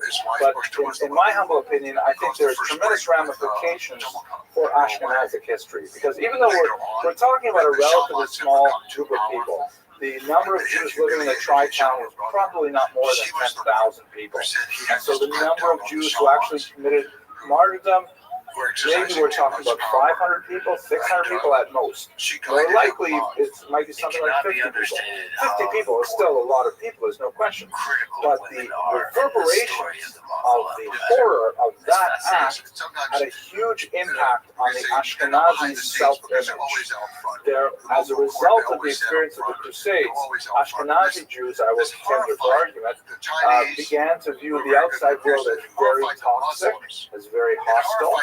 They began to turn inward and become much more insular as a result, viewing the outside world as being so threatening that the only solution for Jews was to circle the wagons and look into the community and seek refuge there. And this really had ramifications for how they studied the Torah, how they developed their business models, and so on, which is not necessarily the case, as we shall see God willing next week, when we look at Sephardic Jewry, which was not faced with the same kind of sharp, immediate test of martyrdom or conversion. Right now, it was much more of a lengthy, long trial, and they elected to try and adopt more of an accommodationist approach. This will blow over, let us just go along for the time being, and then we will be able to re-emerge in our full Jewish identity. It was a different approach that had different ramifications for Sephardic history. So gross generalizations, but I think there's something useful in thinking in these types for now. One very last important element of our period, of course, is the economy. One of the things that's prominent in European society, not in the Muslim society, is the Jewish involvement in money lending. And there's some really good reasons for this. The first is church law. under something called the law of Gratian, Christians were not allowed to charge interest to each other. For the exact same biblical reason that Jews are not allowed to charge interest to one another. I recommend you try the 1-800 number at the back of the credit cards. See if the CEO is Jewish. I've never been able to get any success in getting my interest rate reduced on that basis, but nevertheless, I thought that was funny. I said it anyway. The law of Gratian meant that since Christians can't charge interest to each other, there's basically nobody offering credit until about the 14th century. The Italians had discovered, wait a minute, there's a lot of money to be made here, and they sort of broke the rules, and that was it. But up until the 14th century, the only non-Christians in Europe are Jews. And they're the only ones who can charge interest, and so therefore they're the only source of credit. Really important in an agricultural economy where you're dependent on the seasons, where all your money is in the ground until harvest time. So the Jews are really incredibly important to the functioning of that society economically. Huge advantages for Jews. Contrary to popular belief, Jews were generally allowed to own land in almost all of the history. But why would you want to own real estate? It's so precarious that you could be evicted from this region at any time, that the king could simply expel all Jews, as they would for several times at several points in the medieval period. So why would you want to own real estate? Because that's essentially kissing your money goodbye. Put your money in something liquid, something that maybe you can carry with you.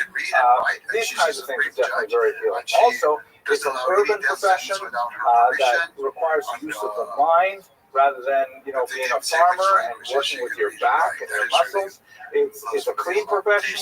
It allows for banker's hours, so you have plenty of time to study the Talmud and so on. It's an urban profession. You can live in a city. You can live with other Jews. All these things are very great advantages. The disadvantages, however, of being money lenders is that there's always a resentment.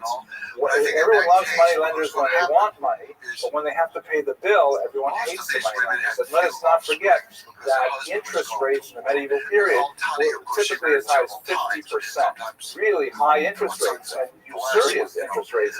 And so the resentment against Jews was very high. This will result, as we'll discuss, God willing, in 2 weeks, sometimes in popular uprisings against Jews, like the Khmelnytsky Rebellion in the 17th century. And if the debt load was held by the nobleman was the debt lord, then quite often Jews would be expelled, like they were in England in 1290, because they were owed too much money. It was easier to simply get rid of them than to actually repay them.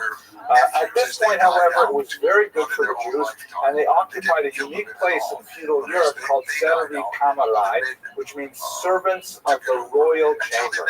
Rather than having a spot on a hierarchy of, you all study from high school with serfs, and then the petty noblemen and the higher noblemen and so on, the Jews reported directly to the king, and that meant that the king could protect them and especially could exploit their profitability. So the king could say simply, yes, the Jews have the right to live in this particular town. They have the right, often the exclusive right, for example, to distill and sell alcohol, the right to charge money on interest, and I am the only person who can tax them. Nobody else gets a share, no noblemen get a share, nothing like that. And so it was in the interest of the king to protect the Jews because they were a source of capital. And that's basically what pertains for much of the High Middle Ages up until the 14th century. This picture here, by the way, is kind of interesting. It shows this is a Christian rendition of a Jewish moneylender. He's got a big bag of money here and some change. You can see that the Christian rendition, because he's put some sort of faux Hebrew letters at the bottom of his cloak here, and the Christian is coming. This is like a block of empty money bags. He's coming. He's asking for money from the Jewish moneylender. Jewish moneylender has. Anybody recognize what this thing is? Yeah, an abacus. When I show this to my 19-year-olds, they're like, "What? Is that like some kind of Ouija board or something?" But then I say, like, "Well, it's like a calculator." So what's a calculator, right? It's like an iPhone, sort of, except on it. So the Jews were absolutely essential to the economy as moneylenders, but also resented at this time as well. Now, one last thing. start appealing. It's just we described a lot of the political, the religious, and the social history, but one of the most amazing things is the creative activity of the Jews during this time. Because this is the era of the so-called Rishonim. You know, in Jewish thought, there are sort of like sets of generations that correspond to certain levels of holiness in Jewish theology. You know, you have the ancient period with the Tanaim of the Mishnah, the Amoraim of the Gemara. This is the period of what are called the Rishonim, the first ones, and it basically refers to the era from about the 9th century up until about the 14th century. And all the scholars who were active in this time were incredibly creative and doing some phenomenal things. I've already mentioned Rashi, who was one of the great commentators on the Bible, who composed an absolutely amazing, pithy commentary on the Bible with a few terse words, able to illuminate huge passages that are otherwise quite impenetrable in the biblical text. Also very important in the way he united texts taken from the oral Torah and infused his commentary with the aroma of those ideas along with the written text. Really a masterful commentary. He also wrote a commentary on the entire Talmud as well. You also have analyzers like his descendants, the Tosafot, and the whole school of thinkers, who essentially said, you know, they asked really hard penetrating questions, like, how can it say this over here in the Talmud when we just read 2 weeks ago over here the opposite, also in the Talmud? And they really forced the text to address these basic questions in a very amazing dialectical fashion that makes the Talmud section an intellectually exciting book to read. Codifiers, especially important, like Maimonides, who is shown here in this illuminated manuscript. Maimonides wearing tefillin is instructing other people in how to use an astrolabe, which is like a device used for navigation by the stars. The codifiers essentially said, okay, wait a second. We've got this bizarre, rambling, amazing book called the Talmud, but it's so hard to figure out how you're supposed to behave. So let's start all over and let's reorganize it in a law code that you can actually look up the law you're looking for. Whereas I described, you'll recall last week, the Talmud is sort of like this long, chain of association. It's a long stream of consciousness kind of document, and you have no idea what's going to happen on the next page because it's like a long, rambling conversation. So Maimonides essentially said, okay, let's start from the beginning. Here's a law about keeping kosher. I'm going to put it over in this book about keeping kosher. Oh, here's a law about Shabbat.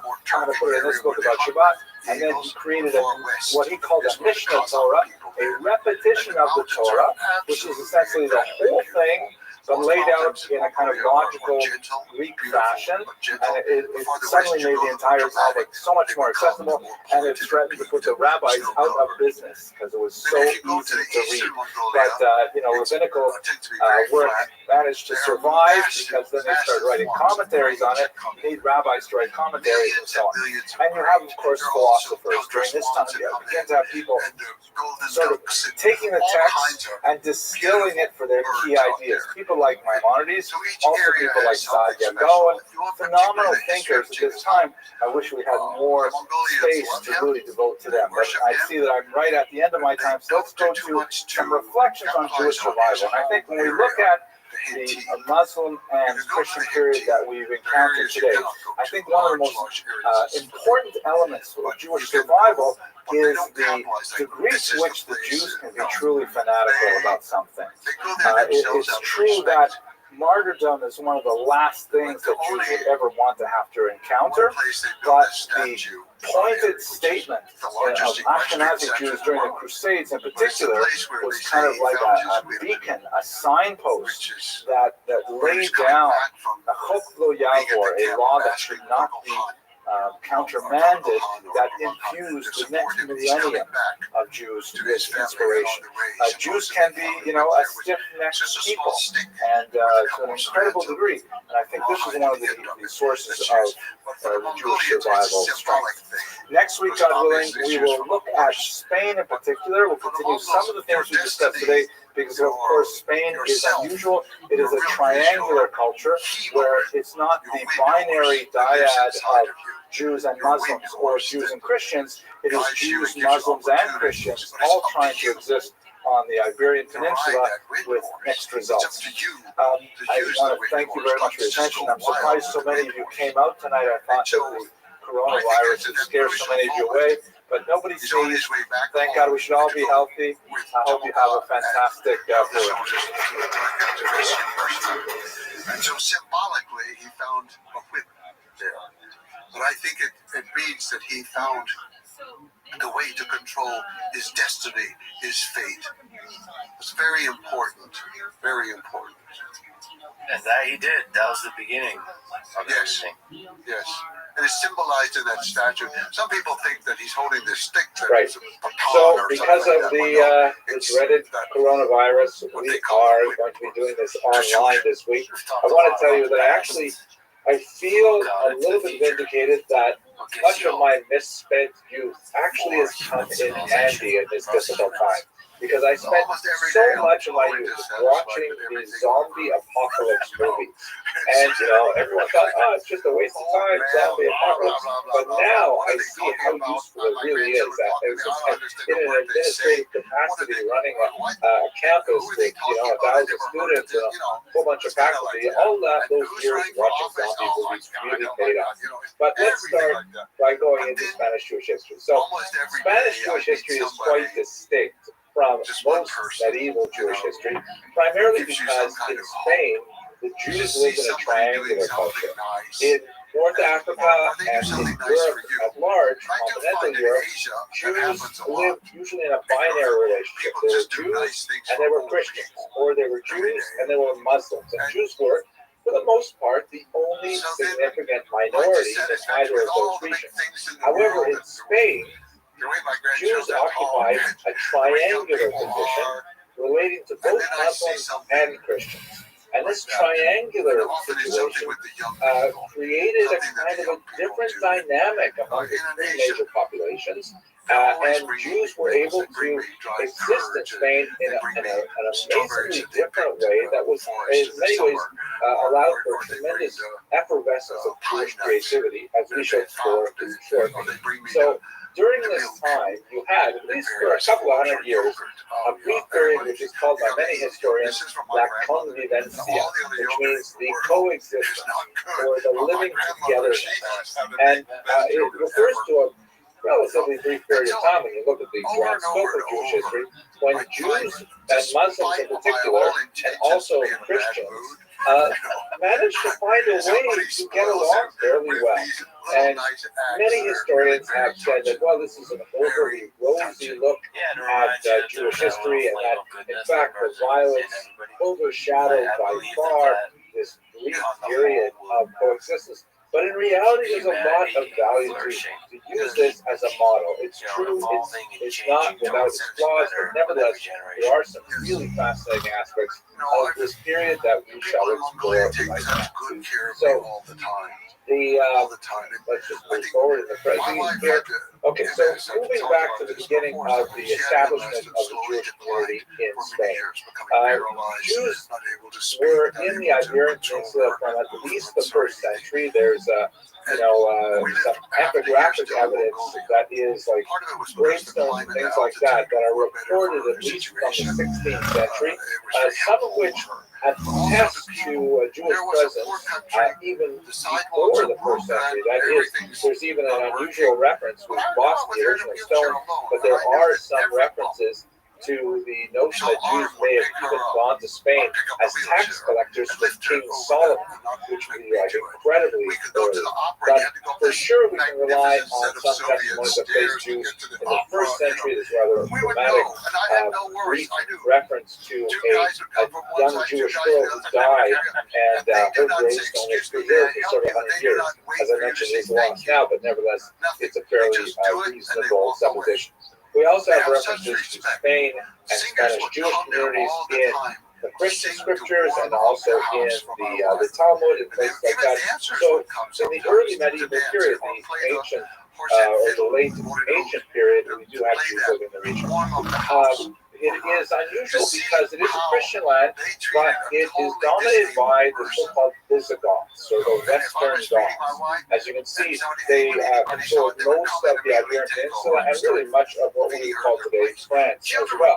And the Visigoths actually were quite tolerant of Jews for much of the time they lived there, partially because the Visigoths were not Catholic, they were Arians, that's Arian with an I. And the Arians had a very different view of the divinity of the founder of Christianity. They had more of an idea that he was something like a prophet, something like that, rather than actually the Son of God, which is much more problematic in Jewish theology.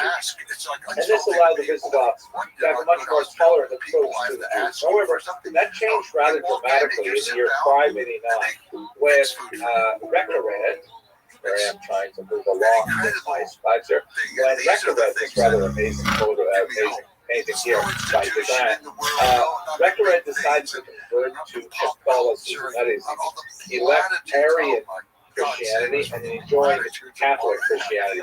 Here he's shown as a moment of conversion, very ethereal kind of look on his face and so on. And unfortunately, one of the best ways historically that one proves one's bona fides is one persecutes the Jews to prove just how religious one is. And so right away, period of really incredible anti-Semitism begins from the year 589 and extends right up into the year 711. About 120 years of really incredible persecution of Jews. I use that term anti-Semitism, by the way, quite anachronistically. They would not have used that term back then.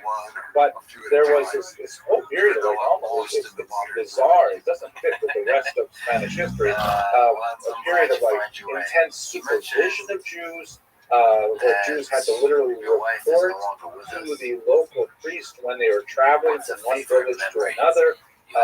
Any kind of activity outside of their home had to be reported, and there was a ridiculous amount of punishments, really severe punishments, for a whole host of behaviors, specifically social transgressions, where Jews were relating with non-Jews. Amputations were performed quite regularly. For example, if a man and a woman had a relationship, Jewish men would have their sexual organs amputated, the women would have their noses amputated, really horrible kinds of things. And one of the most common persecutions is what was called decalvatio, which literally translates as scalping. It's hard to understand whether they're referring to the actual removal of the skin, the scalp from the head, because that's really quite a dangerous operation, but people seem to have survived it. So it might have been like a rather humiliating kind of extreme haircut, but we're not really sure. But punishments were meted out left and right during this brief but intense period of persecution under the Visigoths from 589 to 711. And that's why when the Muslims finally approached Spain, Jews were really happy to see them arrive. Let me explain what happened then. Let's jump ahead to the Spanish period, the Muslim period.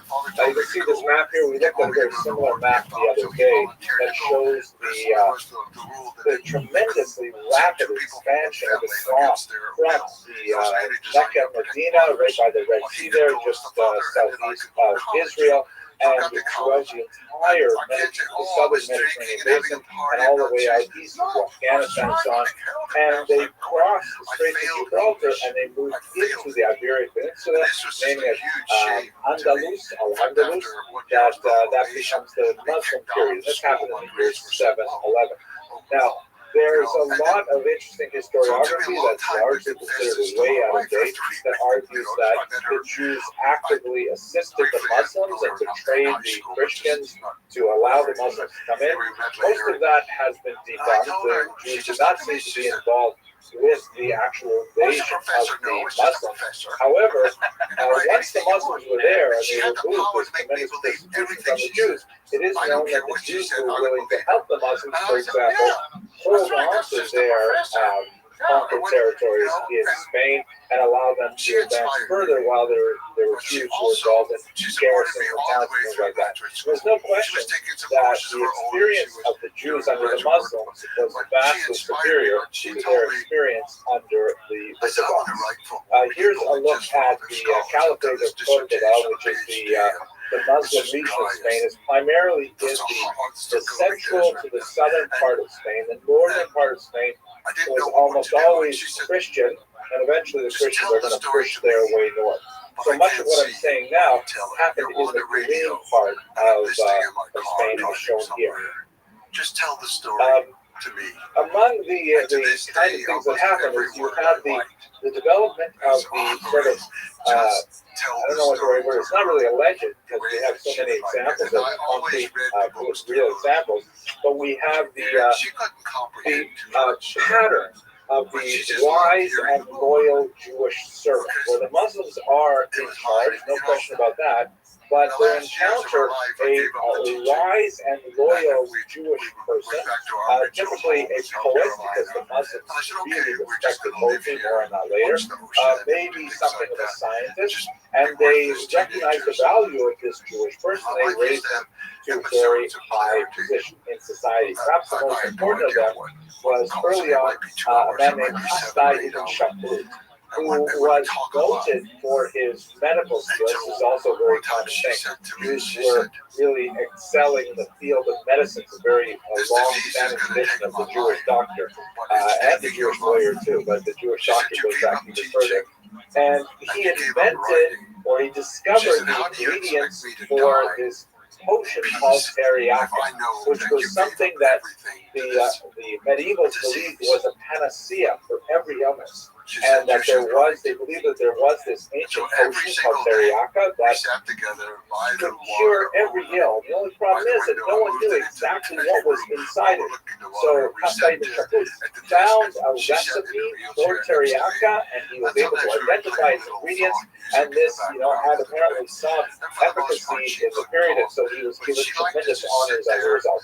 Little did he know that it would inspire, of course, the modern dish, which is already teriyaki, right? Teriyaki and teriyaki chicken. So the Asian influences are clear, even here from Hasdai ibn Shapur. I hope you realize I'm joking. I can't tell because I can't see any of you, but I hope you buy this at least a little bit more. But anyways, Hasdai ibn Shapur was a fascinating individual. He rose to prominence, and became essentially the foreign minister of the Caliphate, extending all kinds of diplomatic ventures all around. Another area where historically Jews have excelled, and he did as well, was in the field of languages. So his polyglottic ability, his ability to speak a lot of languages, really stood him in good stead, and he found that he went from being kind of like the chief physician to essentially the foreign minister, and communicating with countries all around to bring them information about what was going on and to conduct treaties and so on. Perhaps the most fascinating treaty was conducted with the northern Christian region when there was an overweight young man whose name was, I believe, Pedro, and he had successfully put him on a diet. And his mother, the queen, I think it was of Toledo, was so grateful that she conducted a very positive trade arrangement with the Muslims, and this is the kind of thing that Hasdai ibn Shapur did. Now, fascinatingly, for the purpose of Jewish history, other than his brilliance as a leader, he also was a great sponsor of Jewish culture and scholarship. In particular, he identified a young man who was enslaved. His name was Moshe ben Chano, and his story was that he was on a ship with several other scholars that was shipwrecked, and he was taken as a slave, and Hasdai ibn Shapur ransomed him from slavery, a very common thing, by the way, in the medieval period. And it turned out that Moshe ben Chano was actually a brilliant scholar, and he ended up establishing the yeshiva with the sponsorship of Moshe ben Chano, and this created the beginning of a trend of scholarship that Spain became eventually very, very famous for. And one of the things that was going on was the Spaniards were especially concerned because, if you look at the map, the center of Jewish activity is where we left Jews last week, and the week before, especially there in Mesopotamia, in the Babylonian region, where the Talmud has been written. Spain is the periphery, it's way on the outside of the Mediterranean, far, far away. So if Spanish Jews want to learn the Talmud, they really, really want to make sure that the texts that they are learning from are very accurate. So there's a tremendous amount of push to the precision and accuracy in the copying of Talmudic texts. So this is the kind of thing that Spaniards became very famous for, is being especially careful about the text. And it turned out that as Spanish Jewry began to grow in influence and in wealth, a lot of the relationships between the center and periphery shifted, because Spain started sending a lot of money back to the big yeshivas of Sura and Kofedita in the Mesopotamian region. And these regions then owed their gratitude to Sura to Spain, and they had a new dynamic developing of center-periphery relationship with Talmud and so on. There's some beautiful descriptions of how, originally when Spanish Jews were wealthy but not quite as learned, they would send questions all the way to Babylonia for direction on electric device, how to behave as Jews, and they would receive these letters back, which would be, attended with great pomp and circumstance, and they would all gather and ceremonially open up the letter, and they would read it in public, and it was like a huge hoo-ha to receive a letter from Babylonia that just gives a sense of how they behave. Now, fascinating as well. It is the periphery. It is like things like San Francisco in the 1900s or something like that, where anything that comes from New York, or especially anything that comes from Europe, that was such an amazing event. Some of the things that were going on at this time, there was they love poetry. First of all, the Muslims of poetry, they're tremendously attracted to fine poetry. So Jews also became in love with fine poetry. But the Hebrew language was not at this time really well adapted to the poetic trends of the day. In particular, there was a debate over something called meter, like how you actually measure out the beats in a sentence so it has kind of a rhythmic quality. And most Jews were using the traditional form of meter that was championed by a man named Menachem Ibn Saruk, that essentially gave each syllable one full stop. But along came this Baghdadi Jew named Unash Ibn Abrat, who said, wait a second, we have a few of these vowels, like for example the shva, the two dots that was pointed underneath the letter. And whether it is a shvana or a shvanach, I won't go into the technicalities here, but you can count that as a half beat or a full beat. You got some flexibility there. And if you count it as a half beat sometimes, it can create whole new metrics which are actually modeled on the Arabic language. And so Jews loved this newfangled thing, but there was a culture war that went on between those traditionalist Jews who loved old-style poetry and did not like this new kind of hip-hop stuff that was coming from Baghdad. On the other hand, the younger Jews were saying, wow, Unash Ibn Abrat, he's like Elvis Presley, he's bringing us the new poetry. And amazingly, they actually had street fights, riots between poetry-loving Jews in the city of Granada. Can you imagine a society in which Jews come to blows over poetry? Wow, I love it. I think it's fantastic. Anyway, that gives you a sense of, like, in the 10th century, the kinds of things that were cooking in Al-Andalus. Now, I have to tell you about some of these amazing figures. Hang on, let's watch the road. Chicken, and here we go, too. For example, check this out. It's so amazing. I can't believe it. Shmuel HaNagi, 11th century, as Abraham ibn Dawood writes in his story, and the days of Paskai, the discipleship group that we used to talk about, they began to chirp. But in the days of Shmuel HaNagi, they sang out loud. Like, this is like a real amazing achievement of Jewish culture. Now, here's the amazing thing about it. Shmuel HaNagi, you know what his daytime job was? He was the general of the Muslim army of Cordoba. I mean, just think about this for a second. Here you have a Jewish guy, religious guy, who is the general of a Muslim army for 16 years. And he's going out to the front line, and he's fighting these wars in Christians, for example,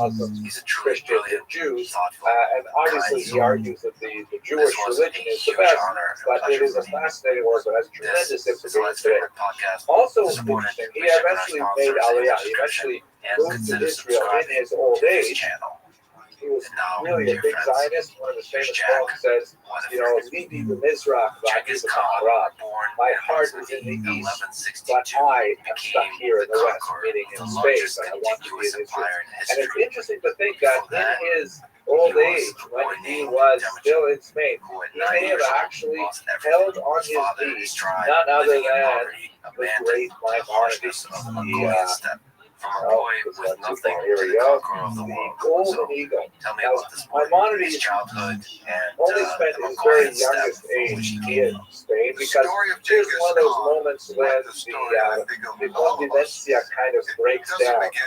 There was an invasion of more extreme Muslims from North Africa, the Almohads, and another group after them, and they made life very difficult for Jews. They felt that they were, a bad influence on the previously existing Muslims in the region, that, certain things like alcohol was flowing in Muslim parties, and that's, Muslims, of course, do not drink alcohol, and they felt that this was the influence of Jews and other things. So there was a certain amount of persecution, Muslim persecution of Jews in the 12th century. So Maimonides' family fled.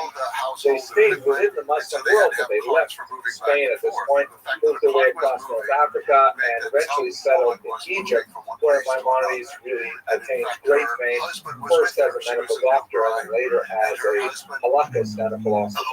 There's so much to say about Maimonides. I think we'll have to talk about some of his thought in another class, but Maimonides has his feet in Spain and in the Spanish Golden Era. Now, the Golden Age comes to a steady and inevitable conclusion as the Reconquista begins. That is the reconquest of Spain. That's a Christian term because it refers to the driving out of the Muslims that begins in the north and slowly pushes down the Muslims and pushes them out of the Iberian Peninsula in 1482. You can see from this map that the sort of the yellow becomes the orange and eventually the green areas which are Muslims, they are the last to become Christianized. And in the context of the Reconquista, the Christians have to come to terms with these Jews who have previously held very important positions in society and are, really quite well situated, but the Christians are trying to assert their dominance not only over the Muslims who are the lords, but also the Jews who are quite significant in society. And a lot of things happen along with this that are really quite unfortunate. The disputations, for example, perhaps the first expression of this, in an attempt to really demonstrate that for sure Christianity is the best religion, not Judaism. This trend develops in the 13th century, continues into the 15th century, of holding forced debates with Jews. Here you can see on the left some Christian thinkers, and they're holding up books, and on the right wearing the Jewish hat and with expressions that look like they have some consternation. Jews are defending Judaism against Christian attacks. And these were forced disputations where Jews were ordered to assemble in a church, and they were ordered to appoint a leader that would then defend Judaism against Christianity. And the conclusion was foregone, to be sure. Perhaps the most famous of the disputations is the Great Disputation of 1263 in Barcelona that involved none other than the incredible Nachmanides.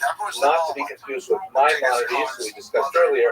Nachmanides is Rabbi Moshe ben Nachman, the son of Nachman.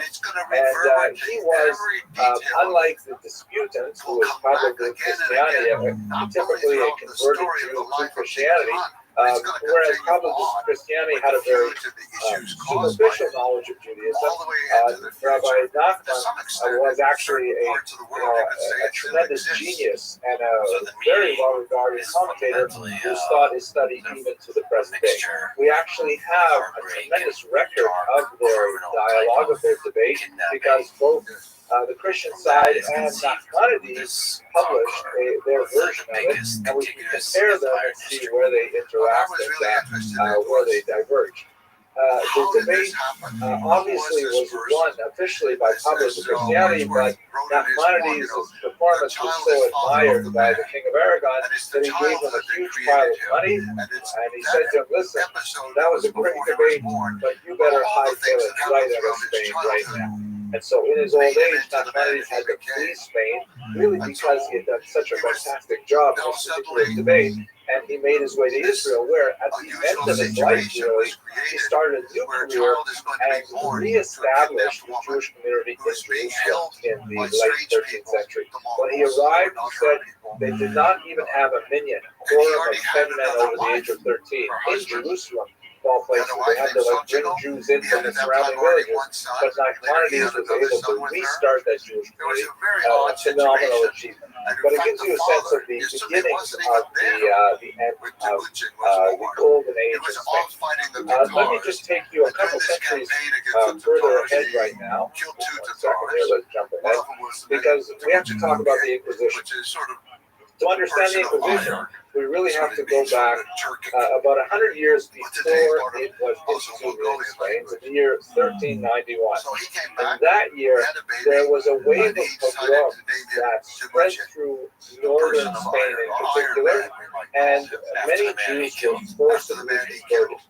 The Inquisition was established almost 100 years later as an attempt to deal not with Jews per se, but to deal with those Jews who had been forcibly converted to Christianity, but were not behaving as Christians were expected to behave. Now, you might say to yourself, well, of course they're not going to be behaving like Christians because they have been forcibly converted. What do you expect from them? That we should realize that the Catholic Church at this time, and really for centuries afterwards, was kind of trapped in this theological conundrum that when a Jew was baptized, even against their will, there were many dominant trends in Christian thought at that time that meant that they were actually converted, and there was nothing you could do about it. They were now Christians. The sad example of this is really from the 1840s when there was a young boy named Edgar Montara, shown here in this Oppenheim painting, who lived in Bologna, Italy. And the story went, and by the way, it's going to be the subject of a major motion picture that's being produced by none other than Steven Spielberg. But Edgardo Mortara was a young boy, and he had a terrible fever, and so his Christian nursemaid, who felt so badly that this young child was possibly going to die, and then because he was Jewish, he was going to go to hell forever. She felt so badly for him that she decided to have him secretly baptized. And then he recovered, he got better. And several years later, when I think he was about 8 years old, it happened that this particular nursemaid or maid happened to tell someone that, yeah, you know, that little Edgardo, that's a little funny. I actually had him baptized once when I was worried that he had a fever and he would die. This got back to the Vatican police, and amazingly, as you see in this particular scene, which is not exactly historically accurate, but nevertheless, it gives you the sense of the emotion, the Vatican police actually kidnapped this young boy from his home and took him into the papal palace to be raised as a Christian. Why? Because he was baptized against his will when he was a baby. He had no clue that he was baptized. He had no clue that he was actually Christian according to Christianity. And this was a horrific event. Of course, the parents complained and the parents sought redress, but the papal states had power at that time in Bologna, and the Pope refused to release him. It became a cause célèbre across the world. The great Moses Montefiore became very involved. Jewish organizations all over the world, including in New York, were protesting and demanding that, you know, this is after all the 19th century. You can't just kidnap a child for religion. But the Pope ultimately did not release him under this principle that once he was baptized, he wasn't Christian. What ended up happening to Edgar was he ended up becoming a Christian priest. You can see him here on the right. He actually made a career of later proselytizing Jews. Here he is photographed with his mother and with his brother, and you can see kind of the strange family dynamic going on in this particular picture. But this is an example of the kind of restrictions placed on Jews who were even forcibly baptized that was pertaining even in the 19th century. So now if we go back to Spain, what happened is in the 1390s, you had all these Jews who were forcibly converted, and they were, so once they were converted, they just sent one right back to being Jewish. They lived in the Jewish community, they kept kosher, they kept Shabbat, and so on. They might do some token Christian activities, like maybe they would show up at church, maybe they would wear a crucifix in public, but in reality, they were still very well integrated into the Jewish community. marrying into each other's families, retaining a Jewish lineage, and so on. And moreover, this was especially fascinating, they now had freedom of movement in Christian society because they were technically Christians. They're no longer bound by the restrictions imposed upon them when they were Jews. They were free to pursue any profession, they were free to travel, they were exempt from punitive taxes and so on. And so this became resented because here were people who were obviously still considering themselves Jewish, who were still totally integrated into the Christian economy of Spain. By the way, at this point, there's a huge historiographic debate, which we won't get into today, but there are many scholars who feel that the Inquisition was primarily a religious affair, which is sort of the main narrative that I've given you at this point. And there are others who say, no, it's primarily an economic issue, because a lot of Christian burghers that are Christian city dwellers and merchants were saying, this isn't fair. They've got an unfair advantage because they have all these connections with other Jewish communities around the world, and they can do all kinds of things, and they're Jews after all. They're just pretending to be Christian. They should not be getting the same economic rights as us. So the Inquisition was brought in specifically directed at Jews who were baptized and their descendants, because they were called new Christians. Even for multiple generations, they were called new Christians, and they were required to recant their awful ways.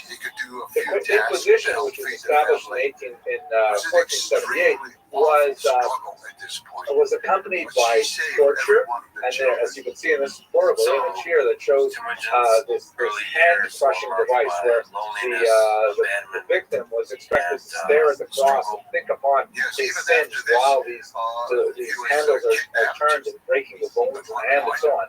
And under torture, Jews were, these new Christian Jews, were expected to confess and say, oh yes, all these other friends of mine were also actually Jews, practicing Jewish rites while they were Christians, and they would be arrested, they would be subject to torture, and they would give up a whole host of things, and eventually it just took over the whole society, like a Stalinist purge to take over society. The elements of torture used by the Inquisition were absolutely horrific, and have become proverbial. For example, this terrible device of torture is called the post tear, and it would be inserted into an orifice in the human body, many possibilities, and then a person would be asked questions, and if they fail to answer appropriately, the ring at the back will be turned, and it will be slowly expanded, ripping internal membranes and so on.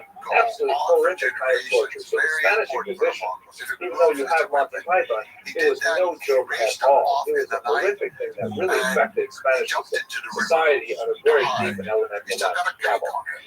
Jews who confessed were often forced to wear these things called San Benitos, these humiliating tunics. And by the way, for life, you would wear this for life if you were found guilty of Judaism. And then after death, they were often actually placed on the walls in churches as a reminder of the family shame that people had to live with after the Inquisition. Absolutely horrific kind of persecution at this time. And to get back to the idea of an economic motive for this, betraying a Judaizing family, if the family was found in fact to be Judaizing, then the betrayers would get a share of their possessions. And this could happen even after death, where Jews could, die and be buried, and then could be put on trial by the Inquisition. And if they were found guilty of Judaizing, post-mortem, then their property would be divided amongst the Inquisition and those who named them as Judaizers. So there's a profit incentive to this entire process that could go on forever. The ultimate end of the Inquisition process was, of course, the horrible auto da fe, the public burnings that would take place in many cities, including in the New World, which were like huge, rock concert events where you would have public burnings of these Jews who were accused of Christian activity. This is a 17th century story where he's a bad absolutely horrific. One small but a very important footnote: Portugal which of course borders on the western edge of the Iberian Peninsula, was one of the first places that Jews fled to try to avoid the persecution of the Inquisition. Portugal did not exactly have the same situation. In fact, they held off introducing the Inquisition all the way to the back. They held off introducing the Inquisition for a little while, but they had their own elements of persecution. Excuse me while I jump around to try to find the beginning of this again. This is a little awkward Can you describe screen share. King Wow, or Wow, I don't pronounce it very well, but I always enjoy the name. Wow, like I could imagine when a person of child is born saying, wow, it's a boy, but you can't really say that. But at any rate, King Wow extended temporary refuge to some of the Jews, but ultimately they also did not want a large Jewish presence there. There are also some geopolitical reasons they wanted to be. But what Portugal felt would be best is rather than expelling the Jews, rather than exposing them to an Inquisition right away, they wanted them to convert. And they put incredible pressure on the Jews to have them convert to Christianity, including a really horrific moment when 2,500 children were taken from their refugee parents and shipped off to an island off the coast of Africa, the island of Sao Tome, where, according to at least one account that we have from a survivor, the children were actually eaten by large lizards that are apparently indigenous to the island. Horrific stories. Ultimately, as a result of Portugal's desire to unite with Spain, as you can see here from King Manuel, marrying Isabella, it was actually not the Isabella that was extended, but another Isabella, the Jews there were forcibly converted, and that happened in 1497. And many Jews managed to flee at that time, but otherwise Portugal became the same as Spain in this regard. The Inquisition was also brought into Portugal in 1530 to attack those Jews who were forcibly converted in 1497 who were not behaving according to Christian standards. So that's just gives you a sense of the horrific nature of the Inquisition. It ends, of course, in 1492, which is where we're going to pick up our story next week, God willing, with a huge dispersion of Sephardic Jews. It begins in the year 1492 when those Jews who refused to accept the offer of conversion to Christianity decide to leave, and they go throughout the Mediterranean basin. They make their way up to welcoming cities like Amsterdam, and then many of them make it across the ocean to the Americas, South America in particular, and we'll pick up that story next week. This is the beginning of the Sephardic diaspora. One interesting point that we should just touch on before we leave, and we meditate for a moment on Jewish survival. There's a thesis that we will come back to when we get to the Holocaust period. But there's a great work on the Holocaust written by the eminent historian, the late historian Raoul Hilberg, one of the pioneering historians of the Holocaust. And he wrote in the introduction to his 3-volume massive history of the destruction of European Jews that the roots of the Holocaust lay in Spain. I remember when I first read it, I thought, oh, come on, geez, how can you draw a line that goes all the way from the 14th century to the 20th century? 600 years, so many differences about Spain and Germany over that period of time. It's not a fair comparison. But as I got older, a little more mature as a historian, I said, there's actually a brilliant kernel of truth to Hilberg's speeches, in my humble opinion. We look at the pattern, for example, in Spain. We have in 1391 these forced conversions that lead to tremendous social mobility of Jews.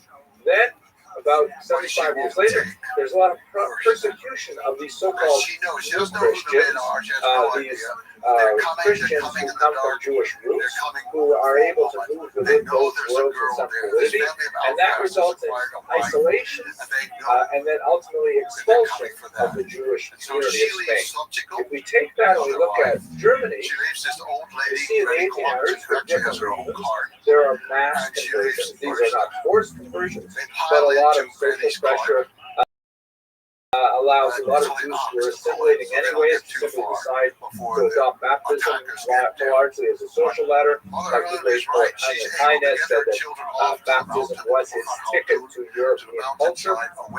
And then, about 75 years later, there's this persecution of non-Aryans. These are, Christians and Germans in German society, but they don't quite fit with the rest of us. They're the purity of blood that the Spaniards admired, the Germans also admired, and there's a similarity there. This leads to isolation, to expulsion, and ultimately to mass murder, which is something that only had the briefest of echoes from medieval Spain. But nevertheless, there are some interesting historical parallels between these two periods. And as Santayana famously said, history, if we do not pay attention to history, we're doomed to repeat it.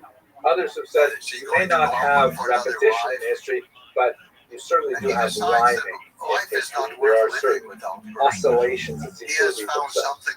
But to conclude this lecture, and I hope you're still there. I'm talking to the screen. I have no idea if you're out there. We'll find out later, I guess, when I go to shul. People say, oh, yeah, I heard the lecture.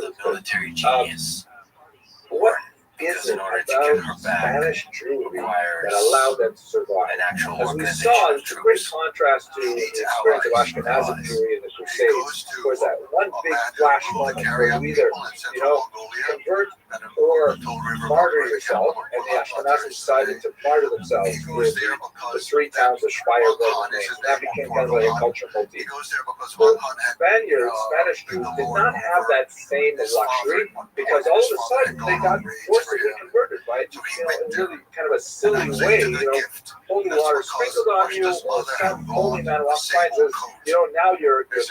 Like, what are you talking about? But nevertheless, they're caught up in this, not in a dramatic moment of fire like you would have, the synagogue surrounded by angry Romans, but now it's kind of like just sort of a religious fiat. What do you do with that?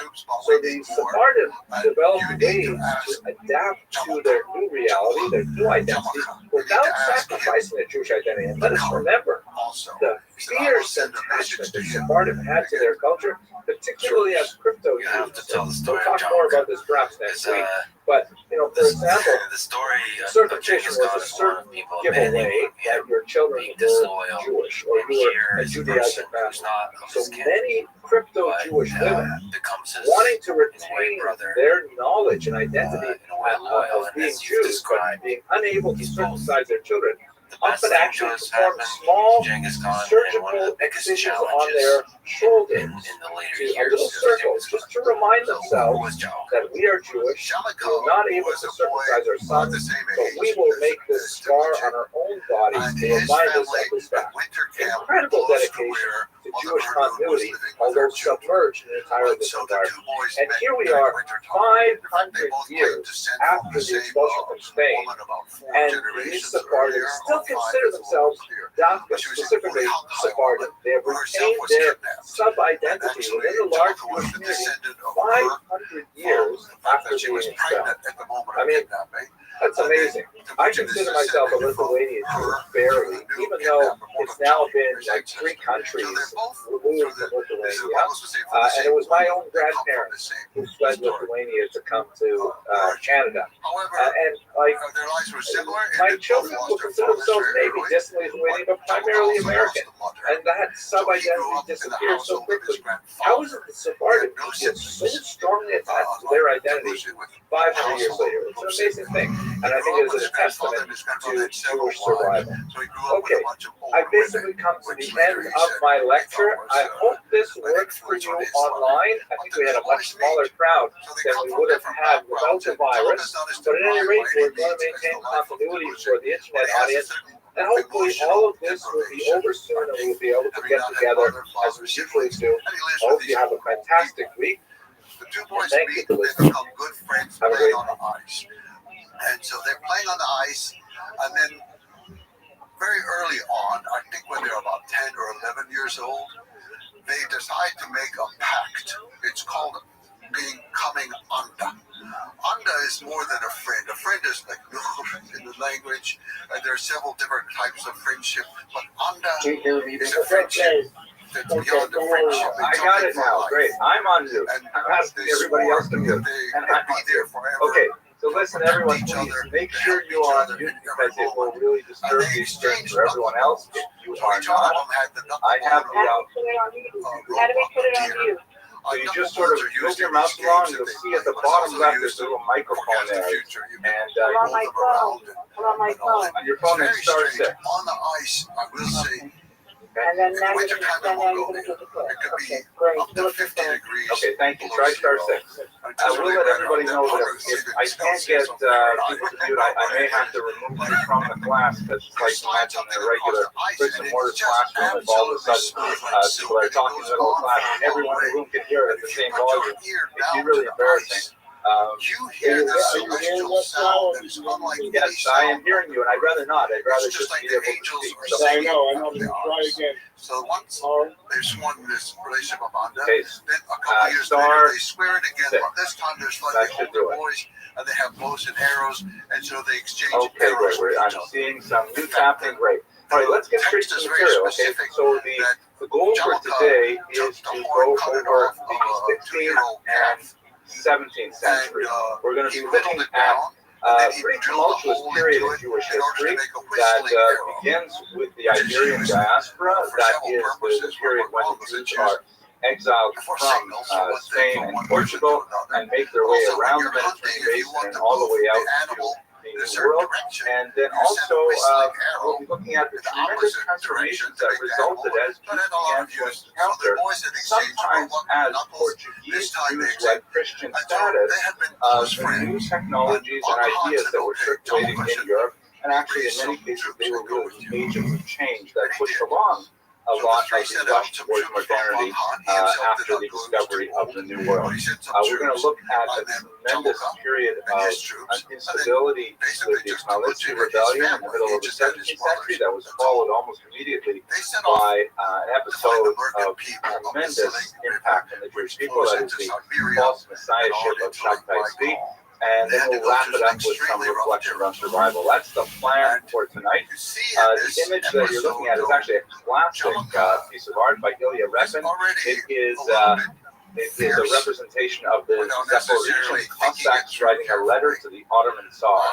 And this is a representation of the Ukrainian freebooters who are really kind of like alienated from traditional society. They're living in encampments along the Pearl River, and these are the people who are primarily associated with the rebellion of 1648-49 that will return to the law. But it's really an amazing piece of work, so I wanted to call it out.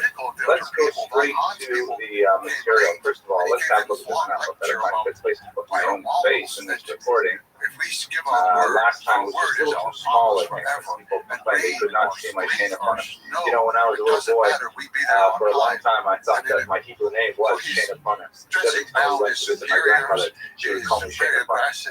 At any rate, here's a map that shows you the diaspora after the Spanish expulsion of 1492 and the Portuguese forced conversion of 1497 that also resulted in another wave of immigration, although Portuguese Jews frequently had a lot of difficulty actually leaving the Iberian Peninsula.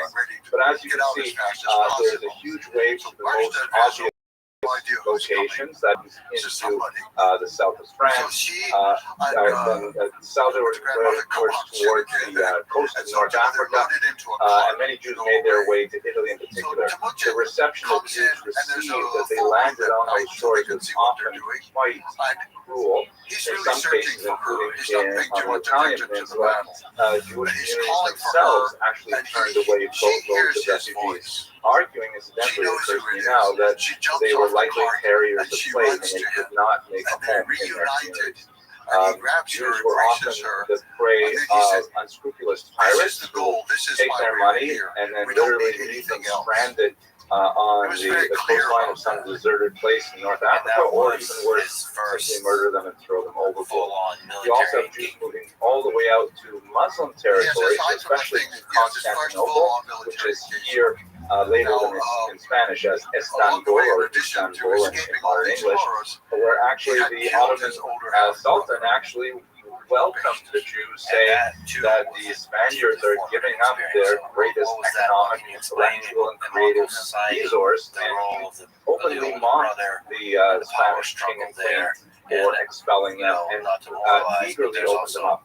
And finally, you can see all the way to the right here, the arrival of Jews in Israel after the Gulf War had a remarkably explosive impact on the development of Jewish culture, particularly in the newly developed location of Safed, which had recently been opened up with some tax benefits, in particular for textile merchants that attracted a lot of Jewish settlement.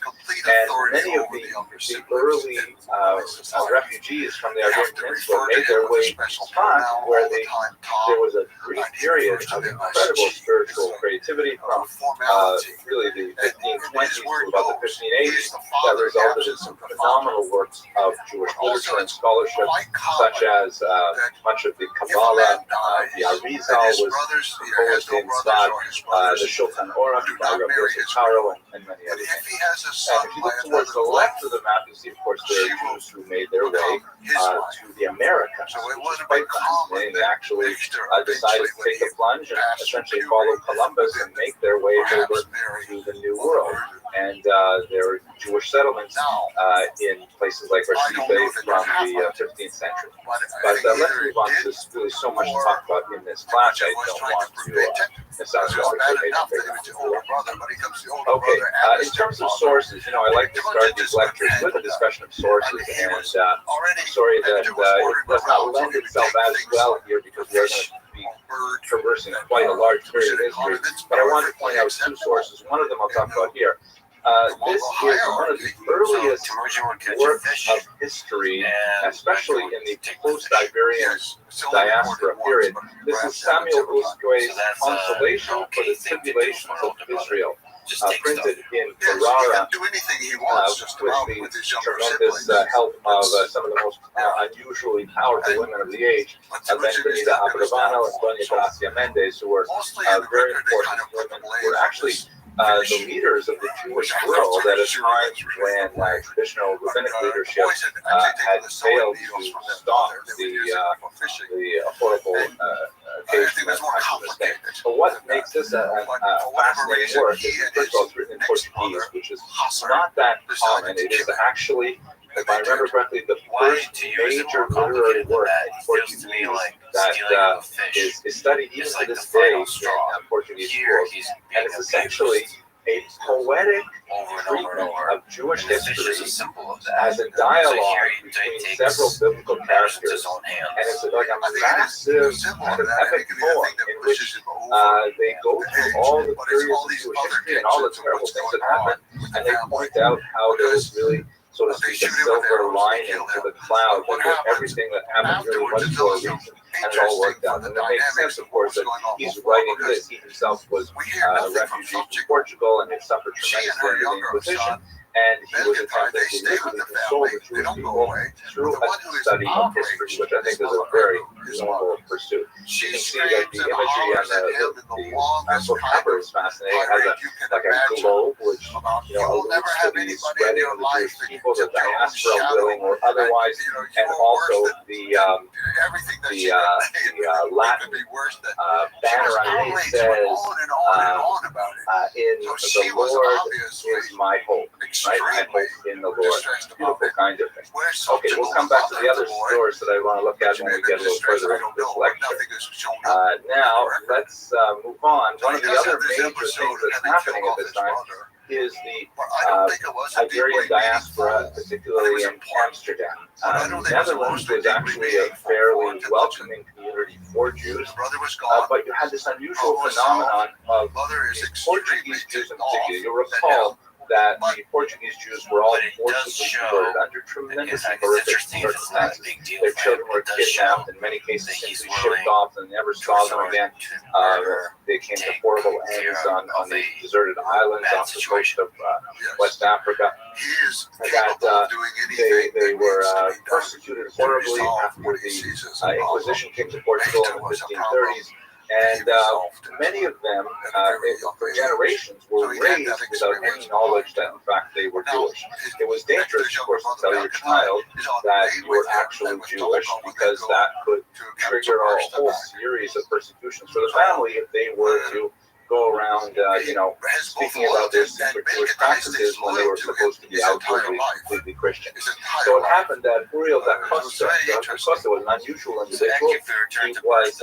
He was told as a young adult, he was very theological inclined, he actually studied to be a priest, and when his mother told him that actually he's Jewish, he was so enthusiastic about the possibility of adopting his Jewish lifestyle and the Jewish religion when he came to Amsterdam. Freedom of religion. Unfortunately, in a kind of like a tragic moment, he was surprised that although Judaism sounded so beautiful and so wonderful, Jews were somewhat less so, and he was especially taken with cognitive dissonance when he realized that there were a lot of Jews who simply didn't live up to the ideals of Judaism, talking in shul and cheating on taxes and who knows whatever other things. And he ended up becoming a gadfly of the Amsterdam Jewish community. He was repeatedly excoriated by the leadership, and he was actually put into Karen, into excommunication 3 times because of his attachment to his ideal vision of Judaism that did not jive with his appreciation of the real life Jews who were not necessarily always up to the challenges that their religion faced before. In a very tragic incident, he definitely suffered from some mental illness issues. He had a lot of other coping mechanism difficulties, but ultimately what ended up happening is after being excommunicated the 3rd time, he begged to come back to the community. The Amsterdam Jewish community imposed a very harsh sanction on him and said that before he could be readmitted to the community, he had to undergo a ritual humiliation to really teach him the message that he can't go around. In fact, he published a book criticizing the Jewish community. He can't go around doing those things. And in synagogue, they actually flogged him symbolically with a very, not in a painful way, but in a way that symbolized the ritual disapproval. And then, amazingly, they had him lie down on the steps, the threshold into the synagogue, and they had all the members of the community walk over his own body into the synagogue. After this horrible humiliation, which he accepted because he really wanted to be back in the community, he went home. He wrote a 12-page suicide note, which was it's a very chilling document. It has been published. It's called, he wrote in Latin, an example of a human life, and then he took a revolver and shot himself. Terrible story, but it is indicative of the difficulty that many of these Portuguese Jews in particular had to reacquaint themselves with the Jewish community at large. His approach to Judaism, his sort of sense of what is ideal, and kind of like coming at it from outside the community, was actually instrumental in influencing a lot of other thinkers, including another Amsterdam native, Baruch Spinoza, who is shown here on the left of Acosta. Now, this is just a piece of fantasy. They did not overlap in years, and Spinoza was not, sitting on the knee of Acosta. But the artist Hirschberg is trying to tell us something about how the experience of Acosta, first with his Portuguese Inquisition, and then later with his encounter with the Jewish community, would ultimately inspire Spinoza, who also went through a similar kind of excommunication experience. So this is just putting in our heads some kind of sense of what it must have been like to survive the Spanish Inquisition and then to try and reintegrate into the Jewish world. And this is all happening in the 16th century. Another fascinating thing that's happening at the same time is that Jews are becoming much more enmeshed in the leading scientific theories of the day. Jews have always been information workers, so to speak. Jews have always been, really quite literate and numerate, and so as a result, whenever there were learned people gathering to discuss anything except, let's say, theology, like Jews were not particularly well known to best of my knowledge, in Muslim or Christian theology, but they definitely were when it came to any of the medical sciences, for example. And let us not forget that it really wasn't until the late medieval period that there were clear distinctions between what we would call today sciences and what we would call today humanities. You know, a learned person, a doctor of philosophy, was expected to know all the knowledge that was available at the time, and there was no real scheme between, you know, knowing literature and knowing pharmacology. Those were all part of general knowledge. So this is a period of time when it just begins to start getting more and more specific, and there's no like real strong, it's still the cutting edge of technology, so there's no real strong barriers to allowing intellectually motivated Jews into some of these emerging areas of science, especially in astronomy, which is expanding dramatically in the era of Galileo and Kepler and so on. Technology. Look, nice guy. By the way, if you're on a phone, make sure you punch *6 to mute yourself, because the heavy breathing is a little bit distracting. One of my favorites of this particular period was an unusually enthusiastic and very productive scholar named David Gans, who was a prod Jewish scholar, very much involved with Tycho Brahe, who was one of the most important astronomers of the day. This happens to be a fascinating photograph. It's his gravestone.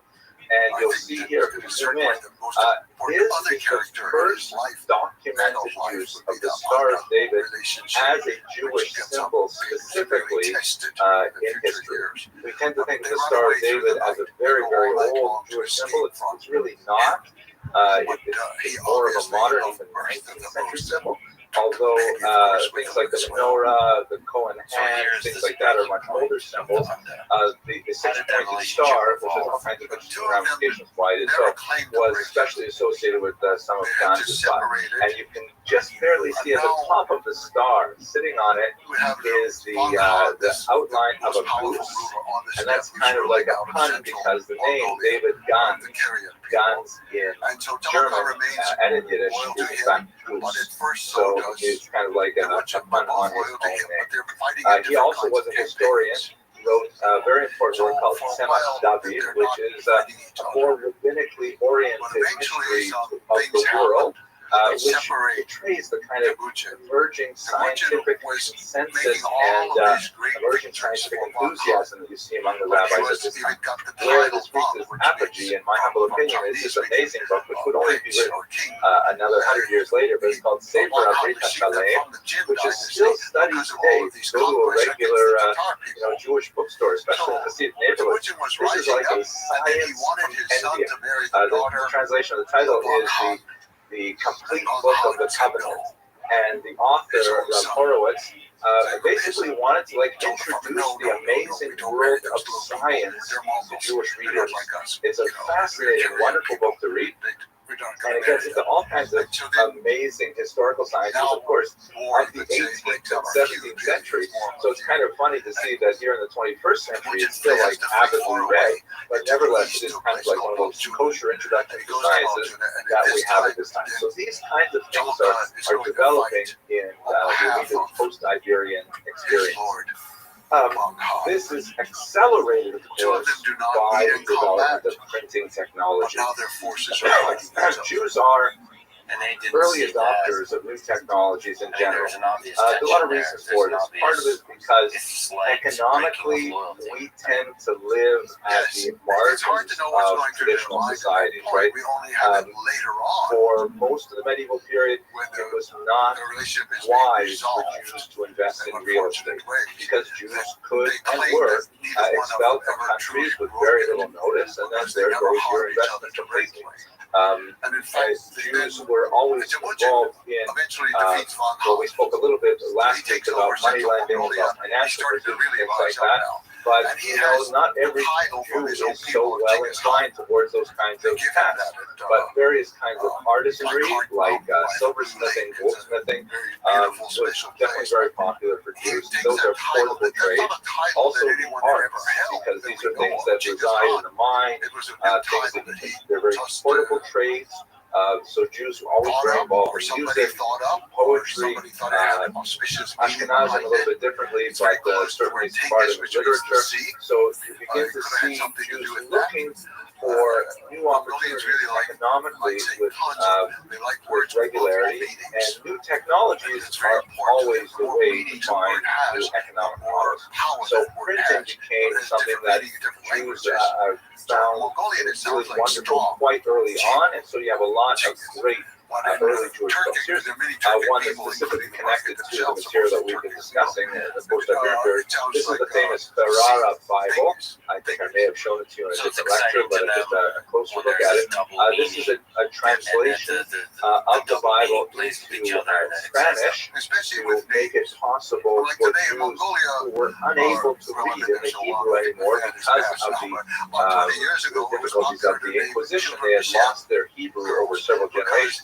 Of course, anything in Hebrew was completely contraband. If a Hebrew book was found in your possession, that needs to be exposed to the worst abuses of the Inquisition. The only exception, ironically, would be for medical doctors who are allowed to keep books in Hebrew for medical purposes, and of course that's anyway.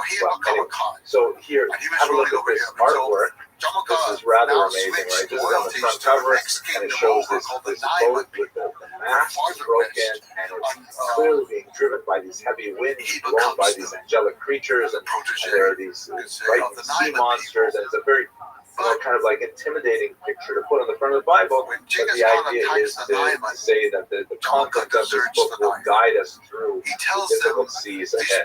Very powerful metaphor that definitely spoke to the Jews of the post-Inquisition period. I shouldn't really say post, because of course the Inquisition went right into the 19th century, but the post-Spanish, Portuguese Inquisition. The Talmud, which we've spoken about it very length before, I won't speak about it more now, but basically the setting of the Talmudic text to print made a huge difference, and although it would take a couple of hundred years before it really garnered massive strength, the idea that the text could be available in a much cheaper format like this was something that Jews were very, very excited about, and of course made the Talmud and Dafyomi ultimately possible.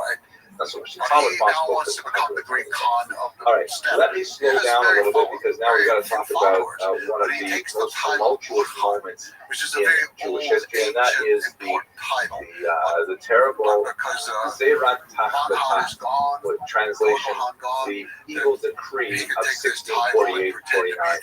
This is a period of phenomenal demographic upheaval when there is a huge peasant revolt in Ukraine, and the Jews bear the brunt of the violent reaction of the Ukrainian peasants.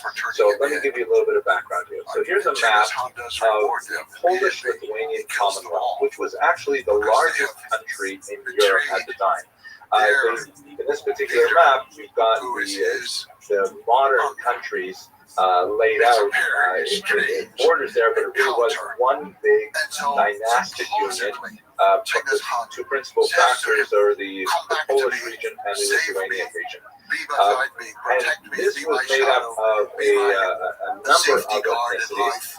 The dominant ethnicity were the Poles, who were largely big landowners living in central Poland, holding massive tracts of land called Latifundia, principally in Ukraine in the south. Ukraine has a uniquely productive soil called Chernozem, which means like a black soil, black earth, and it is known as the breadbasket of Europe because it is such highly arable land. The Poles managed those Ukrainian landholdings through the use of Jewish middlemen who were called arrendators. The arenda system was basically a kind of a tax farming system where the Polish noblemen, known as the Szlachta, would give the Jewish leaseholders, as a community, an entire village and its holdings to manage. And that would mean that not only would they tax the peasants' agricultural output, but they would also be free to impose any other taxes they wished on the community, such as tolls to cross bridges, or toll or fees to use the village grinding mill, or for flour, or fees for hunting in the nobleman's forest, whatever they really wanted to add on there. There are even some, one of the most hated of the means used by Jews, according to some, allegedly, according to other historians, definitely, was even the right to open the church doors only upon payment of a fee. It's an amazing thing. Now, there's been a lot of dispute of this particular charge against Jews, that they invoked this. There's a lot of Ukrainian folk songs called Dume that speak about this, however, and there are historians, I can't remember her name now, but there's one we're working at the university, who wrote a dissertation on this, looking at those folk songs.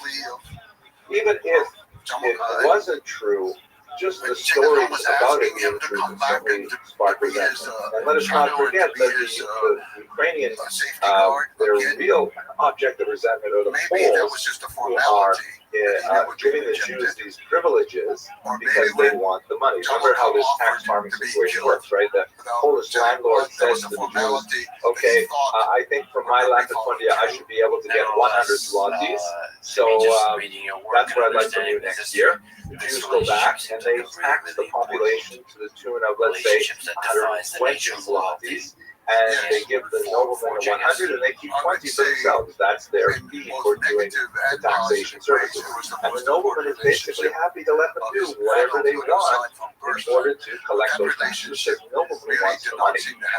As we'll see, however, this has an accelerant effect that is only bound to increase resentment and ultimately to result in massive rebellion in the community as a whole.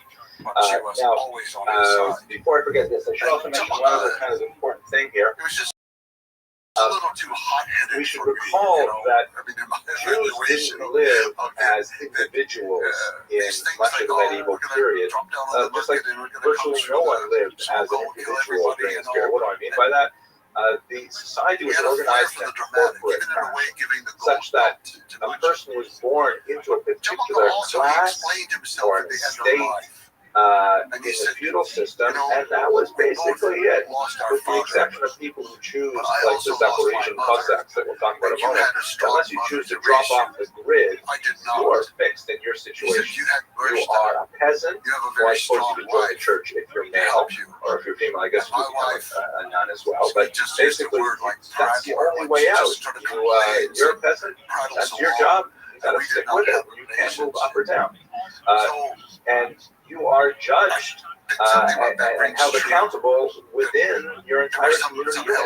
Now, how this works for Jews is that the Jews would typically come to a particular region and they would negotiate the right to live there with the nobleman who actually owned the village, which is the way things work then. You own an entire village and its surrounding landholdings.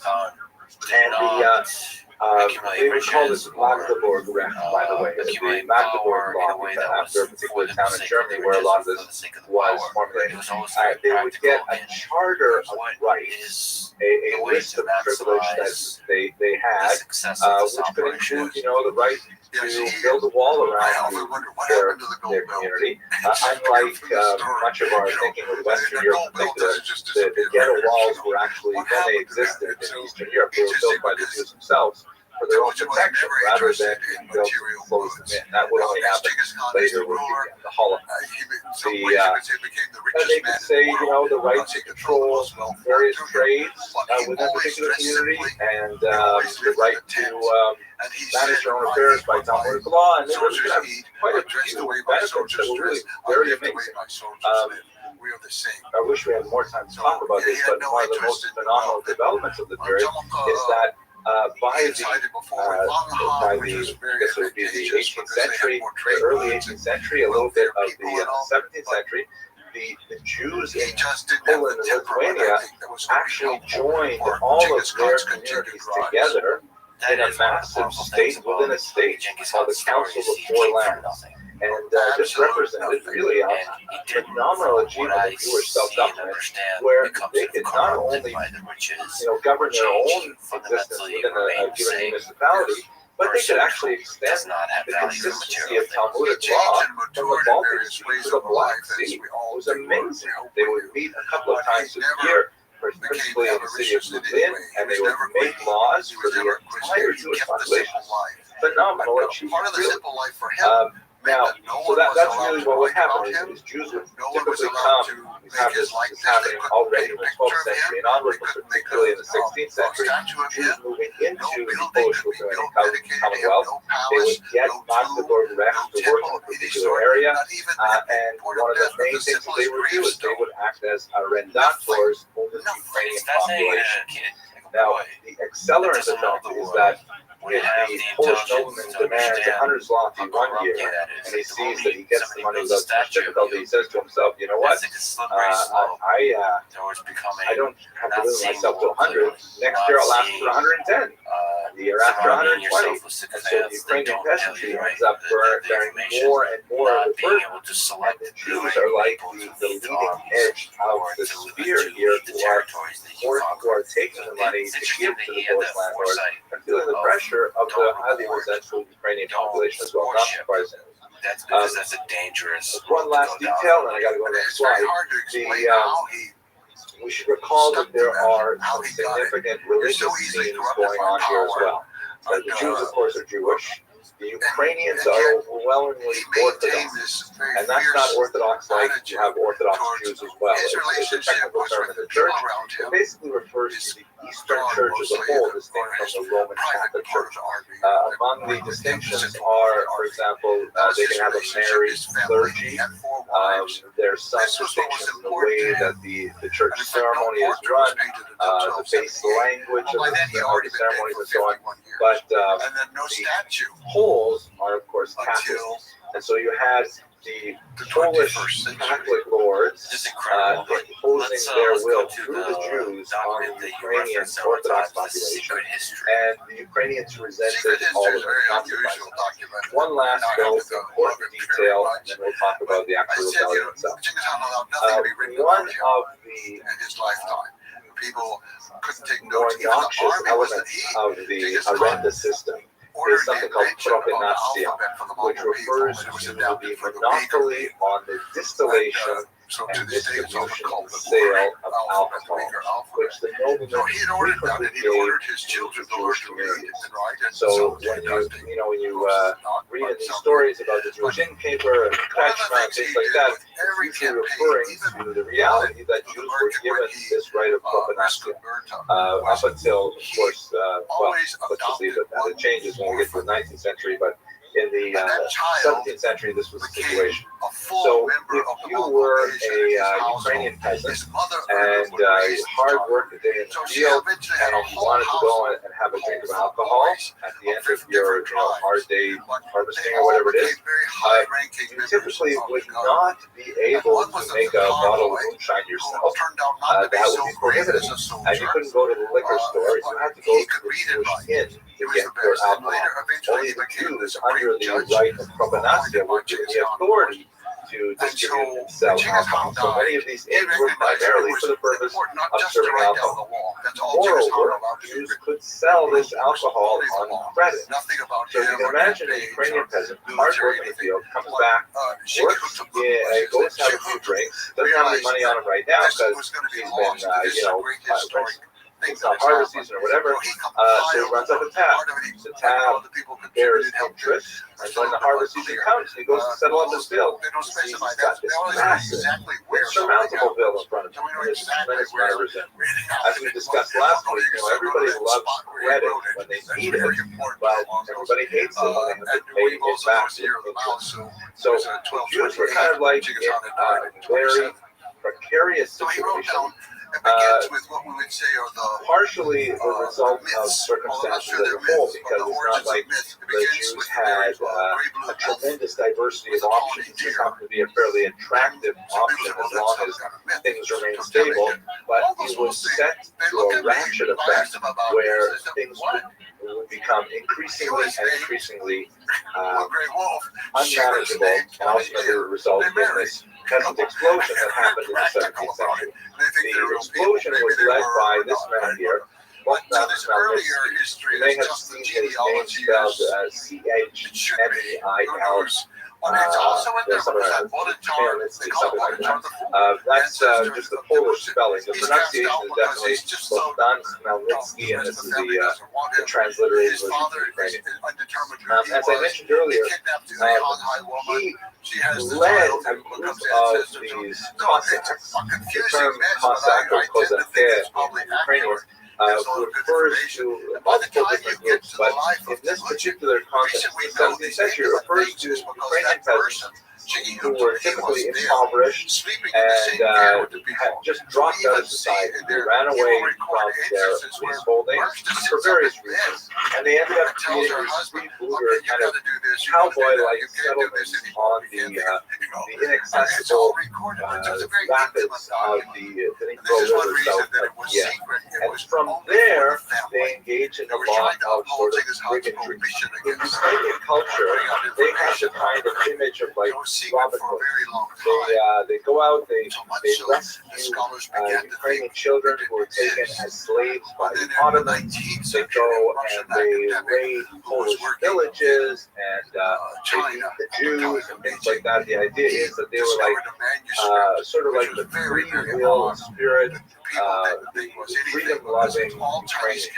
For Jews, of course, they are terrifying, primarily because in 1648, this is the beginning of the Beiran Chatan, Bogdan Khmelnytsky leads these otherwise poorly connected groups of individuals to be the spearhead of a much larger national movement in which it becomes a major military attack on Polish dominance, and they attack the local Polish-dominated villages, and of course, there are not a lot of Poles living there. They're primarily living north of Poland itself, so they attack the Jews. A horrible series of pogroms that washed over the area from 1648 to 49. As they made their way north, Jews frequently ran to the Poles for assistance, and the Poles, surprisingly, did not regard the Jews as their allies in the fight, and frequently simply left them to the Ukrainians. It left an incredibly difficult stain on Ukrainian-Jewish relations that still reverberate to the present day. But I think some way to understand this essentially socioeconomic conflict was, if you think about like the riots in South Central Los Angeles, when there was a lot of African American anger over white dominance and the difficulty for them to make economic progress, and when they went and rioted in South Central LA, they didn't go and attack Bel Air or Hollywood. They attacked the Korean grocers who were living in their neighborhood. The grocery stores, you have these things called food deserts where large chains simply don't want to put their supermarkets there because they're not sufficiently profitable and things like that. So it's a space where these entrepreneurial smaller grocery stores can charge higher prices, sometimes even price gouging. And so it was the Koreans who were the ones who felt the brunt of Ukrainian anger. And similarly, in this case, it was the Jews who felt the brunt of the Cossacks' anger. Now, the number of Jews killed is a matter of some debate. Some of the early accounts, and by the way, much of the treatment of this period is handled so powerfully by Rabbi Nathan of Hanover, who left a tremendous analysis of it, which actually is quite, when you actually read the text itself, you see he's unsparing in his criticism of the Jewish community behavior as well. He talks about the kind of like irresponsible attitude to the situation thing that we think we can go on doing this forever. No, it's eventually going to blow up in our faces, and ultimately that's what happens. It's what we call Yemen Sulah, the abyss of despair, quote from I lost my train of thought. So, oh yes, how many Jews were killed? So you do see some hugely inflated numbers, like a quarter of a million Jews killed. That is most likely nowhere near the real number because if you look at the demographics, the Jewish population immediately after the war actually begins to significantly increase. And in fact, there was not anywhere near that number of Jews living there before the Polish-Ukrainian war as well. Reasonable numbers, however, might put it as high as 60,000, which is an incredibly large number for the 17th century. 60,000 pogrom-related deaths.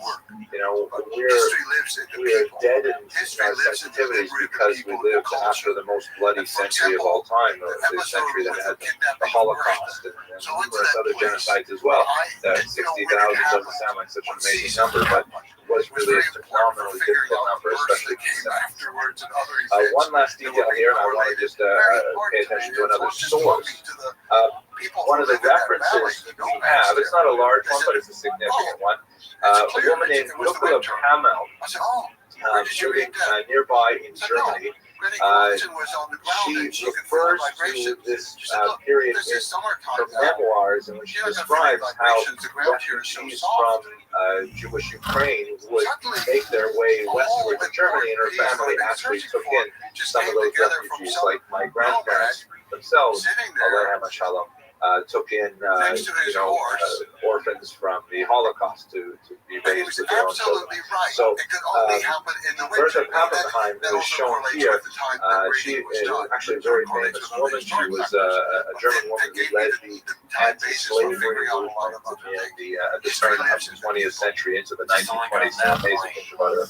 She was actually a direct descendant of this woman, Glucko Kamel, and in this particular photograph, she's actually wearing the clothing that Glucko would have worn in the 16th and 17th century.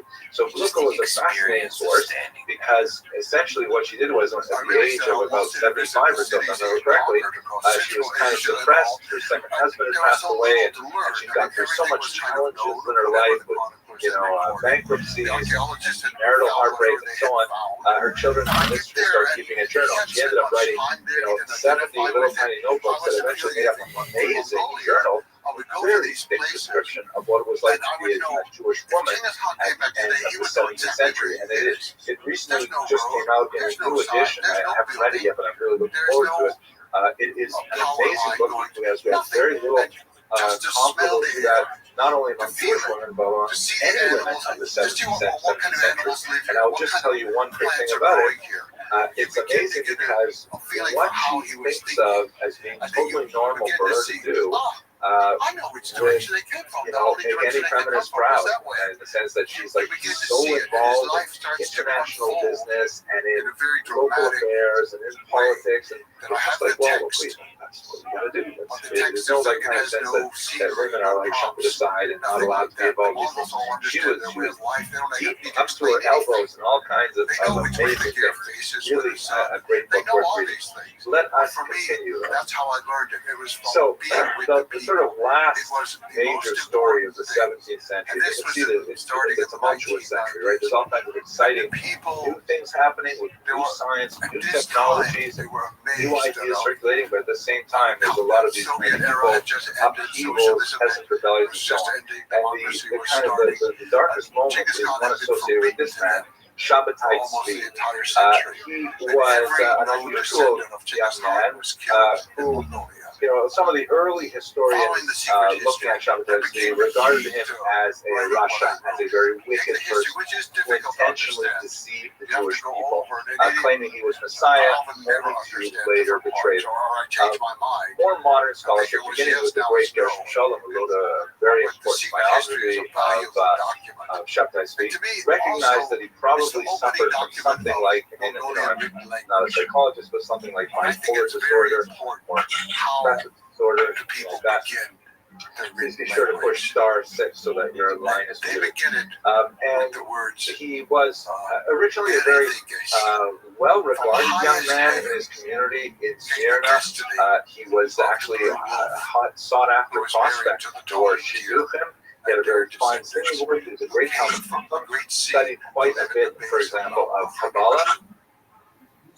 And then I think integrating you're eating potato chips, so it's probably better if you push *6. And this kind of just like a deep connection to nature that they have. This is one of the challenges of I'll have to figure out how to do this right now. For the most part, it's the same as when Genghis Khan was there. We cannot say that for hardly any other place in the world. Certainly not for America, but just a few hundred years but ago. around the age of 18, he refused to marry. Ultimately, he would later marry. That's another story in itself. I have a separate lecture on it, but I don't want to go into it now. He married also, by the way, the Torah. He actually had a ceremony where he got married to the Torah itself. Here. He began to experience what he called illuminations, where he began to be convinced that he could do amazing things, like he could levitate. Or that he could traverse massive distances in the, in a fraction of a second, speed so severe. And this would have just been probably chalked up to being eccentric and on the larger point of eccentric until he ran into this individual, Nathan of Gaza. Genghis Khan. Nathan of Gaza, looking at this place that has not changed. I'm not really that expert in this period, but if I were to have to guess, I would think that Nathan of Gaza is a little bit more on the villain side of Shabtai. Nathan of Gaza recognizes the tremendous propaganda value of Shabtai Tzvi's message. And he circulated it widely, and he promoted the idea that in fact Shabtai Tzvi was the Messiah, and amazingly, he actually garnered quite a large following. This attracted the attention of even Christian artists. We have a lot of woodcuts like this that show Shabtai Tzvi coming into towns and being met by hundreds of adoring Jews, where he would bless this one and say, I'm going to make you king of Ethiopia, and you are going to be the king of Turkey, whatever it is. And he began to lead a messianic movement. Christians were actually quite fascinated to see that, wait a second, the Jews are actually thinking this guy is Messiah. Is it possible? And in fact, of course, like the book of Ammon, that so many Jews in Western Europe simply sold all their belongings in order to join Shabtai Tzvi on his track to go back to Jerusalem and claim his title as the king of the Jews, initiate this new messianic period. It was a really, truly a fascinating time, but the story, of course, ended in a huge debacle where we are. Okay. What ended up happening is he presented himself to the Ottoman Sultan. He was completely delusional at this point. And he presented himself to the Ottoman Sultan, and he said, okay, here I am the king of the Jews, the Messiah. It's time for you to give me Jerusalem now so that I can initiate the Messianic age. And the Ottoman Sultan said, I have a better idea. How about you convert to Islam and I let you stay alive? So amazingly, Shabtai Tzvi converted to Islam. You can see him in his thoughts as he's waiting for the decision what to do about the Ottoman's offer. He converts to Islam along with his wife. Most of his followers are completely crushed, and they return home dejected, realizing that the entire messianic experience was completely flawed and did not come to pass. However, a small group of them called the Jessica called now, and said, wait a second, maybe this is part of the great messianic story. Maybe the Messiah go through the other great religions. Maybe we have to become Muslims in order to initiate the Messianic period. And that's, in fact, it didn't exist right up to this day, and they had a very large role to play in Turkish politics as well. Fascinating and sad story. We'll pick it up again when we speak about Hasidism, because many see a link between the failed messiahship of Shabtai Tzvi and the kind of social forces that drove forward a desire for something new in Hasidism. But that will be next week. So I'd like to conclude this lecture here. So for here. I'd like to conclude this lecture with a couple of thoughts. As is our want, to reflect a little bit on Jewish survival. And I think it's especially appropriate in the situation that we're in right now. Now, God willing, this video will be online for some time, and people will watch it and say, what is he talking about? Well, obviously I'm speaking to all of you in March of 2020, when we are just at the very beginning of this unprecedented moment in world history, as we're faced with the coronavirus epidemic, COVID-19, and everybody should be well and healthy. And, there are unusual parallels, which I'd like to think more about, but what's relevant for us today is that one of the skills that Jewish people have that allows them to survive these challenges is that they are adaptable. They recognize the potential in many new emerging economies, in many new emerging technologies, and although sometimes that can lead them into, terrifying new and disastrous occurrences. And one example, by the way, Shabbatai Tzvi was a huge proponent of printing. He loved printing, and he said that we should do away with Torah scroll and use this new modern Spanish instead. It's just easier, we can all have one, things like that. So it can be a weakness, but on the whole, I think it is a strength.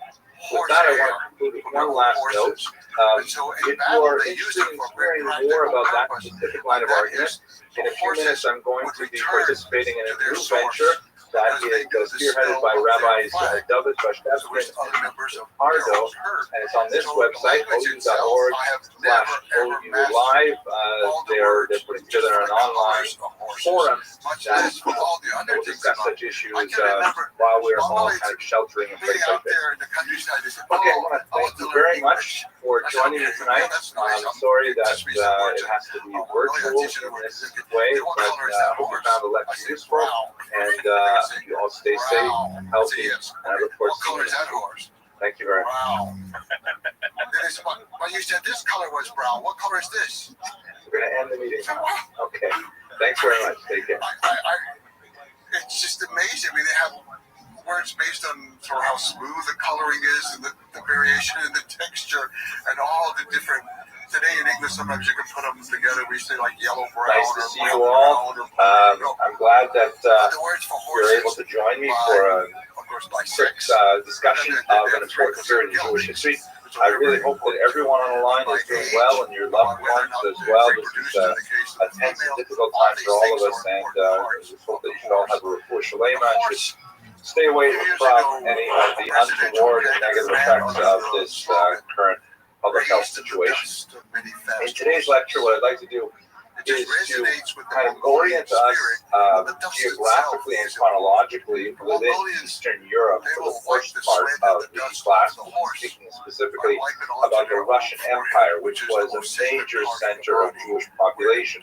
From about the 16th century onward, that really becomes the central primary place where Jews are living in Europe.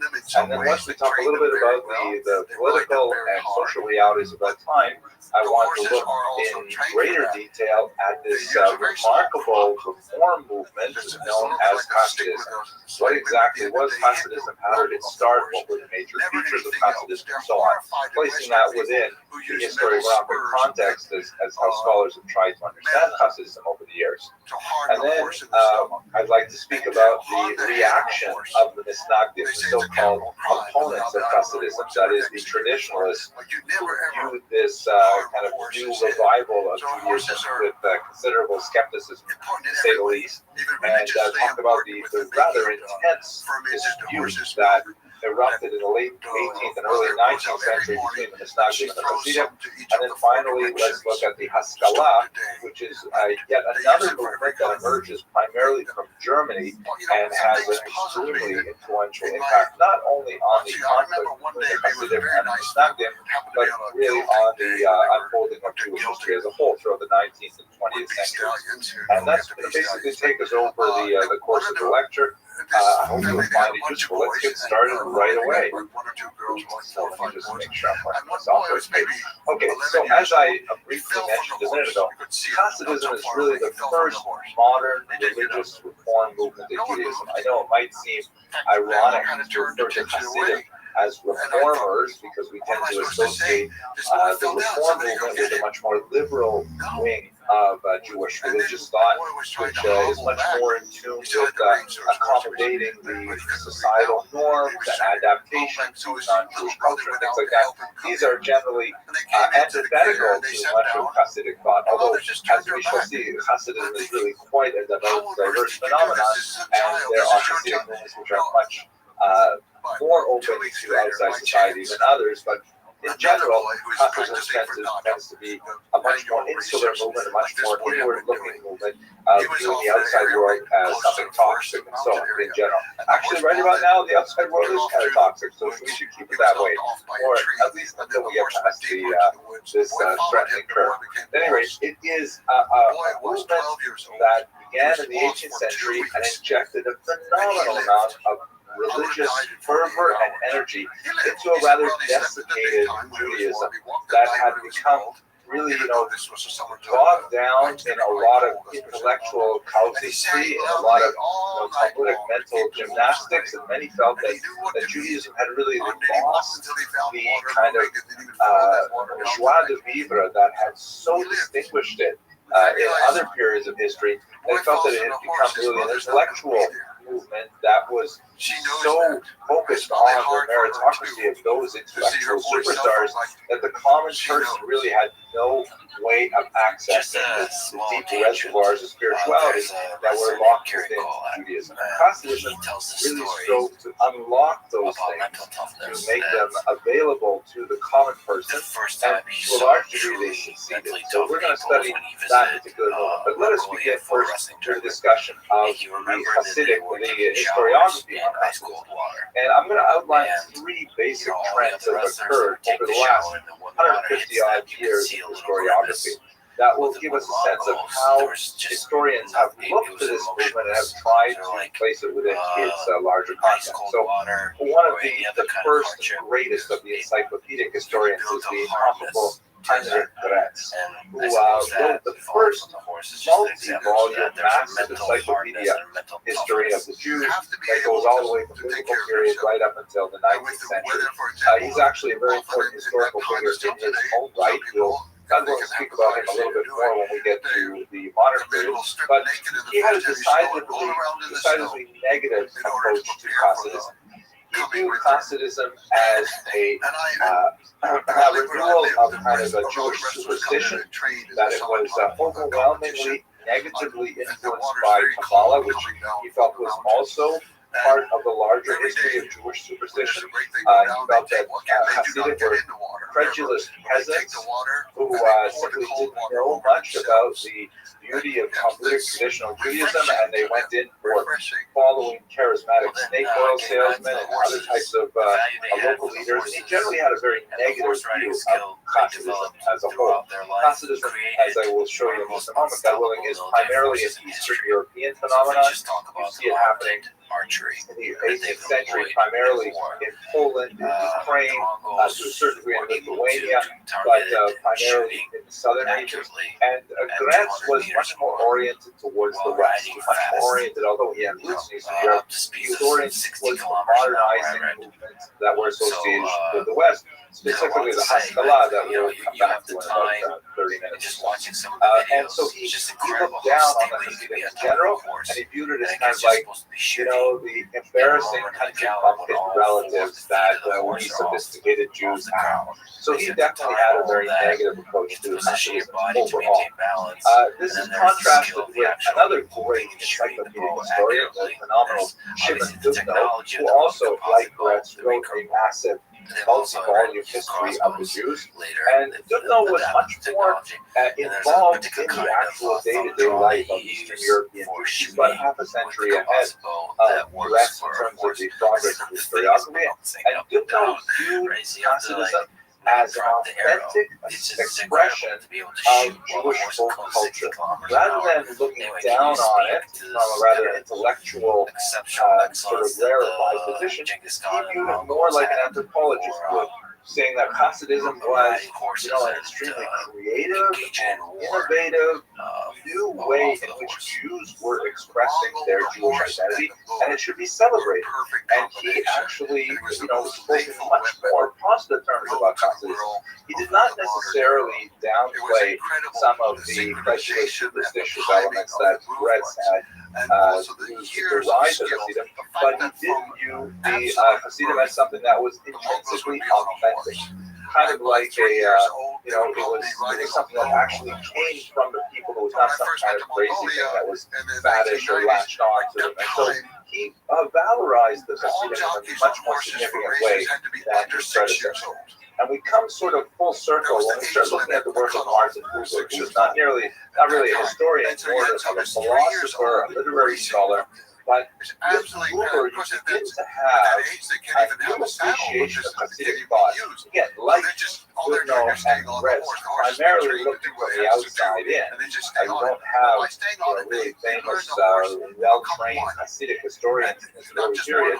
But Buber begins to celebrate the spiritual genius of the Hasidim and begins to explore their culture and their stories and to popularize them, in particular among the German reading. And he begins to sort of turn the corner of looking at Hasidism as something that is really a major innovation in Jewish thought. And this is essentially the way that historiography has continued since Buber's demise in the middle of the 20th century. There's been a lot more kind of fair look at Hasidism as an indigenous Jewish phenomenon, looking at it as a complexity, recognizing its, frankly, very complex spiritual sophistication, and recognizing that it has deep roots in the Kabbalistic tradition that is really at the core of what the movement stands for. So nowadays, Hasidic historians are no longer participating in a kind of negative approach to this whole movement. As we saw in the beginning, we really have come full circle with the historiographic approach. Now, that does not say that it is an uncritical approach by any means. There are definitely some pretty bizarre historians working out there looking at the economic origins of the Hasidic movement. We'll touch on that today. Some looking at the influence of Western ideas, some fascinating different approaches to Hasidic thought. But that's it for our quick introduction to the sources. Let's talk a little bit about the social, political, historical plan. So we really have to begin with Catherine the Great to understand the period in which Hasidism flourished. The roots of Hasidism are in southern Podolia in particular, which is a region of Poland. But very early on, Poland is absorbed by its three neighbors. Poland, you recall, is we talked about it last week. The Polish-Lithuanian Commonwealth, massive state with a significant Jewish population. They're linked together. The municipalities are linked with the Council for Land, which is a phenomenal achievement. But it went into a period, the country, not so much the Council of Land, but the country for sure, went into a period of internal political decline for reasons that will take us beyond the scope of our talk today. And as a result, by the time we get to the end of the 18th century, Poland is simply swallowed up by its three neighbors, by Germany, Austria, and Russia. And they simply decide to carve Poland off the map in the space of three distinct partitions. Poland, Russia ends up receiving the largest single chunk of Jews.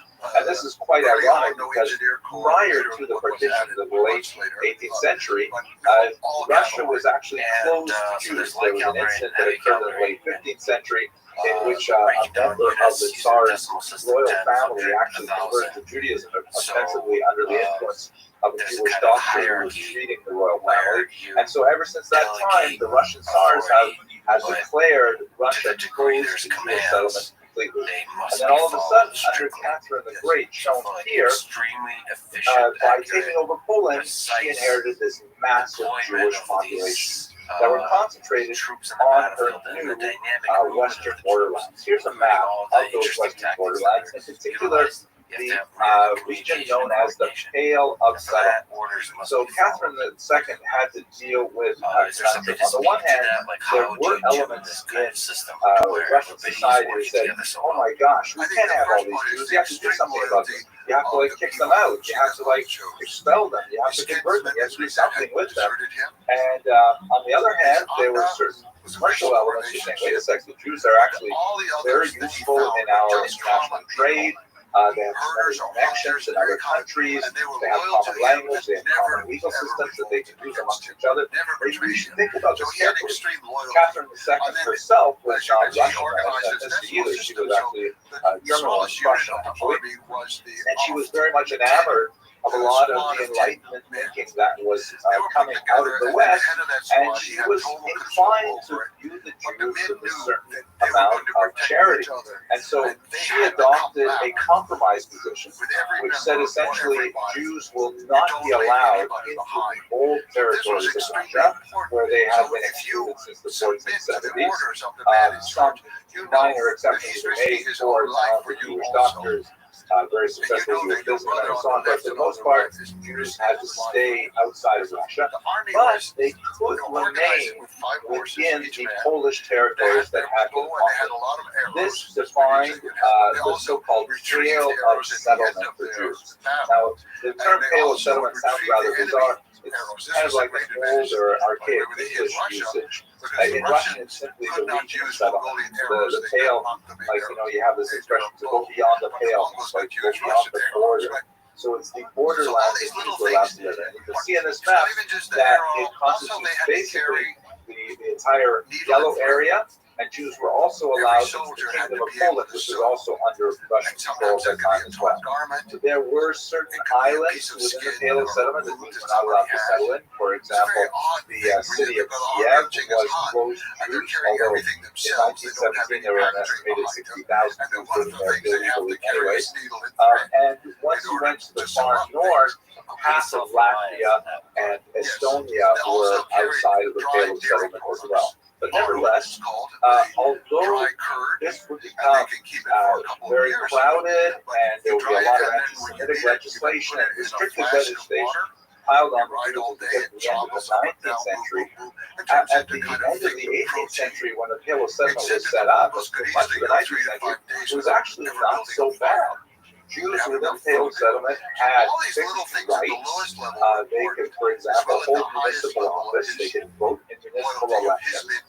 They had a certain amount of self-government. Their Talmudic legislation was respected for their own internal disputes and things like that.